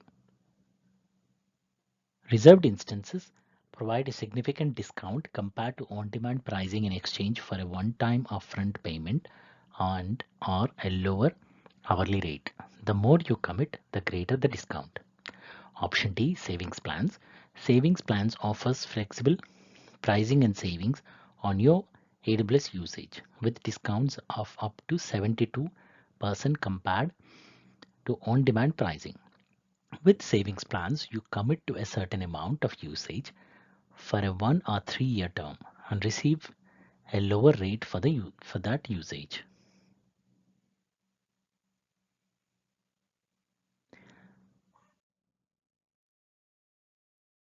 Question number 47. A company wants to migrate its on-premises relational databases to the AWS cloud. The company wants to use infrastructure as close to its current geographical location as possible. Which AWS service or resource should the company use to select its Amazon RDS deployment area? And the options are Amazon Connect, AWS Wavelength, AWS Regions, AWS Direct Connect. So the right answer here is option C, AWS Regions. AWS Connect, Customer Service Cloud Contact Center. AWS Wavelength, 5G devices. AWS Direct Connect, dedicated network connection, bypass public network.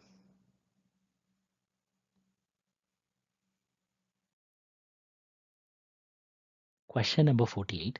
A company is exploring the use of the AWS cloud and needs to create a cost estimate for a project before the infrastructure is provisioned. Which AWS service or feature can be used to estimate cost before deployment? Option A, AWS Free Tier. Option B, AWS Pricing Calculator. Option C, AWS Billing and Cost Management. Option D, AWS Cost and Usage Report. So the right answer here is option B, AWS Pricing Calculator.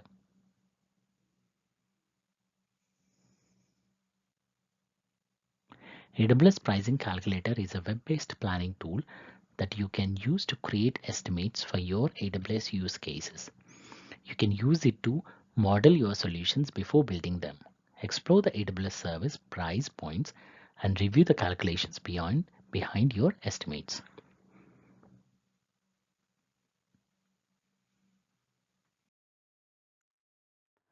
Question number 49. A company is building an application that needs to deliver images and videos globally with minimal latency. Which approach can the company use to accomplish these in a cost-effective manner? A. Deliver the content through Amazon CloudFront. Option B. Store the content on Amazon S3 and enable S3 cross-region replication. Option C. Implement a VPN across multiple AWS regions. Option D. Deliver the content through AWS private link. So the right answer here is option A. Deliver the content through Amazon CloudFront.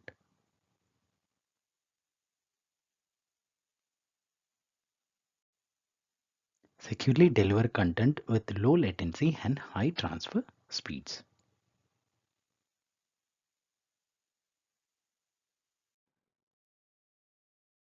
Question number 50. Which option is a benefit of the economies of scale based on the advantages of cloud computing? Option A, the ability to trade variable expenses for fixed expenses. Option B, increased speed and agility. Option C, lower variable cost over fixed costs. Option D, increased operational cost over across data centers. So the right answer here is option C, lower variable cost over fixed costs. Benefit from massive economies of scale. By using cloud computing, you can achieve a lower variable cost than you can get on your own because usage from hundreds of thousands of customers is aggregated in the cloud. Providers such as AWS can achieve higher economies of scale, which translates into lower pay-as-you-go prices.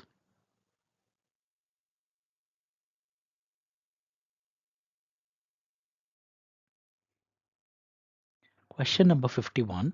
Which of the following is a software development framework that a company can use to define cloud resources as code and provision the resources through AWS Cloud Formation? Options are AWS CLI, AWS Developer Center, AWS Cloud Development Kit, AWS CodeStar. So the right answer here is option C, AWS Cloud Development Kit. AWS CDK is a software development framework that enables developers to define infrastructure as code using familiar programming languages like TypeScript, Python, Java, C#, and more. With AWS CDK, you can define cloud resources, their relationships, and provisioning logic in your preferred programming language. AWS CDK also generates CloudFormation templates based on your code, making it easier to manage and deploy infrastructure resources in AWS.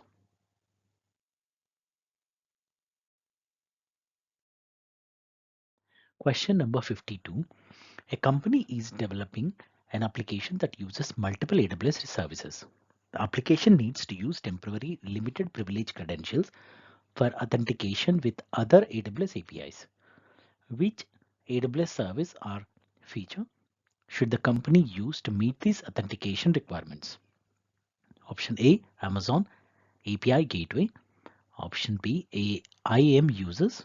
Option C, AWS Security Token Service. Option D, IAM Instance Profiles.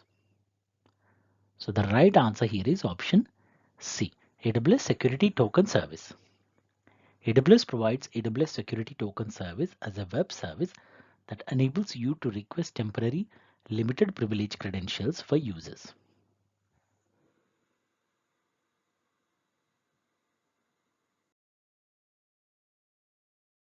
Question number 53. Which AWS service is a cloud security posture management service that aggregates alerts from various AWS services and partner products in a standardized format? And the options are AWS Security Hub, AWS Trusted Advisor, Amazon Event Bridge, Amazon Guard Duty. So the right answer here is option A, AWS Security Hub. AWS Security Hub is a cloud security posture management service that performs automated continuous security best practices checks against your AWS resources to help you identify misconfigurations and aggregates your security alerts in a standardized format so that you can more easily enrich, investigate, and remediate them.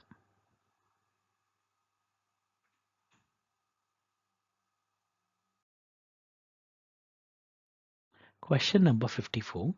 Which AWS service is always provided at no charge?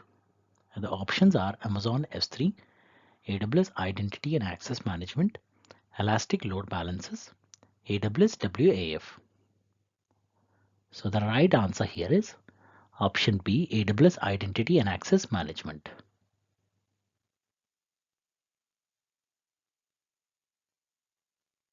IAM is a feature of your AWS account and is offered at no additional charge.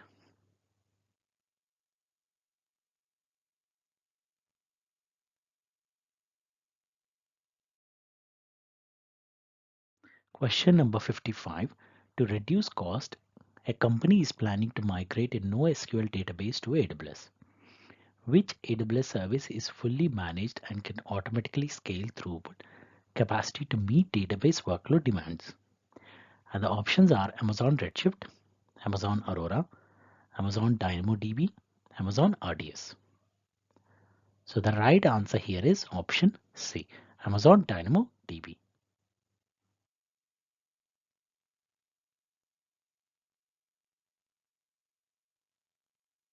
Amazon DynamoDB is a fully managed NoSQL database service that provides fast and predictable performance with seamless scalability.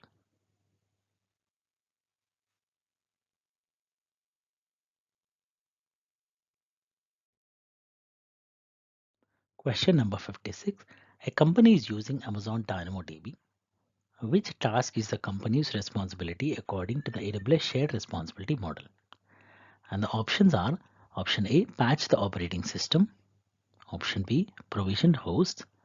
Option C, manage database access permissions. And option D, secure the operating system. So the right answer here is option C, manage database access permissions.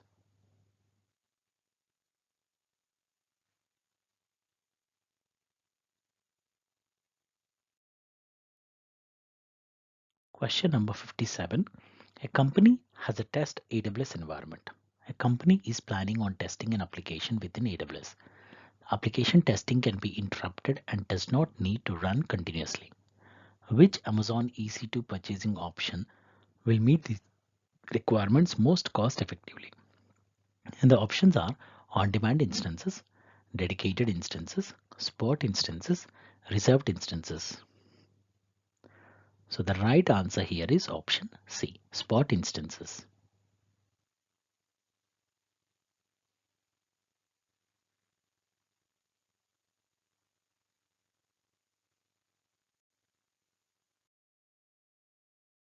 Question number 58. Which AWS service gives users the ability to discover and protect sensitive data that is stored in Amazon S3 buckets?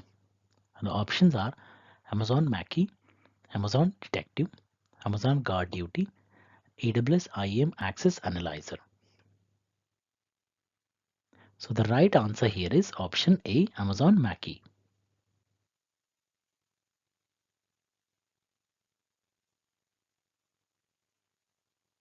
Amazon Mackie is a data security service that discovers sensitive data using machine learning and pattern matching, provides visibility into data security risks, and enables you to automate protection against those risks.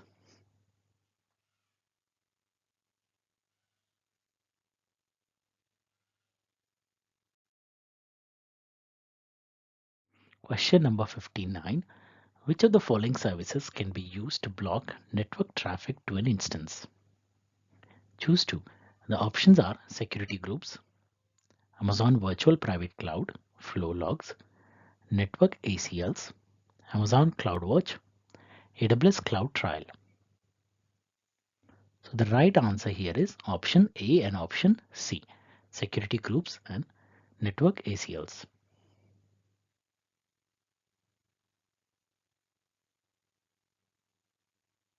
Security groups are stateful firewalls that control inbound and outbound traffic at the instance level.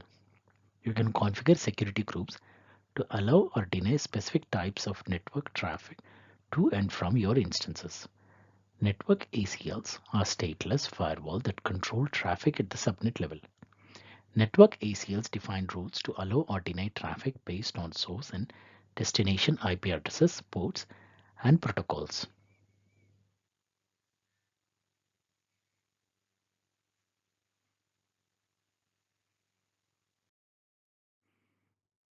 Question number 60.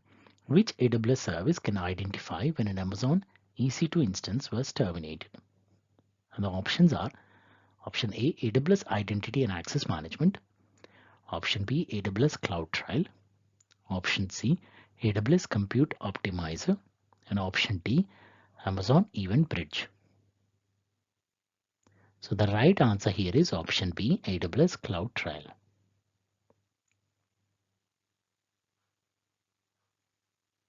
AWS Cloud Trial is a service that records all API activity in your AWS account, including the termination of EC2 instances. It creates log entries for various events, providing an audit trail of actions taken on resources. By reviewing Cloud Trial logs, you can identify when an EC2 instance was terminated, who initiated the termination, and other relevant details about the event.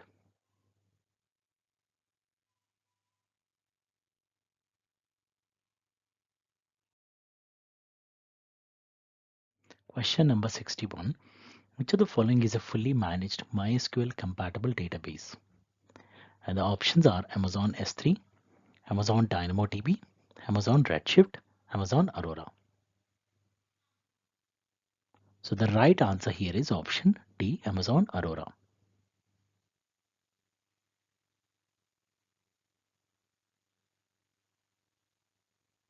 Amazon Aurora is a relational database service that is compatible with MySQL and PostgreSQL.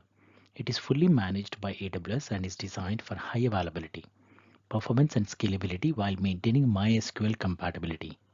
Aurora offers features like automated backups, read replicas, and seamless failover to ensure data durability and availability.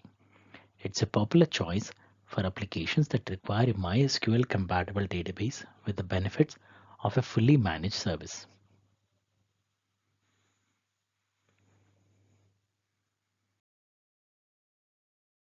Question number 62. Which AWS service supports a hybrid architecture that gives users the ability to extend AWS infrastructure, AWS services, APIs, and tools to data centers, co-location environments, or on-premises facilities? The options are AWS Snow Mobile, AWS Local Zones, AWS Outposts, and AWS Fargate. So the right answer here is option C, AWS Outposts. AWS Outposts enable you to run AWS infrastructure and services on premises while seamlessly connecting to the AWS cloud. This service extends the AWS ecosystem to your on-premises locations, allowing you to take advantage of cloud benefits while addressing the requirements of data residency, low latency applications, and specific regulatory needs in hybrid environments.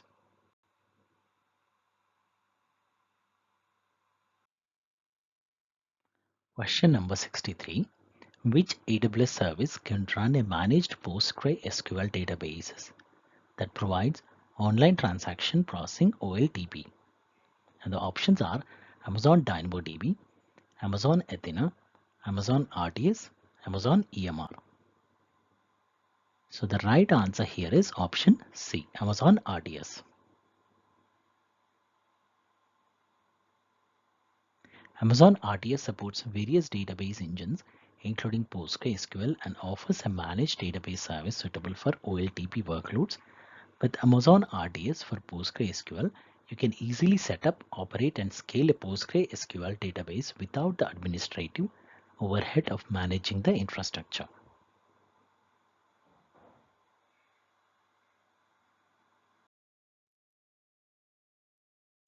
Question number 64. A company wants to provide managed Windows virtual desktops and applications to its remote employees over secure network connections. Which AWS services can the company use to meet these requirements? Choose two. And the options are Amazon Connect, Amazon AppStream, Amazon Workspaces, AWS Site-to-Site VPN, Amazon Elastic Container Service, Amazon ECS.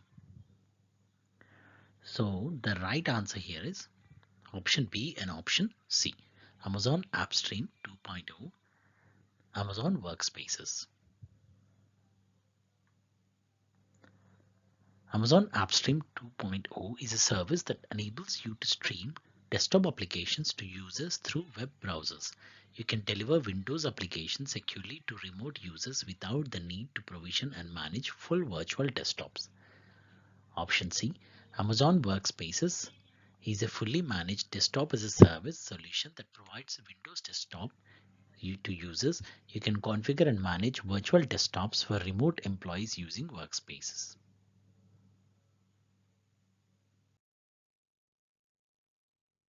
Question number 65. A company wants to monitor for misconfigured security groups that are allowing unrestricted access to specific ports. Which AWS service will meet this requirement? The options are AWS Trusted Advisor, Amazon CloudWatch, Amazon Guard Duty, AWS Health Dashboard. So the right answer here is option A, AWS Trusted Advisor.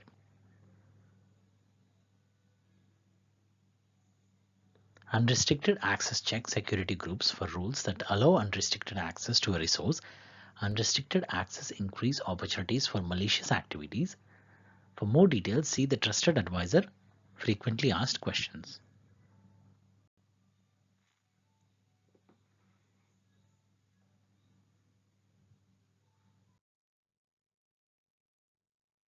Question number 66. Which AWS service is a key value database that provide sub-millisecond latency on a large scale? And the options are Amazon DynamoDB, Amazon Aurora, Amazon Document DB, Amazon Neptune. So the right answer here is option A, Amazon DynamoDB.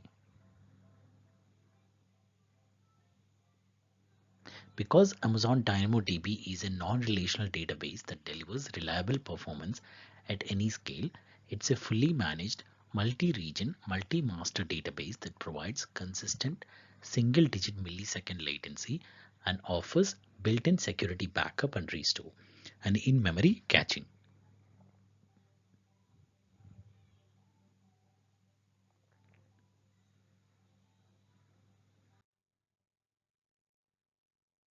Question number 67. Which AWS services or features provide disaster recovery solutions for Amazon EC2 instances? Choose two. And the options are EC2 reserved instances, EC2 Amazon machine images, Amazon Elastic Block Store snapshots, AWS Shield, Amazon Guard Duty. So the right answer here is option B and option C. EC2 Amazon Machine Images and Amazon Elastic Block Store Snapshots.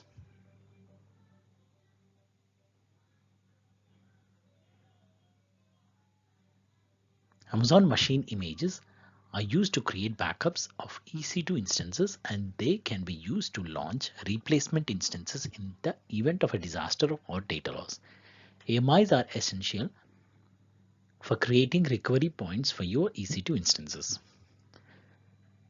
EBS snapshots allow you to create point-in-time backups for your EBS volumes. These snapshots can be used to restore data or create new EBS volumes, making them a key component of disaster recovery for EC2 instances.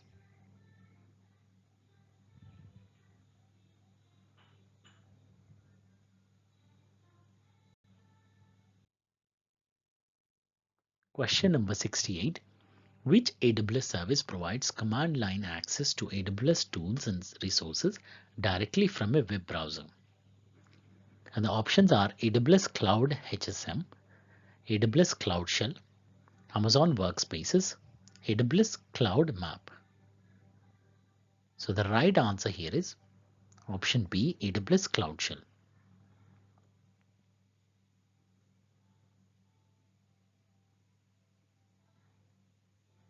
Using AWS Cloud Shell, a browser-based shell, you can quickly run scripts with the AWS command line interface, experiment with service APIs using the AWS CLI, and use other tools to increase your productivity. The Cloud Shell icon appears in AWS region where Cloud Shell is available.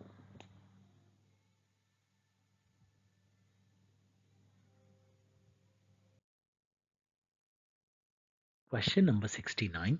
A network engineer needs to build a hybrid cloud architecture connecting on-premises network to the AWS cloud using AWS Direct Connect. The company has a few VPCs in a single AWS region and expects to increase the number of VPCs to hundreds over time. Which AWS service or feature should the engineer use to simplify and scale these connectivity as the VPCs increase in number? And the options are VPC endpoints, AWS Transit Gateway, Amazon Route 53, AWS Secrets Manager.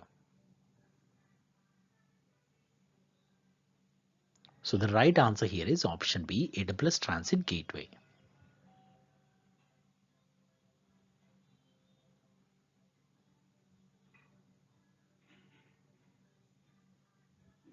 AWS Transit Gateway connects your Amazon virtual private clouds and on-premises networks through a central hub. These connections simplifies your network and puts an end to complex peering relationships. Transit Gateway acts as a highly scalable cloud router. Each new connection is made only once.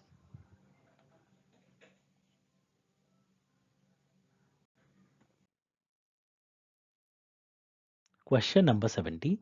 A company wants to establish a schedule for rotating database user credentials.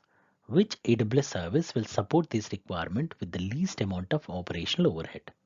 And the options are AWS Systems Manager, AWS Secrets Manager, AWS License Manager, AWS Managed Services. So the right answer here is option B, AWS Secrets Manager.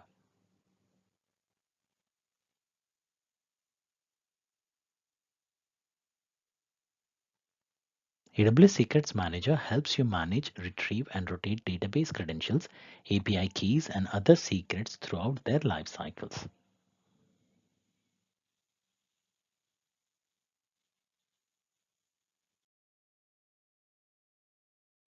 Question number 71. Which AWS service is used to provide encryption for Amazon EBS?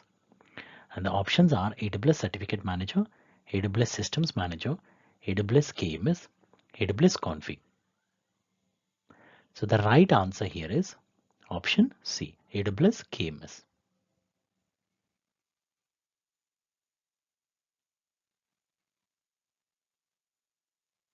AWS Key Management Service lets you create, manage, and control cryptographic keys across your applications and AWS services.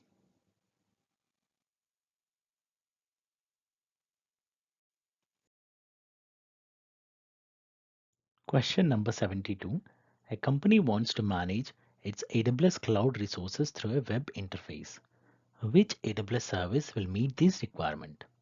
And the options are AWS Management Console, AWS CLI, AWS CDK, AWS Cloud9. So the right answer here is option A, AWS Management Console.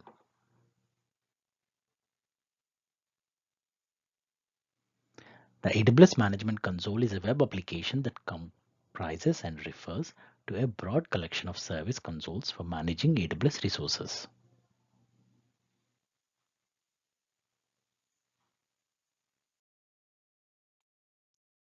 Question number 73. Which of the following are advantages of the AWS cloud? Choose two. And the options are option A, trade variable expenses for capital expenses. Option B, high economy of scale. Option C, launch globally in minutes. Option D, focus on managing hardware infrastructure.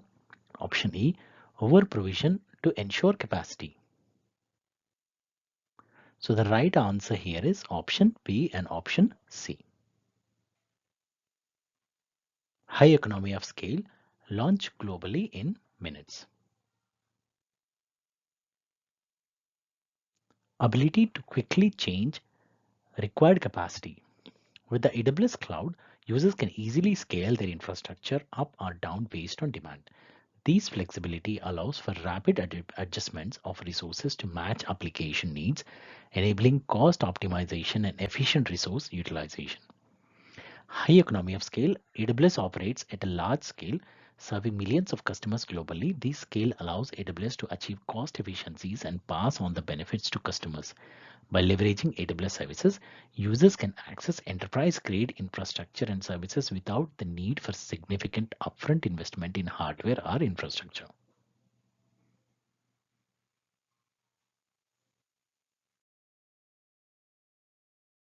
Question number 74. Which AWS cloud benefit is shown by an architecture's ability to withstand failures with minimal downtime? And the options are agility, elasticity, scalability, high availability. So the right answer here is option D, high availability.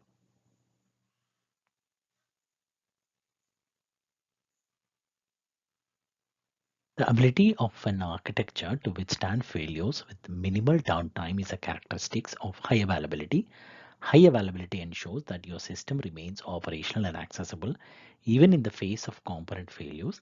This is critical for maintaining a reliable and responsive application or service.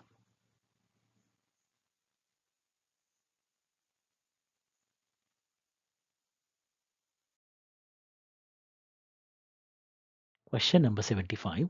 A developer needs to maintain a development environment infrastructure and a production environment infrastructure in a repeatable fashion. Which AWS service should the developer use to meet these requirements?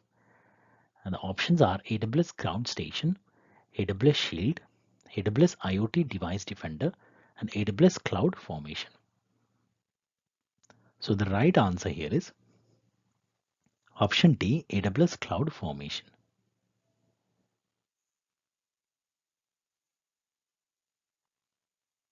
AWS Cloud Formation lets you model, provision, and manage AWS and third-party resources by treating infrastructure as code.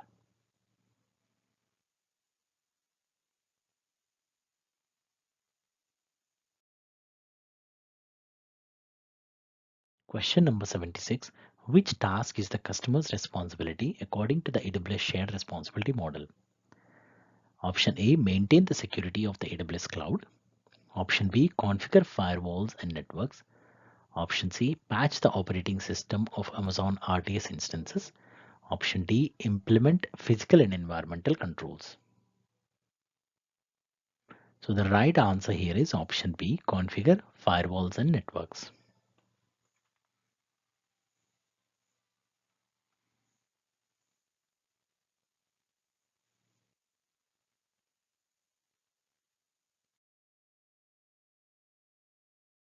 Question number 77.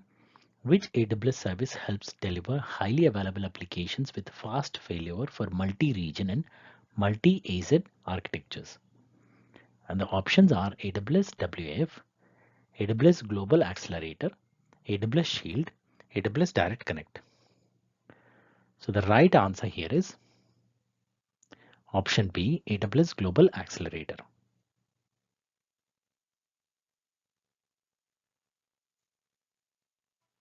Deliver highly available applications with fast failover for multi-region and multi-AZ architectures.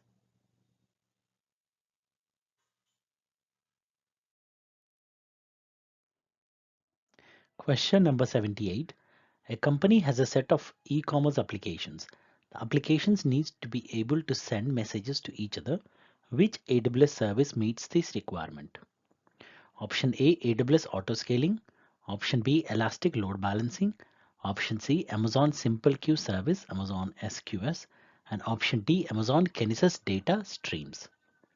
So the right answer here is option C, Amazon Simple Queue Service. Amazon Simple Queue Service is a fully managed message queuing service that enables you to decouple and scale microservices, distributed systems, and serverless applications. It allows one application to send messages to a queue and another application to retrieve those messages from the queue. These can be helpful in scenarios where the sender and receiver are not required to interact with each other in real time.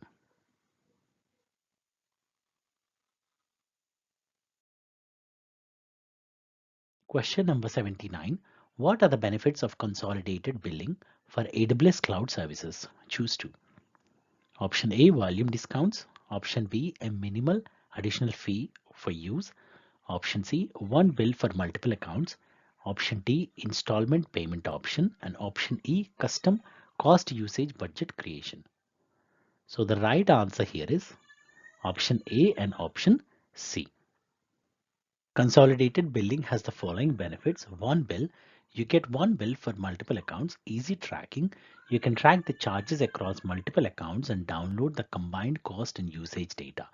Combined usage, you can combine the usage across all accounts in the organization to share the volume pricing discounts, reserved instances discounts, and savings plans.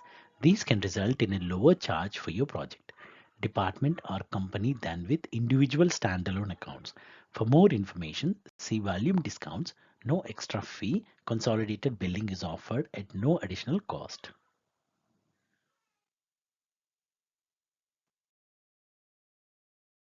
Question number 80.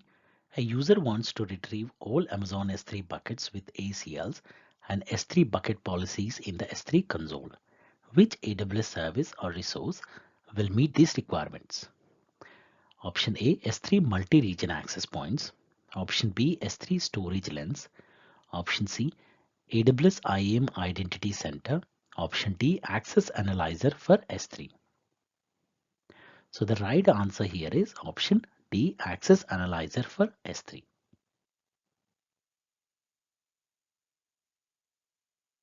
Access Analyzer for S3 allows you to analyze and review access policies for your S3 buckets.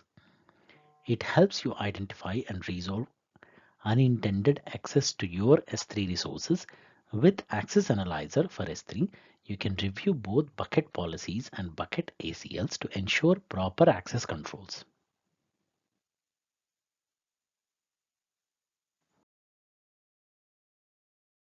Question number 81. What is the best resource for a user to find compliance related information and reports about AWS?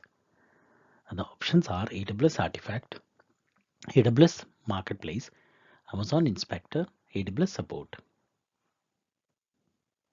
So the right answer here is option A, AWS Artifact. AWS Artifact is your go-to central resource for compliance related information that matters to you. It provides on-demand access to security and compliance reports from AWS and ISVs who sell their products on AWS Marketplace.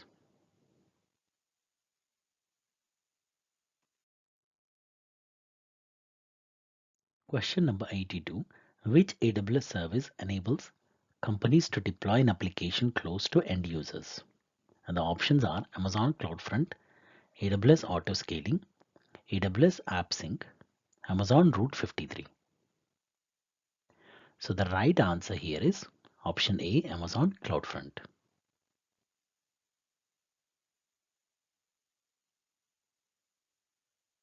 Amazon CloudFront speeds up distribution of your static and dynamic web content such as .html, .css, .php, image and media files. When users request your content, CloudFront delivers it through a worldwide network of edge locations that provide low latency and high performance.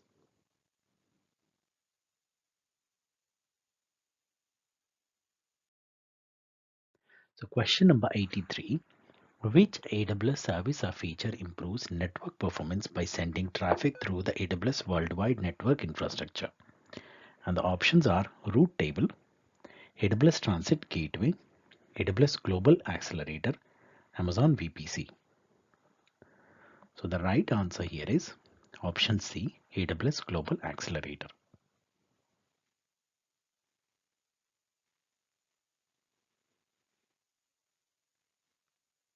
Improve application availability, performance and security using the AWS Global Network.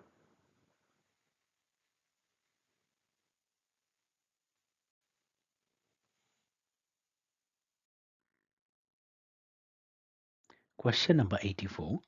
Which AWS service provides highly durable object storage? And the options are Amazon S3, Amazon Elastic File System, Amazon Elastic Block Store, Amazon FSx. So the right answer here is option A, Amazon S3.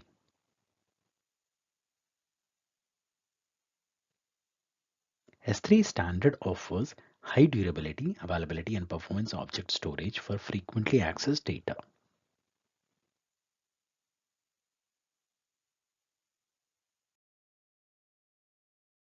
Question number 85. Which responsibility belongs to AWS when a company hosts its databases on Amazon EC2 instances? The options are database backups, database software patches, operating system patches, operating system installations. So the right answer here is option D, operating system installations.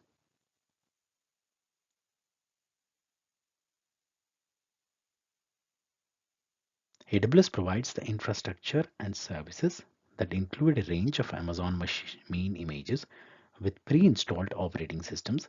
These means AWS is responsible for ensuring that these AMIs are available and that the underlying infrastructure to run these instances is secure and reliable. The other responsibilities listed, database backups, database software patches, and operating system patches, are under the purview of the customers when using Amazon EC2 instances.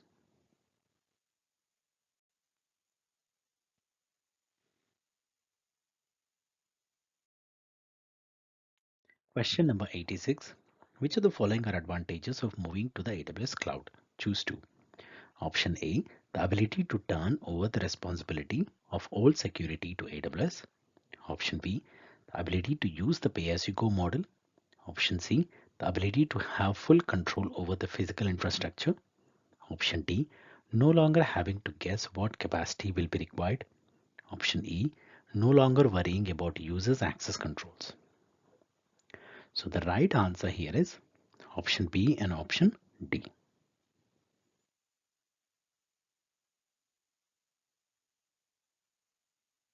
Stop guessing capacity, trade fixed expenses for variable expenses.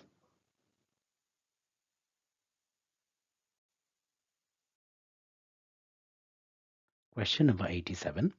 Which AWS service is a hybrid cloud storage service that provides on-premises users access to virtually unlimited cloud storage? And we have four options: AWS Data Sync, Amazon S3 Glacier, AWS Storage Gateway, Amazon Elastic Block Store. So the right answer here is option C, AWS Storage Gateway.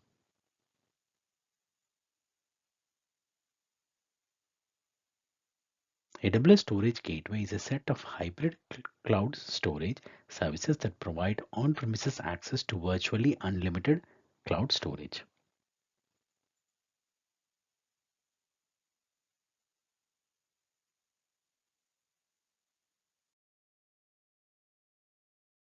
Question number 88. A company plans to migrate to AWS and wants to create cost estimates for its AWS use cases. Which AWS service or tool can the company use to meet these requirements? And the options are AWS Pricing Calculator, Amazon CloudWatch, AWS Cost Explorer, and AWS Budgets. So the right answer here is option A, AWS Pricing Calculator.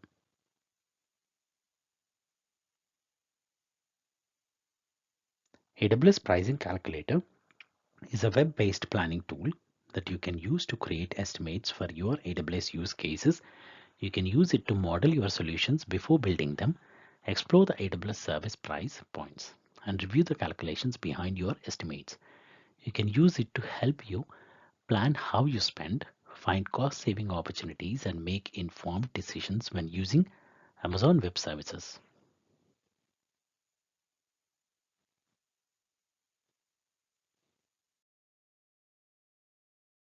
Question number 89. Which tool should a developer use to integrate AWS service feature directly into an application? And the options are AWS Software Development Kit, AWS Code Deploy, AWS Lambda, AWS Batch.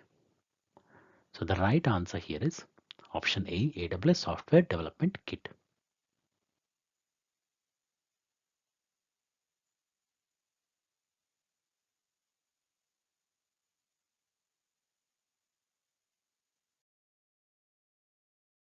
Question number 90.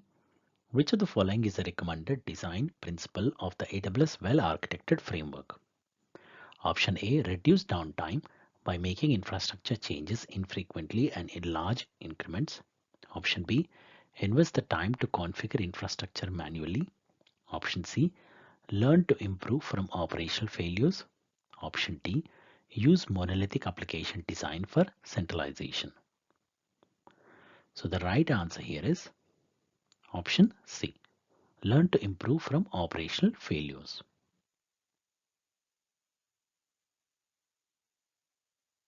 Learn from all operational failures. Drive improvement through lessons learned from all operational events and failures. Share what is learned across teams and through the entire organization.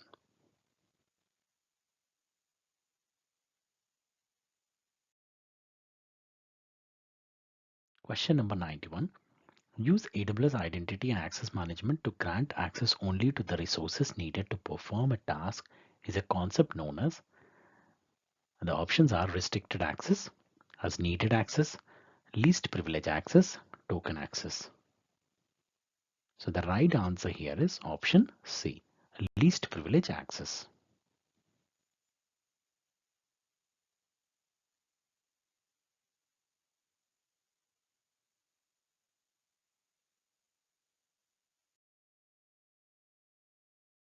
Question number 92. A company wants to operate a data warehouse to analyze data without managing the data warehouse infrastructure. Which AWS service will meet this requirement? And the options are Amazon Aurora, Amazon Redshift Serverless, AWS Lambda, Amazon RDS. So the right answer here is option B, AWS, Amazon Redshift Serverless.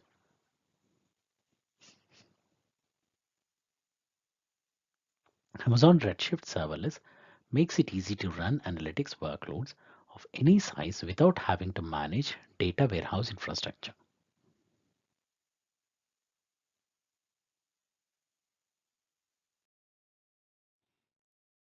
Question number 93. How does AWS cloud computing help businesses reduce cost? Choose two. And the options are option A, AWS charges the same prices for services in every AWS region. Option B, AWS enables capacity to adjust on demand. Option C, AWS offers discounts for Amazon EC2 instances that remain idle for more than 1 week. Option C, AWS does not charge for data sent from the AWS cloud to the internet. Option E, AWS eliminates many of the cost of building and maintaining on-premises data centers. So the right answer here is option B and option E.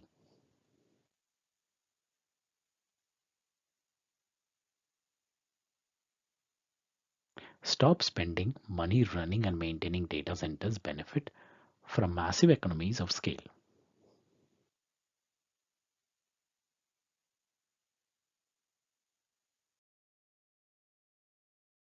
Question number 94. A company wants to grant users in one AWS account access to resources in another AWS account. The users do not currently have permission to access the resources. Which AWS service will meet these requirements? And the options are IAM Group, IAM Role, IAM Tag, IAM Access Analyzer. So the right answer here is option B, IAM Role.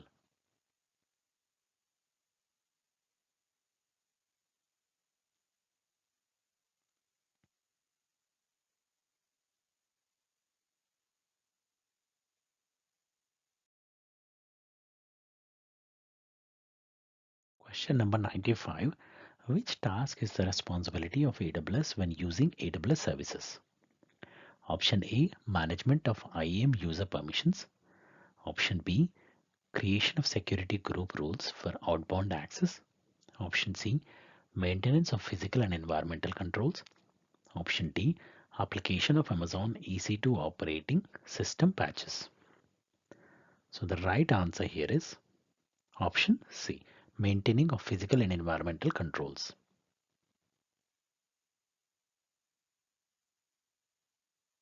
AWS is responsible for maintaining the physical and environmental controls of its data centers, including the security and reliability of the infrastructure. These includes aspects such as power, cooling, and physical security.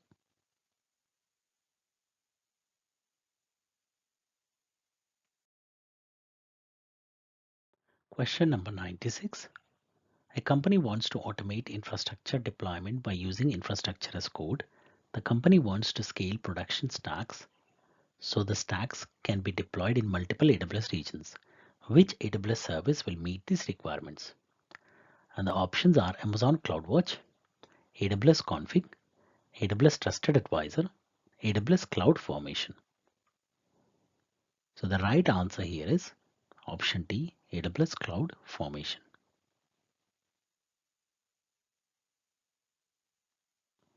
AWS Cloud Formation gives you an easy way to model a collection of related AWS and third-party resources, provision them quickly and consistently, and manage them through their life cycles. By treating infrastructure as code, the Cloud Formation template describes your desired resources and their dependencies so you can launch and configure them together as stack. You can use a template to create, update, and delete an entire stack as a single unit as often as you need to. Instead of managing resources individually, you can manage and provision stacks across multiple AWS accounts and AWS regions.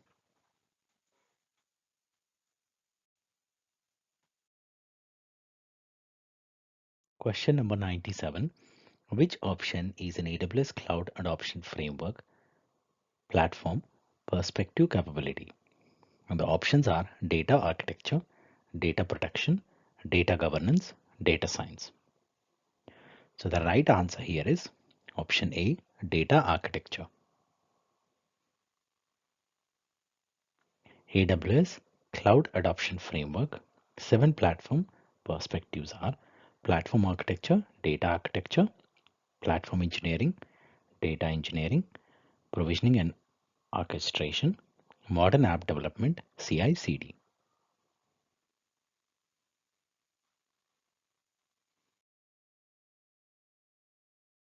Question number 98. A company is running a workload in the AWS cloud. Which AWS best practice ensures the most cost-effective architecture for the workload? And the options are loose coupling, right sizing, caching, redundancy. So the right answer here is option B, right sizing.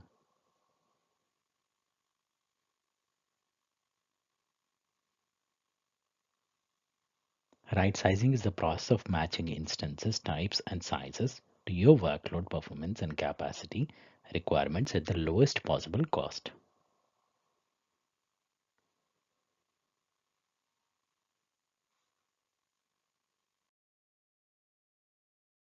Question number 99.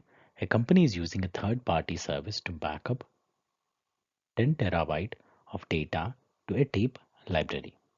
The on-premises backup server is running out of space. The company wants to use AWS services with the backup without changing its existing backup workflows. Which AWS service should the company use to meet these requirements? Options are Amazon Elastic Block Store, AWS Storage Gateway, Amazon Elastic Container Service, AWS Lambda. So the right answer here is option B, AWS Storage Gateway.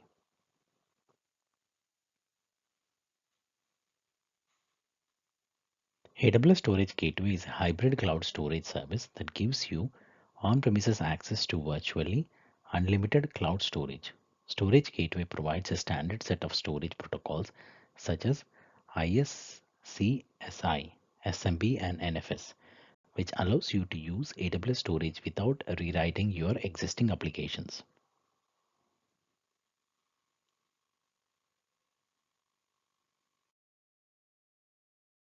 Question number 100. Which tasks are the customer's responsibility? According to the AWS shared responsibility model, choose two. And the options are establish the global infrastructure. Option B, perform client-side data encryption. Option C, configure IAM credential. Option D, secure edge locations.